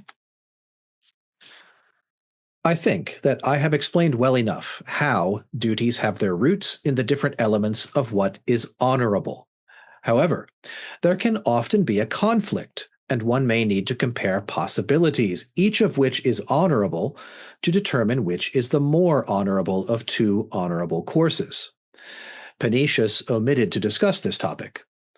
Everything that is honorable has its source in the 4 elements. The first, learning; the second, sociability; the third, greatness of spirit; and the fourth, moderation.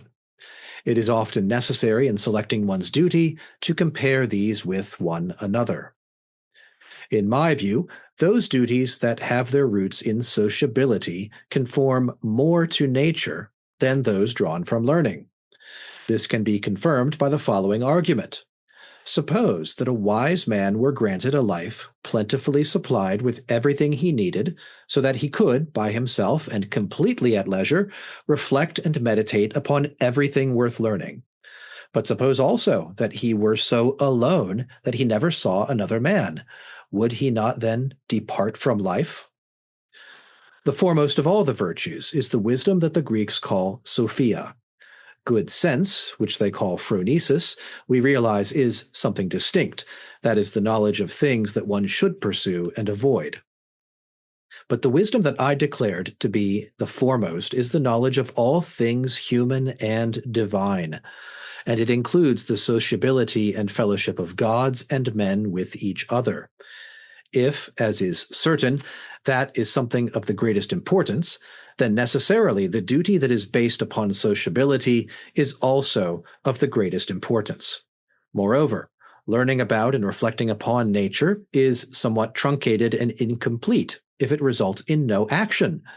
Such action is seen most clearly in the protection of men's interests, and therefore is concerned with the fellowship of the human race. For that reason, this should be ranked above mere learning.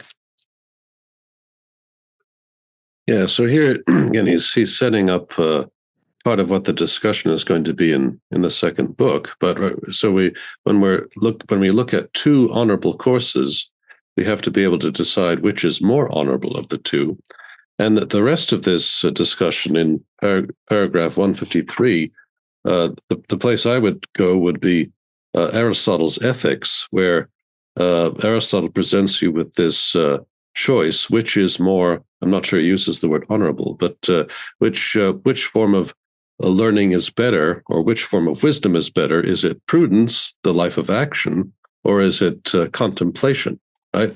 And so the advantage of contemplation for Aristotle is that we get to contemplate the highest things, which are better than the things of this earth, and so that might be superior. But I think Cicero is perhaps has that in mind, although what Aristotle was doing in the Ethics is also that's a bigger discussion. But Cicero is insisting, right, that the sociability is to do the duties that are required of us by sociability, that is the more honorable, that we should do our duty to our neighbors and to the state. And that has to take precedence over learning for its own sake. Yes, and there's to jump over to another Cicero work, I believe it's De Oratore. Cicero, in On the Orator, says that there's a distinction in his own day, and in ours as well, between the speculative virtues, the virtue that is good thinking, the contemplative virtues, and the active virtues. And he chalks this up and says, oh, well, this is Socrates. Socrates separated these two, and they were together before that. But then Socrates made this distinction, and now we've got these men. On the one hand, we have the philosophers who are all about the contemplative virtues. And then on the other hand, we have the orators, the statesmen, who are all about the active virtues. And ne'er the twain shall meet, except in Plato's, mythical philosopher king. But Cicero advocates for reintegrating. And so he says the orator must also be a contemplative man. And so I think that's what he's doing here as well in his definition of wisdom, because his definition of wisdom includes the knowledge of all things human and divine, and includes the sociability and fellowship of gods and that gods and men have with each other. And so there's an active piece to wisdom for Cicero as well. So the distinction between Sophia and Phrones is a little bit less hard for Cicero, I believe, than it would be for someone like Aristotle. Yeah, that's really helpful. I was kind of wondering where he's placing the wisdom that he's declaring to be the foremost between Sophia or Phronesis. And it's, I guess, based on what you said and Katherine and what I read here, it seems like he's saying, yes, I am advocating for Sophia, like he's using the word Sophia, right, as wisdom is the highest virtue, but it's not just a wisdom that's for sitting in a cave with all your books by yourself or in the ivory tower, just thinking cool thoughts and proofs and everything. It's for helping people and meeting men's interest or people's interests. And it's interesting here. He really stresses the things divine as well, right? Sort of, the whole cosmos that has divine beings, the gods and the men. And that comes out even strong. I think he's mentioned that some, but really, really strong here. Yeah, I mean, it's consistent with everything we know about Cicero. I like that he's always talking about the engaged life as, if you have to choose, superior to the non-engaged, right? The purely contemplative, or the life of service to the state and the country is especially prized and honored. And so I think here we see that here. Right. Very good. I agree with you guys. I do see some tension here between the way Cicero presents this and the way that Aristotle might defend the contemplative life, or the contemplation as being the highest activity of the person, for just the same reasons that Cicero might reject it. You can do it by yourself. You can do it without the assistance of other people. It can't be taken away from you. It doesn't require endurance and resources in the same way. I'm impressed here that this pays off something I said, I think, way back at the very beginning of this podcast, when Josh Bowman and I were talking about wisdom. Cicero, I said, kind of races, Katherine, you might have been there too, Cicero kind of races past wisdom to begin talking about justice, because that's really, I think, where his heart is. And as a father, perhaps he's warning his son Marcus against the sort of the too Platonic view of speculative wisdom as being separated from action. I'm not entirely satisfied with the way he presents his method here, to say, here's the thought experiment, if you could have wisdom without justice or justice without wisdom. But my maybe more sympathetic reading of it, in brief, is that I think he may be saying which serves the other, right? We're wise for the sake of just action and of helping humanity, etc. We don't do the one, we don't just pursue justice so that we have a peaceful state in which to read our books, right? So our leisure is not disturbed while we contemplate great truths. It's quite the opposite. And that strikes me as a very, very Ciceronian, very Roman attitude towards the intellectual life. Important, yes, but integrated into a vision of sociability, which includes the relationship of gods to men, the knowledge of things human and divine, which puts wisdom in its proper place. High, but not highest. So that's my take on that, which I thought was some great stuff here from Cicero, obviously. I think we're a little bit over our normal time, and we've come to the end of chapter 153. I think that's where we will end this episode of On Duties. You've been listening to the Cicero On Duties podcast. I want to thank my three co-hosts, Katherine, Ethan, and Ben. I want to thank you for listening. I hope that if you enjoy this podcast, you'll share it with a friend and subscribe to it. And please join us next week when we will wrap up Book 1 of Cicero's On Duties. Thanks for watching. Goodbye.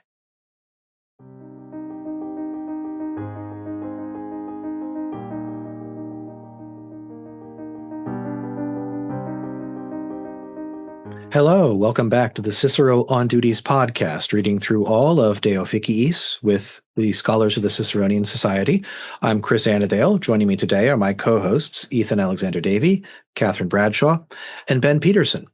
We are going to finish today, this episode, with the end of Book 1 of On Duties. We're going to begin with chapter 154 and read through the end, chapter 161.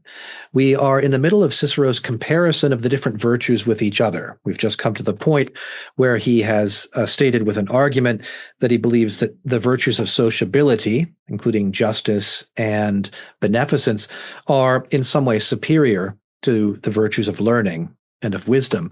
Is going to pick up from that point. Ben, may I ask you to read first? I'd like to ask you to read all of chapter 154 and the first part of chapter 155 to the end of the paragraph. And Katherine, please begin with the comments. Certainly. Any good man will agree that and will show it in practice. Will agree with that and will show it in practice. For there is no one, surely, however greedy he is, to examine and understand the nature of things, who, though contemplating in his studies the highest objects of learning, would not cast them all aside if his country were suddenly and critically endangered, and he could come to its aid or relief. Would he not do so, even if he thought he could number the stars or measure the size of the earth? And he would do the same if the interest or safety of a parent or friend were at stake. From all this, we realize that the duties of justice must be given precedence over the pursuit of knowledge and the duties imposed by that. For the former look to the benefit of mankind, and a man should hold nothing more sacred than that. Katherine?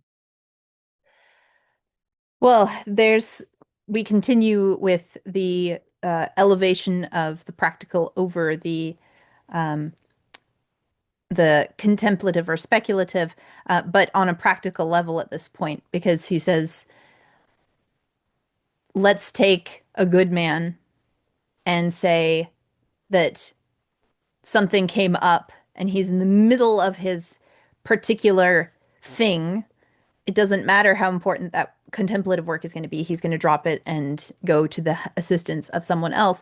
So there's a concern for others. There's an importance on the sociable virtues, as we've pointed out in previous discussions, which is quite, it makes sense. It's commonsensical. It sounds obvious to us, but I think there is a tradition that he's going against here a bit, where I would say a misreading of Aristotle could be taken as an excuse to prefer the counting of the stars or something to the actual everyday help of an individual on the ground. So I think Cicero is combating this misreading through that thought experiment.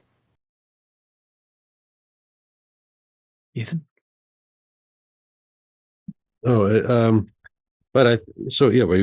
visited this topic before in the previous paragraph, but and I think I like the way Katherine's put it, that perhaps that view he's describing here of someone who would prefer to measure the stars while his country is on fire, right, is perhaps a misreading of Aristotle. And perhaps what Aristotle was up to in the Ethics was to try to encourage people who did not give enough respect to learning to show it more regard, so that they would bring into in their service to their country, they would also approach that service with knowledge of things human and divine so that they could better serve their country. So, right, in this paragraph, we have the more obvious scenario where if your country is being attacked or if your neighbor needs help, you will put down your book and perform the services that are required by sociability. But that doesn't mean, of course, that we should not, when we are able, learn about things human and divine so that we can better serve our neighbors in our country. Right. I might put it this way, wisdom within the framework of justice, not vice versa. You want to be a just man who is as wise as he can be, not a wise man who does justice as much as he absolutely must in order to continue being wise.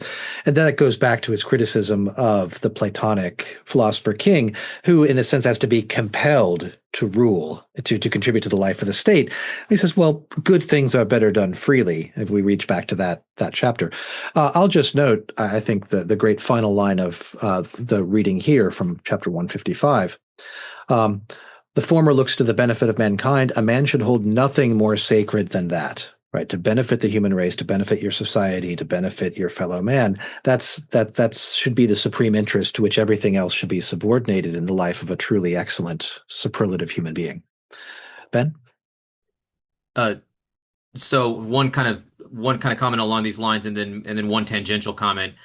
Chris, in the previous episode when we were talking about the previous chapters, mentioned a kind of dissatisfaction with some of the thought experiments or one of the thought experiments along these lines that Cicero was making.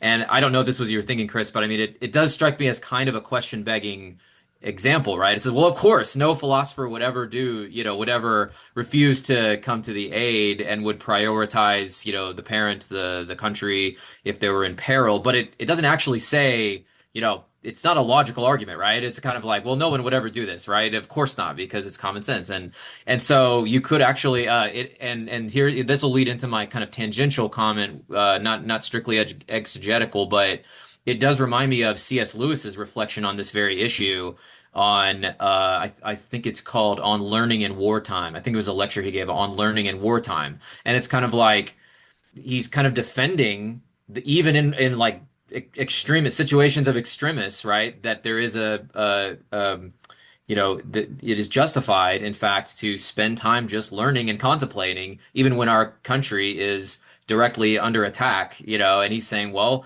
no, it doesn't mean all of life stops, right? You still have to preserve those things that are important, so I don't know, you could kind of go the other way, but it does seem like these are things that have to be held in tension with each other, right? Your country, your family, the church, if you're a Christian, you owe something to them, right? You owe maybe a lot more than we typically give to those things. But at the same time, there are also things like the pursuit of knowledge, the pursuit of wisdom, contemplating the true, the good, and the beautiful that we wouldn't want to sacrifice completely, and in order to save the country. So it's just an interesting tension, I think, that has to be held, and he doesn't quite offer a detailed argumentation here, although there is some thrust to what he's saying. Very, very good. Let's pick up in the middle of chapter 155. Katherine, would you please pick up where Ben left off, but note that and read the rest of 155 and all of 156, and Ethan, lead comment. Certainly. But note that those who have devoted their entire life to learning things have, after all, managed to contribute to the benefits and advantages of mankind. They have educated many to be better citizens and more beneficial to their countries. So, for example, Lysis the Pythagorean taught the Theban Epaminondas. Plato taught Dion of Syracuse. And there are many similar cases. I myself, whatever assistance I have given the Republic, if I have indeed given any, came to public life trained and equipped by my teachers and their teachings. Not only when they were alive and present do such men educate and instruct their assiduous students. They continue the same task after their death by means of their writings, which they leave as memorials. There is no theme relevant to the laws of our country, to its customs, to its education, that they have overlooked. They seem to have devoted their leisure to our business. The very men, then, who have given their lives to the pursuit of teaching and wisdom, provide, above all, good sense and understanding for the benefit of mankind. Therefore, it is better to speak at length provided one does so wisely, than to think, however penetratingly, without eloquence. For speculation turns in on itself, but eloquence embraces those to whom we are joined by social life. I'm glad Ben mentioned C.S. Lewis's essay on learning during wartime. I was thinking about it and I didn't mention it, but I'm glad he did. And I'll mention it again here. I think it's especially relevant. Right. So there's this line in in one of Lewis's other essays, The Abolition of Man, where he says, we laugh at honor and then we are shocked to discover traitors in our midst. Right. And so if men are going to serve their country, they have to learn the virtues, including courage and service and self-sacrifice. And it is the teachers who are going to teach the young men what the virtues are, so that they can then go out into life and live them. And so, right, so there's never a time when learning is not important, and perhaps there's a division of labor. There are those who teach the virtues, and they must continue to do that, so that those who are engaged in active service are properly instructed and inspired. Mm-hmm. Yeah, and I'll add here that I think maybe we see Cicero constructing a kind of Roman alternative to the Platonic philosopher king in the figure who, the very men who have given their lives to the pursuit of teaching and wisdom, notice not just wisdom, but also teaching, which is a public act, an act of obligation, of sociability towards one's fellows and towards the state by raising up one's fellow citizens, provide good sense, prudentia, right, and understanding to benefit mankind. And his wrap up here: it is better to speak at length wisely than to think without eloquence. So I leave it to you. He says this is very, very, very oratorical, very political. Speculation will turn in on itself, but eloquence embraces our fellow man. Again, another great sort of turn of phrase and an image to remind us that our primary focus should be outward, should be towards being wise while being just, and not any other combination that sort of privileges the inner life and the private, the speculative, over what is going to be done here in the world. I sometimes try to tell my high schoolers that the way to think about Cicero is he's a philosopher. The Romans are trying to be philosophers while also running an empire. So they don't have the luxury of constructing artificial ideal states and teaching you all about those. We've got an empire to run, or I should say a republic, right, for Cicero, sorry, a republic to run, an imperium. So, Ben? Yeah, two things. One thing, I think there's a parallel passage in First Corinthians. St. Paul is saying, "I would rather speak 5 intelligible words than many words, kind of in a kind of spiritual state of ecstasy." That might be great for the particular speaker in that situation, but it doesn't build the church up. And here, yeah, it's like great if you can think penetrating thoughts and you can just really deeply contemplate the nature of things, but eloquence, I think he's there including speaking and writing, because he mentioned the writing, people who left writings as memorials of their teaching. That benefits others, right? And so it builds society up and contributes to social life. And I do think it's something that we've hit around several times now, but it is a kind of, both of these things are good things, but for Cicero, yeah, the purpose, and it does seem like from a certain philosophical vantage point, the contemplation itself is the goal, right? Truth seeking is its own reward, so to speak. And I don't know if Cicero would outright say that's not a reward, but again, push comes to shove if you have to give that up for the good of the community. Versus, as you said, I think a few times, Chris, the idea of pursuing wisdom and understanding, but it's for the benefit of building up society and pursuing justice and sociability and all these things for Cicero. Yeah, and there's a sense, Ben, where I think you're hitting a particularly important point for Cicero, that it's not that contemplation worthless. It has its own worth. It has its own rewards, but virtue consists in action, as he says in an earlier section. And so for him, in order to kind of rise to the level of virtue, I think it has to be put into practice. So in the tradition of James, more in the, well, you show me your faith without your works. Well, let me show you my faith by my works. And so I think that idea, while it's not sanctified yet, is still in its sort of natural state with Cicero. And he knows the importance of teachings. I mean, he says, I came to public life trained and equipped by my teachers and my teachings. And he has a whole other oration in which he very famously acknowledges his debt to one of his teachers. It's called the Pro Archia Poeta. And it's defending one of his grammar school era teachers who is in a citizenship case issue. It's also famous because it's this big long defense of the liberal arts from Cicero. And he's entering this conversation in which there's a long tradition. I mean, those of us who are in the great books world, which would be all of us in this Zoom room,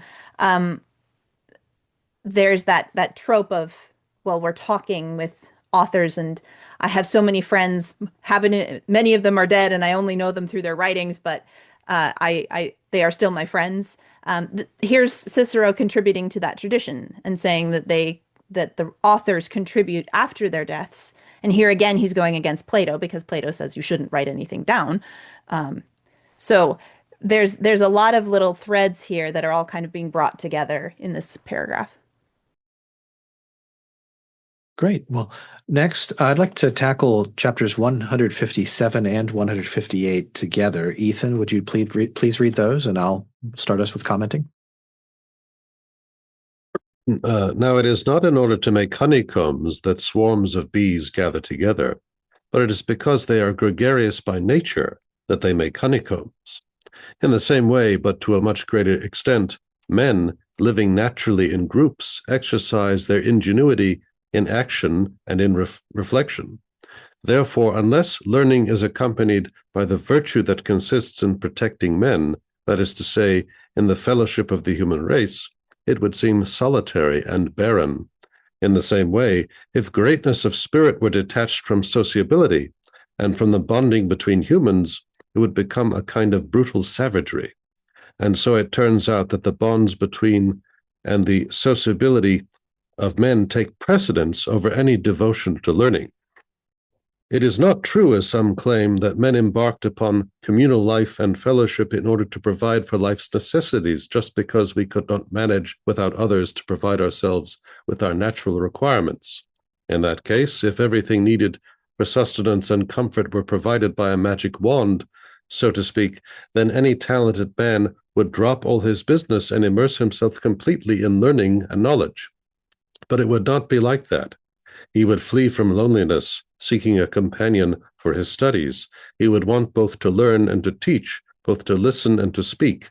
Therefore, every duty whose effect lies in preserving the bonding between men and their fellowship must be preferred to the duty that is limited to learning and knowledge. Very good. Thank you, Ethan. I think here we have two more chapters in praise of the excellence of the virtues of sociability, their superiority to all the others, or I might say, if it's not merely a matter of ranking, there being the kind of outside context in which the other virtues will be integrated and practiced, so that when we look at the sort of fundamental structure, the sort of, again, outside is the image I use, virtue of our lives, it has to be a virtue that takes account of the bonds of sociability between us. We take our social nature seriously, and so we say, to be wise, to be excellent, to excel in learning is to do so with a proper respect for the bonds of fellowship to mankind. And I think both chapters make this point in each in their own way. The idea that this natural origin of society, the sort of social material origin of the social contract, right? We couldn't produce as many things for ourselves as we would like, and so we cooperate. I think he's quite right in saying that this misses the point that and we might. I'm sorry. My last comment here. I'll just say that we might consider the case of somebody who suddenly finds that all of his money needs are met. What does he do? Well, he seeks some way of continuing to be integrated into the social life of his community, because to simply immerse yourself in your books is not natural and is not virtuous. Ben? Yeah, I think this is a really striking sort of declaration about the gregariousness of humankind, and it's interesting that he uses the bees as the example, except he says even more so, right? Human beings are even more social, even more drawn to each other simply by our nature and not merely in a functional sense, right?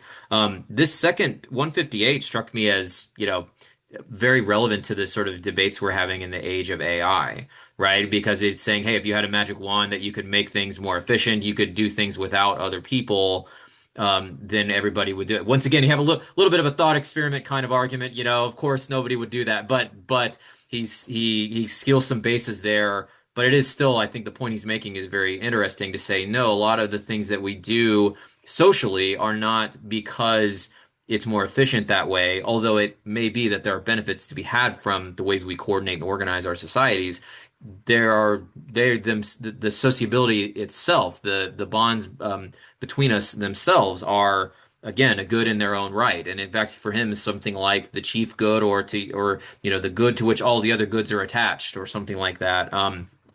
I will just mention there's a book by my PhD advisor. I didn't write on Cicero, but my PhD advisor, Carrie Netterman, a political scientist at Texas A&M University, wrote a book on the reception of Cicero in medieval society, and I think it's called The Bonds of Humanity. And it just focuses on this notion of Cicero working through the different kinds of bonds we have with different people, the kinds of duties that they suggest, and all these kinds of things. So it's a really rich theme within Cicero's work, and this is a really nice statement of it. Yeah, Ben, I was also drawn to the bee analogy. There's not allegorical, agricultural. That's the word I wanted. An agricultural treatise by Varro in Latin, where he talks about various, bees and other things, because the Romans consider apiculture part of agriculture.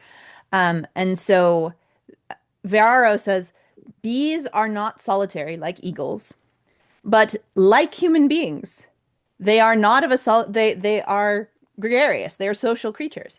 And so it's sort of the reverse of Cicero here, because Varro is talking about actual animals.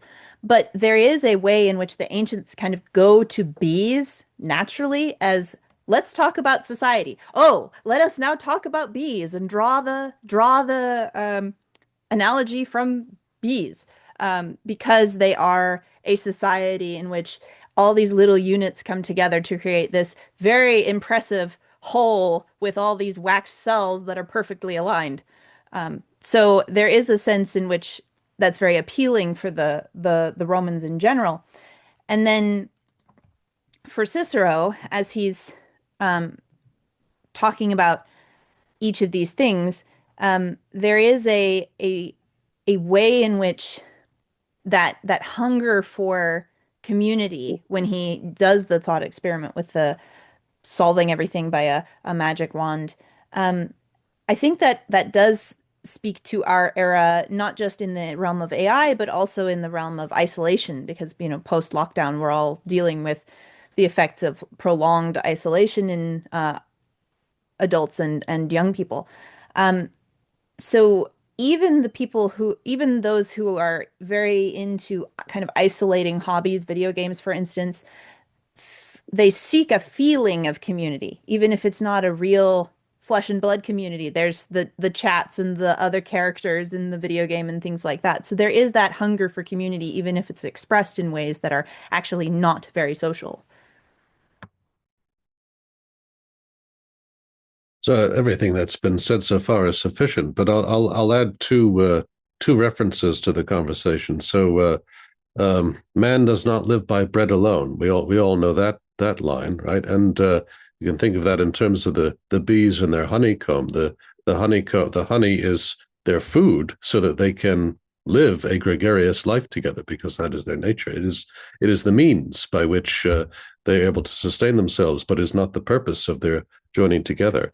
And also, I was thinking of this in terms of Aristotle's discussion of friendship in the Ethics, right? So we do not join together merely for friendships of utility, right? To supply each other with the things that we need, but we come together.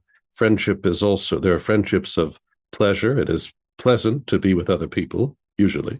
And there are also friendships of virtue. We seek to study and to discourse together so that we can share those virtues with other people. And if we only possess virtue in isolation, we are not fulfilling it. So society exists for these larger social purposes that go beyond the narrow focus on utility. Great. Thank you, Ethan. I think we've got two more rounds, I think, before we're finished with this book and with this episode.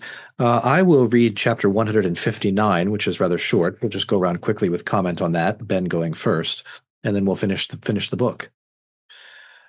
It should perhaps be asked whether this sociability, which conforms so greatly to nature, should always be given precedence, even over moderation and modesty. I do not think so. For some things are so disgraceful or so outrageous that a wise man would not do them even to protect his country. Posidonius has collected many such examples, but some are so repellent, so disgusting, that it seems dishonorable even to mention them. And so a wise man will not undertake such things for the sake of the Republic, and indeed the Republic will not want him to undertake them for its sake. But in fact, it turns out conveniently that a situation could not arise where it would benefit the Republic for such a man to perform any such deed. That's a very interesting passage here, because it does seem to kind of walk back a little bit, not directly, but it seems to kind of push a little bit against what he has been saying about privileging, service to the country and to humankind and society certainly above sort of mere learning or mere wisdom, right? But at the same time, it is saying, but there are not without limits, right? There are acts that are so indecent and so humiliating, perhaps, that they should. Luckily, they don't come up that often, or they will never come up, right? But it is interesting. I'm not sure exactly what he has in mind, although I might just suggest he might even say, well, by doing these kinds of acts, you are offending sociability, right? Because this is one of the ways we understand seemliness and the right degrees of moderation and things is by how people react to our presence, our behaviors, and things like that. So I wonder if we could kind of try to reconcile what he's saying here a little bit. Katherine? There's also the fact that here he's speaking of a wise man will not undertake such things, but also the Republic will not want him to undertake them. There's a level of care and there's a level of limit for the Republic that there are certain things that a country should not ask of its citizens.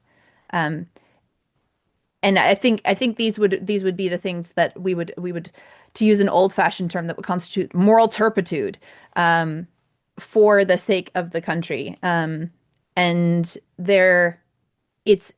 if a republic, I think for Cicero, if a republic asks this of a citizen, then the republic no longer has the prerogative to claim loyalty from the person, because it's sunk to a level at which it is no longer the source of officium if it is asking such things.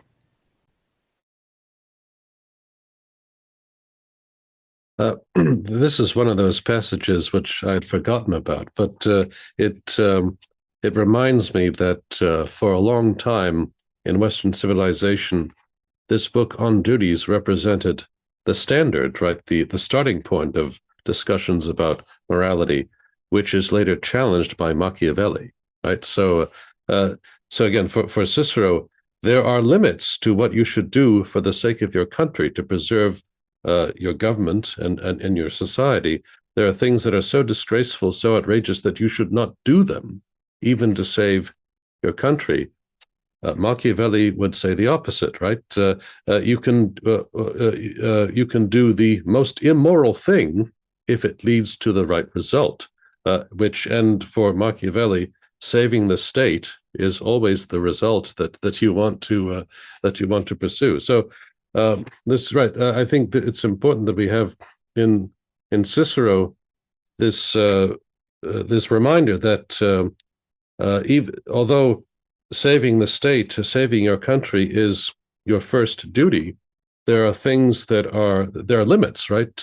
One should not try to save one's country through the most wicked acts or the most unjust acts, because we are still bound to be just. And that is a claim that not all moderns, starting with Machiavelli, accepted. I'll just add my two brief thoughts to this. One, since we've been in the territory of thought experiments, right? What if this? What if that? Excuse me. This seems like perhaps this is Cicero's anticipatory reply to somebody says, yeah, well, what if to save the state you had to do, such and such, horribly degrading action? And he's saying, well, look, prudence here above all things, what is fitting, what is appropriate, and some things plainly go beyond the line. Although the wise man would drop his studies to defend the state, he wouldn't go defend the state and wouldn't be expected to defend the state by doing certain kinds of unnameable things. My second comment, that the example that comes to me here that might be historical, Socrates perhaps insisting at his trial that he won't debase himself by bringing his wife and children to plead to win acquittal with tears. That's not quite the same thing as defending the state, but it indicates there's a certain, I called it seemliness before, but maybe we could say also it's a matter of this kind of action which simply ought not to be done, and so won't be done. Perhaps now thinking about Socrates and the outcome of his trial, that's not a civic issue, that's not a matter of the state, but more of the outcome of a private person. So perhaps I should take that one back or qualify it. So we have just chapters 160 and 161. Ben, I'd like you to read those, and Katherine, lead off comment. That'll bring us to the end of Book 1 of On Duties. All right. Let the following, then, be regarded as settled. When choosing between duties, the chief place is accorded to the class of duties grounded in human fellowship. Moreover, since well-considered action will be the consequence of learning and good sense, acting with forethought is in fact more worthwhile than merely thinking sensibly. So much for that subject. The topic has now been explained so that it should not be difficult for anyone asking a question about duties to see which should take precedence over another. Further, there are degrees of duties within social life itself. Consequently, we can understand which takes precedence over which, that duties are owed first to the immortal gods, secondly to one's country, thirdly to one's parents, and then down the scale to others. From this brief discussion, you may realize that men are often uncertain not only over whether something is honorable or dishonorable, but also over which is the more honorable of two honorable possibilities. Panaetius passed over this theme, as I said above, but now let us go on to the questions that still remain. Well, here we are with the summation paragraphs as we come to our oratorical conclusion of the book. The thing that stands out to me here is that Cicero is very conscious of the reality of when duties, or officia in Latin, contradict or conflict, and we have to choose between them. I think that there is a sense when he's going through these things of there's a feeling almost of, oh, well, this is sort of in the, not in the ideal setting, but in a setting where there's not conflict. Because if you include conflict, it's going to be complicating matters. So the first book, he's been laying out these are the virtues, these are the proper things to do, etc.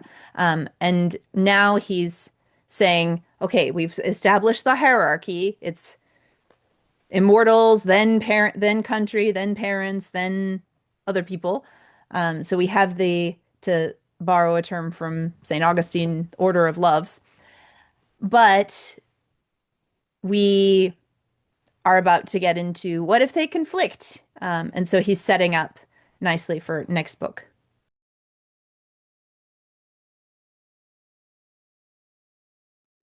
It's my turn. Yes, So Ethan. the my one comment about this passage is I see the list here. First to the immortal God, secondly to one's country, thirdly to one's parents, and then on the scale. I thought that's not quite what he said before when he addressed this topic, and then it's confirmed in the notes that there's a different, slightly different hierarchy of our duties to different groups, and so that maybe suggests to us how difficult this whole enterprise is. Right? First of all, we have to know where our first duty lies, and then and be able to recognize it when we have a conflict, when we have to choose about which one to serve first. And so it's a very difficult enterprise, and it seems that Cicero was working it out as he was composing this work as well. Yeah, I'll make my comment about the very first paragraph of chapter 160. When choosing between duties, chief place is the class of duties grounded in human fellowship, so justice and beneficence, sort of giving public sort of presence to your justice and your just judgment.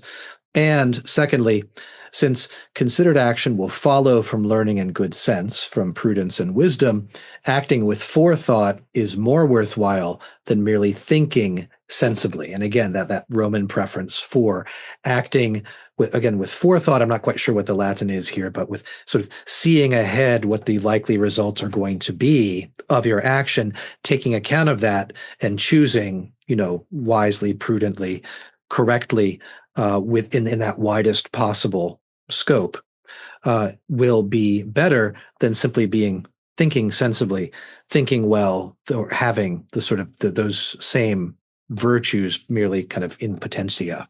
So, Katherine, did you find the word I was looking for? Oh, you're muted. So Sorry. it's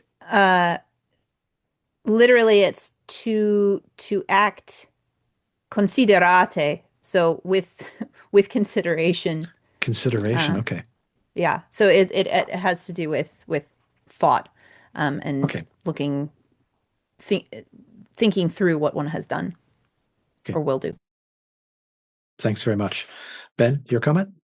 Well, and if I do recall, that was one of the key distinguishing markers that he places to distinguish human nature from other animals, right? The ability to have forethought and think about consequences of actions. And so it sort of makes sense. He's kind of landing the plane here for this first book with that idea, and as well as connecting it to what we've been talking about of his giving priority to the virtues associated with serving human fellowship, fostering the bonds of humanity. I mean, it is striking the different, as Ethan was saying, the sort of different orderings. And my recollection is that in the earlier parts where we've come to this idea of ordering the obligations and what to do when they conflict, is that he pays a lot of attention to circumstance, right? And it may be that, I mean, you may owe your parents before you owe others. But what if your parents are engaged in something that's, immoral or harmful, or, I mean, there's all the circumstance, or maybe somebody else has given you a great benefit that you need to pay them back for, right? I mean, so there's all kinds of ways that the circumstances could affect the ordering. It seems to me that was part of what we discussed earlier, but still, it is striking that it's interesting that Cicero seems to suggest that there is a kind of common sense that can be brought to these questions of duty and ethics. And he says, hey, if you sort of think about it, put yourself in some situations, you'll be able to see pretty easily, if you think through the core principle that, you ought to be serving human fellowship and you ought to be acting with these virtues in mind, you'll know what to do, right? It's kind of an interesting point. I just wanted to throw in while we were talking about sociability and some different things about that. The quote from Augustine in I think it's book 12 of City of God. There's nothing so social by nature, so unsocial by its corruption as this race, as the human race, right? It's kind of just an interesting quote about that. Fantastic. Well, we've done it, guys. This is episode 26. We've been at it for 26 weeks, but we've gotten through the end of book 1 out of the 3 books of On Duties. We will pick up with next week with the beginning of book 2 on the beneficial and apologia for the practice of philosophy. So going back, sort of resetting and beginning a treatment of a new topic. I want to thank my 3 co-hosts, Katherine, Ben, and Ethan. I want to thank you for watching, listening to this episode of On Duties. Please join us again next week for the beginning of book 2. Thanks for watching today. Goodbye.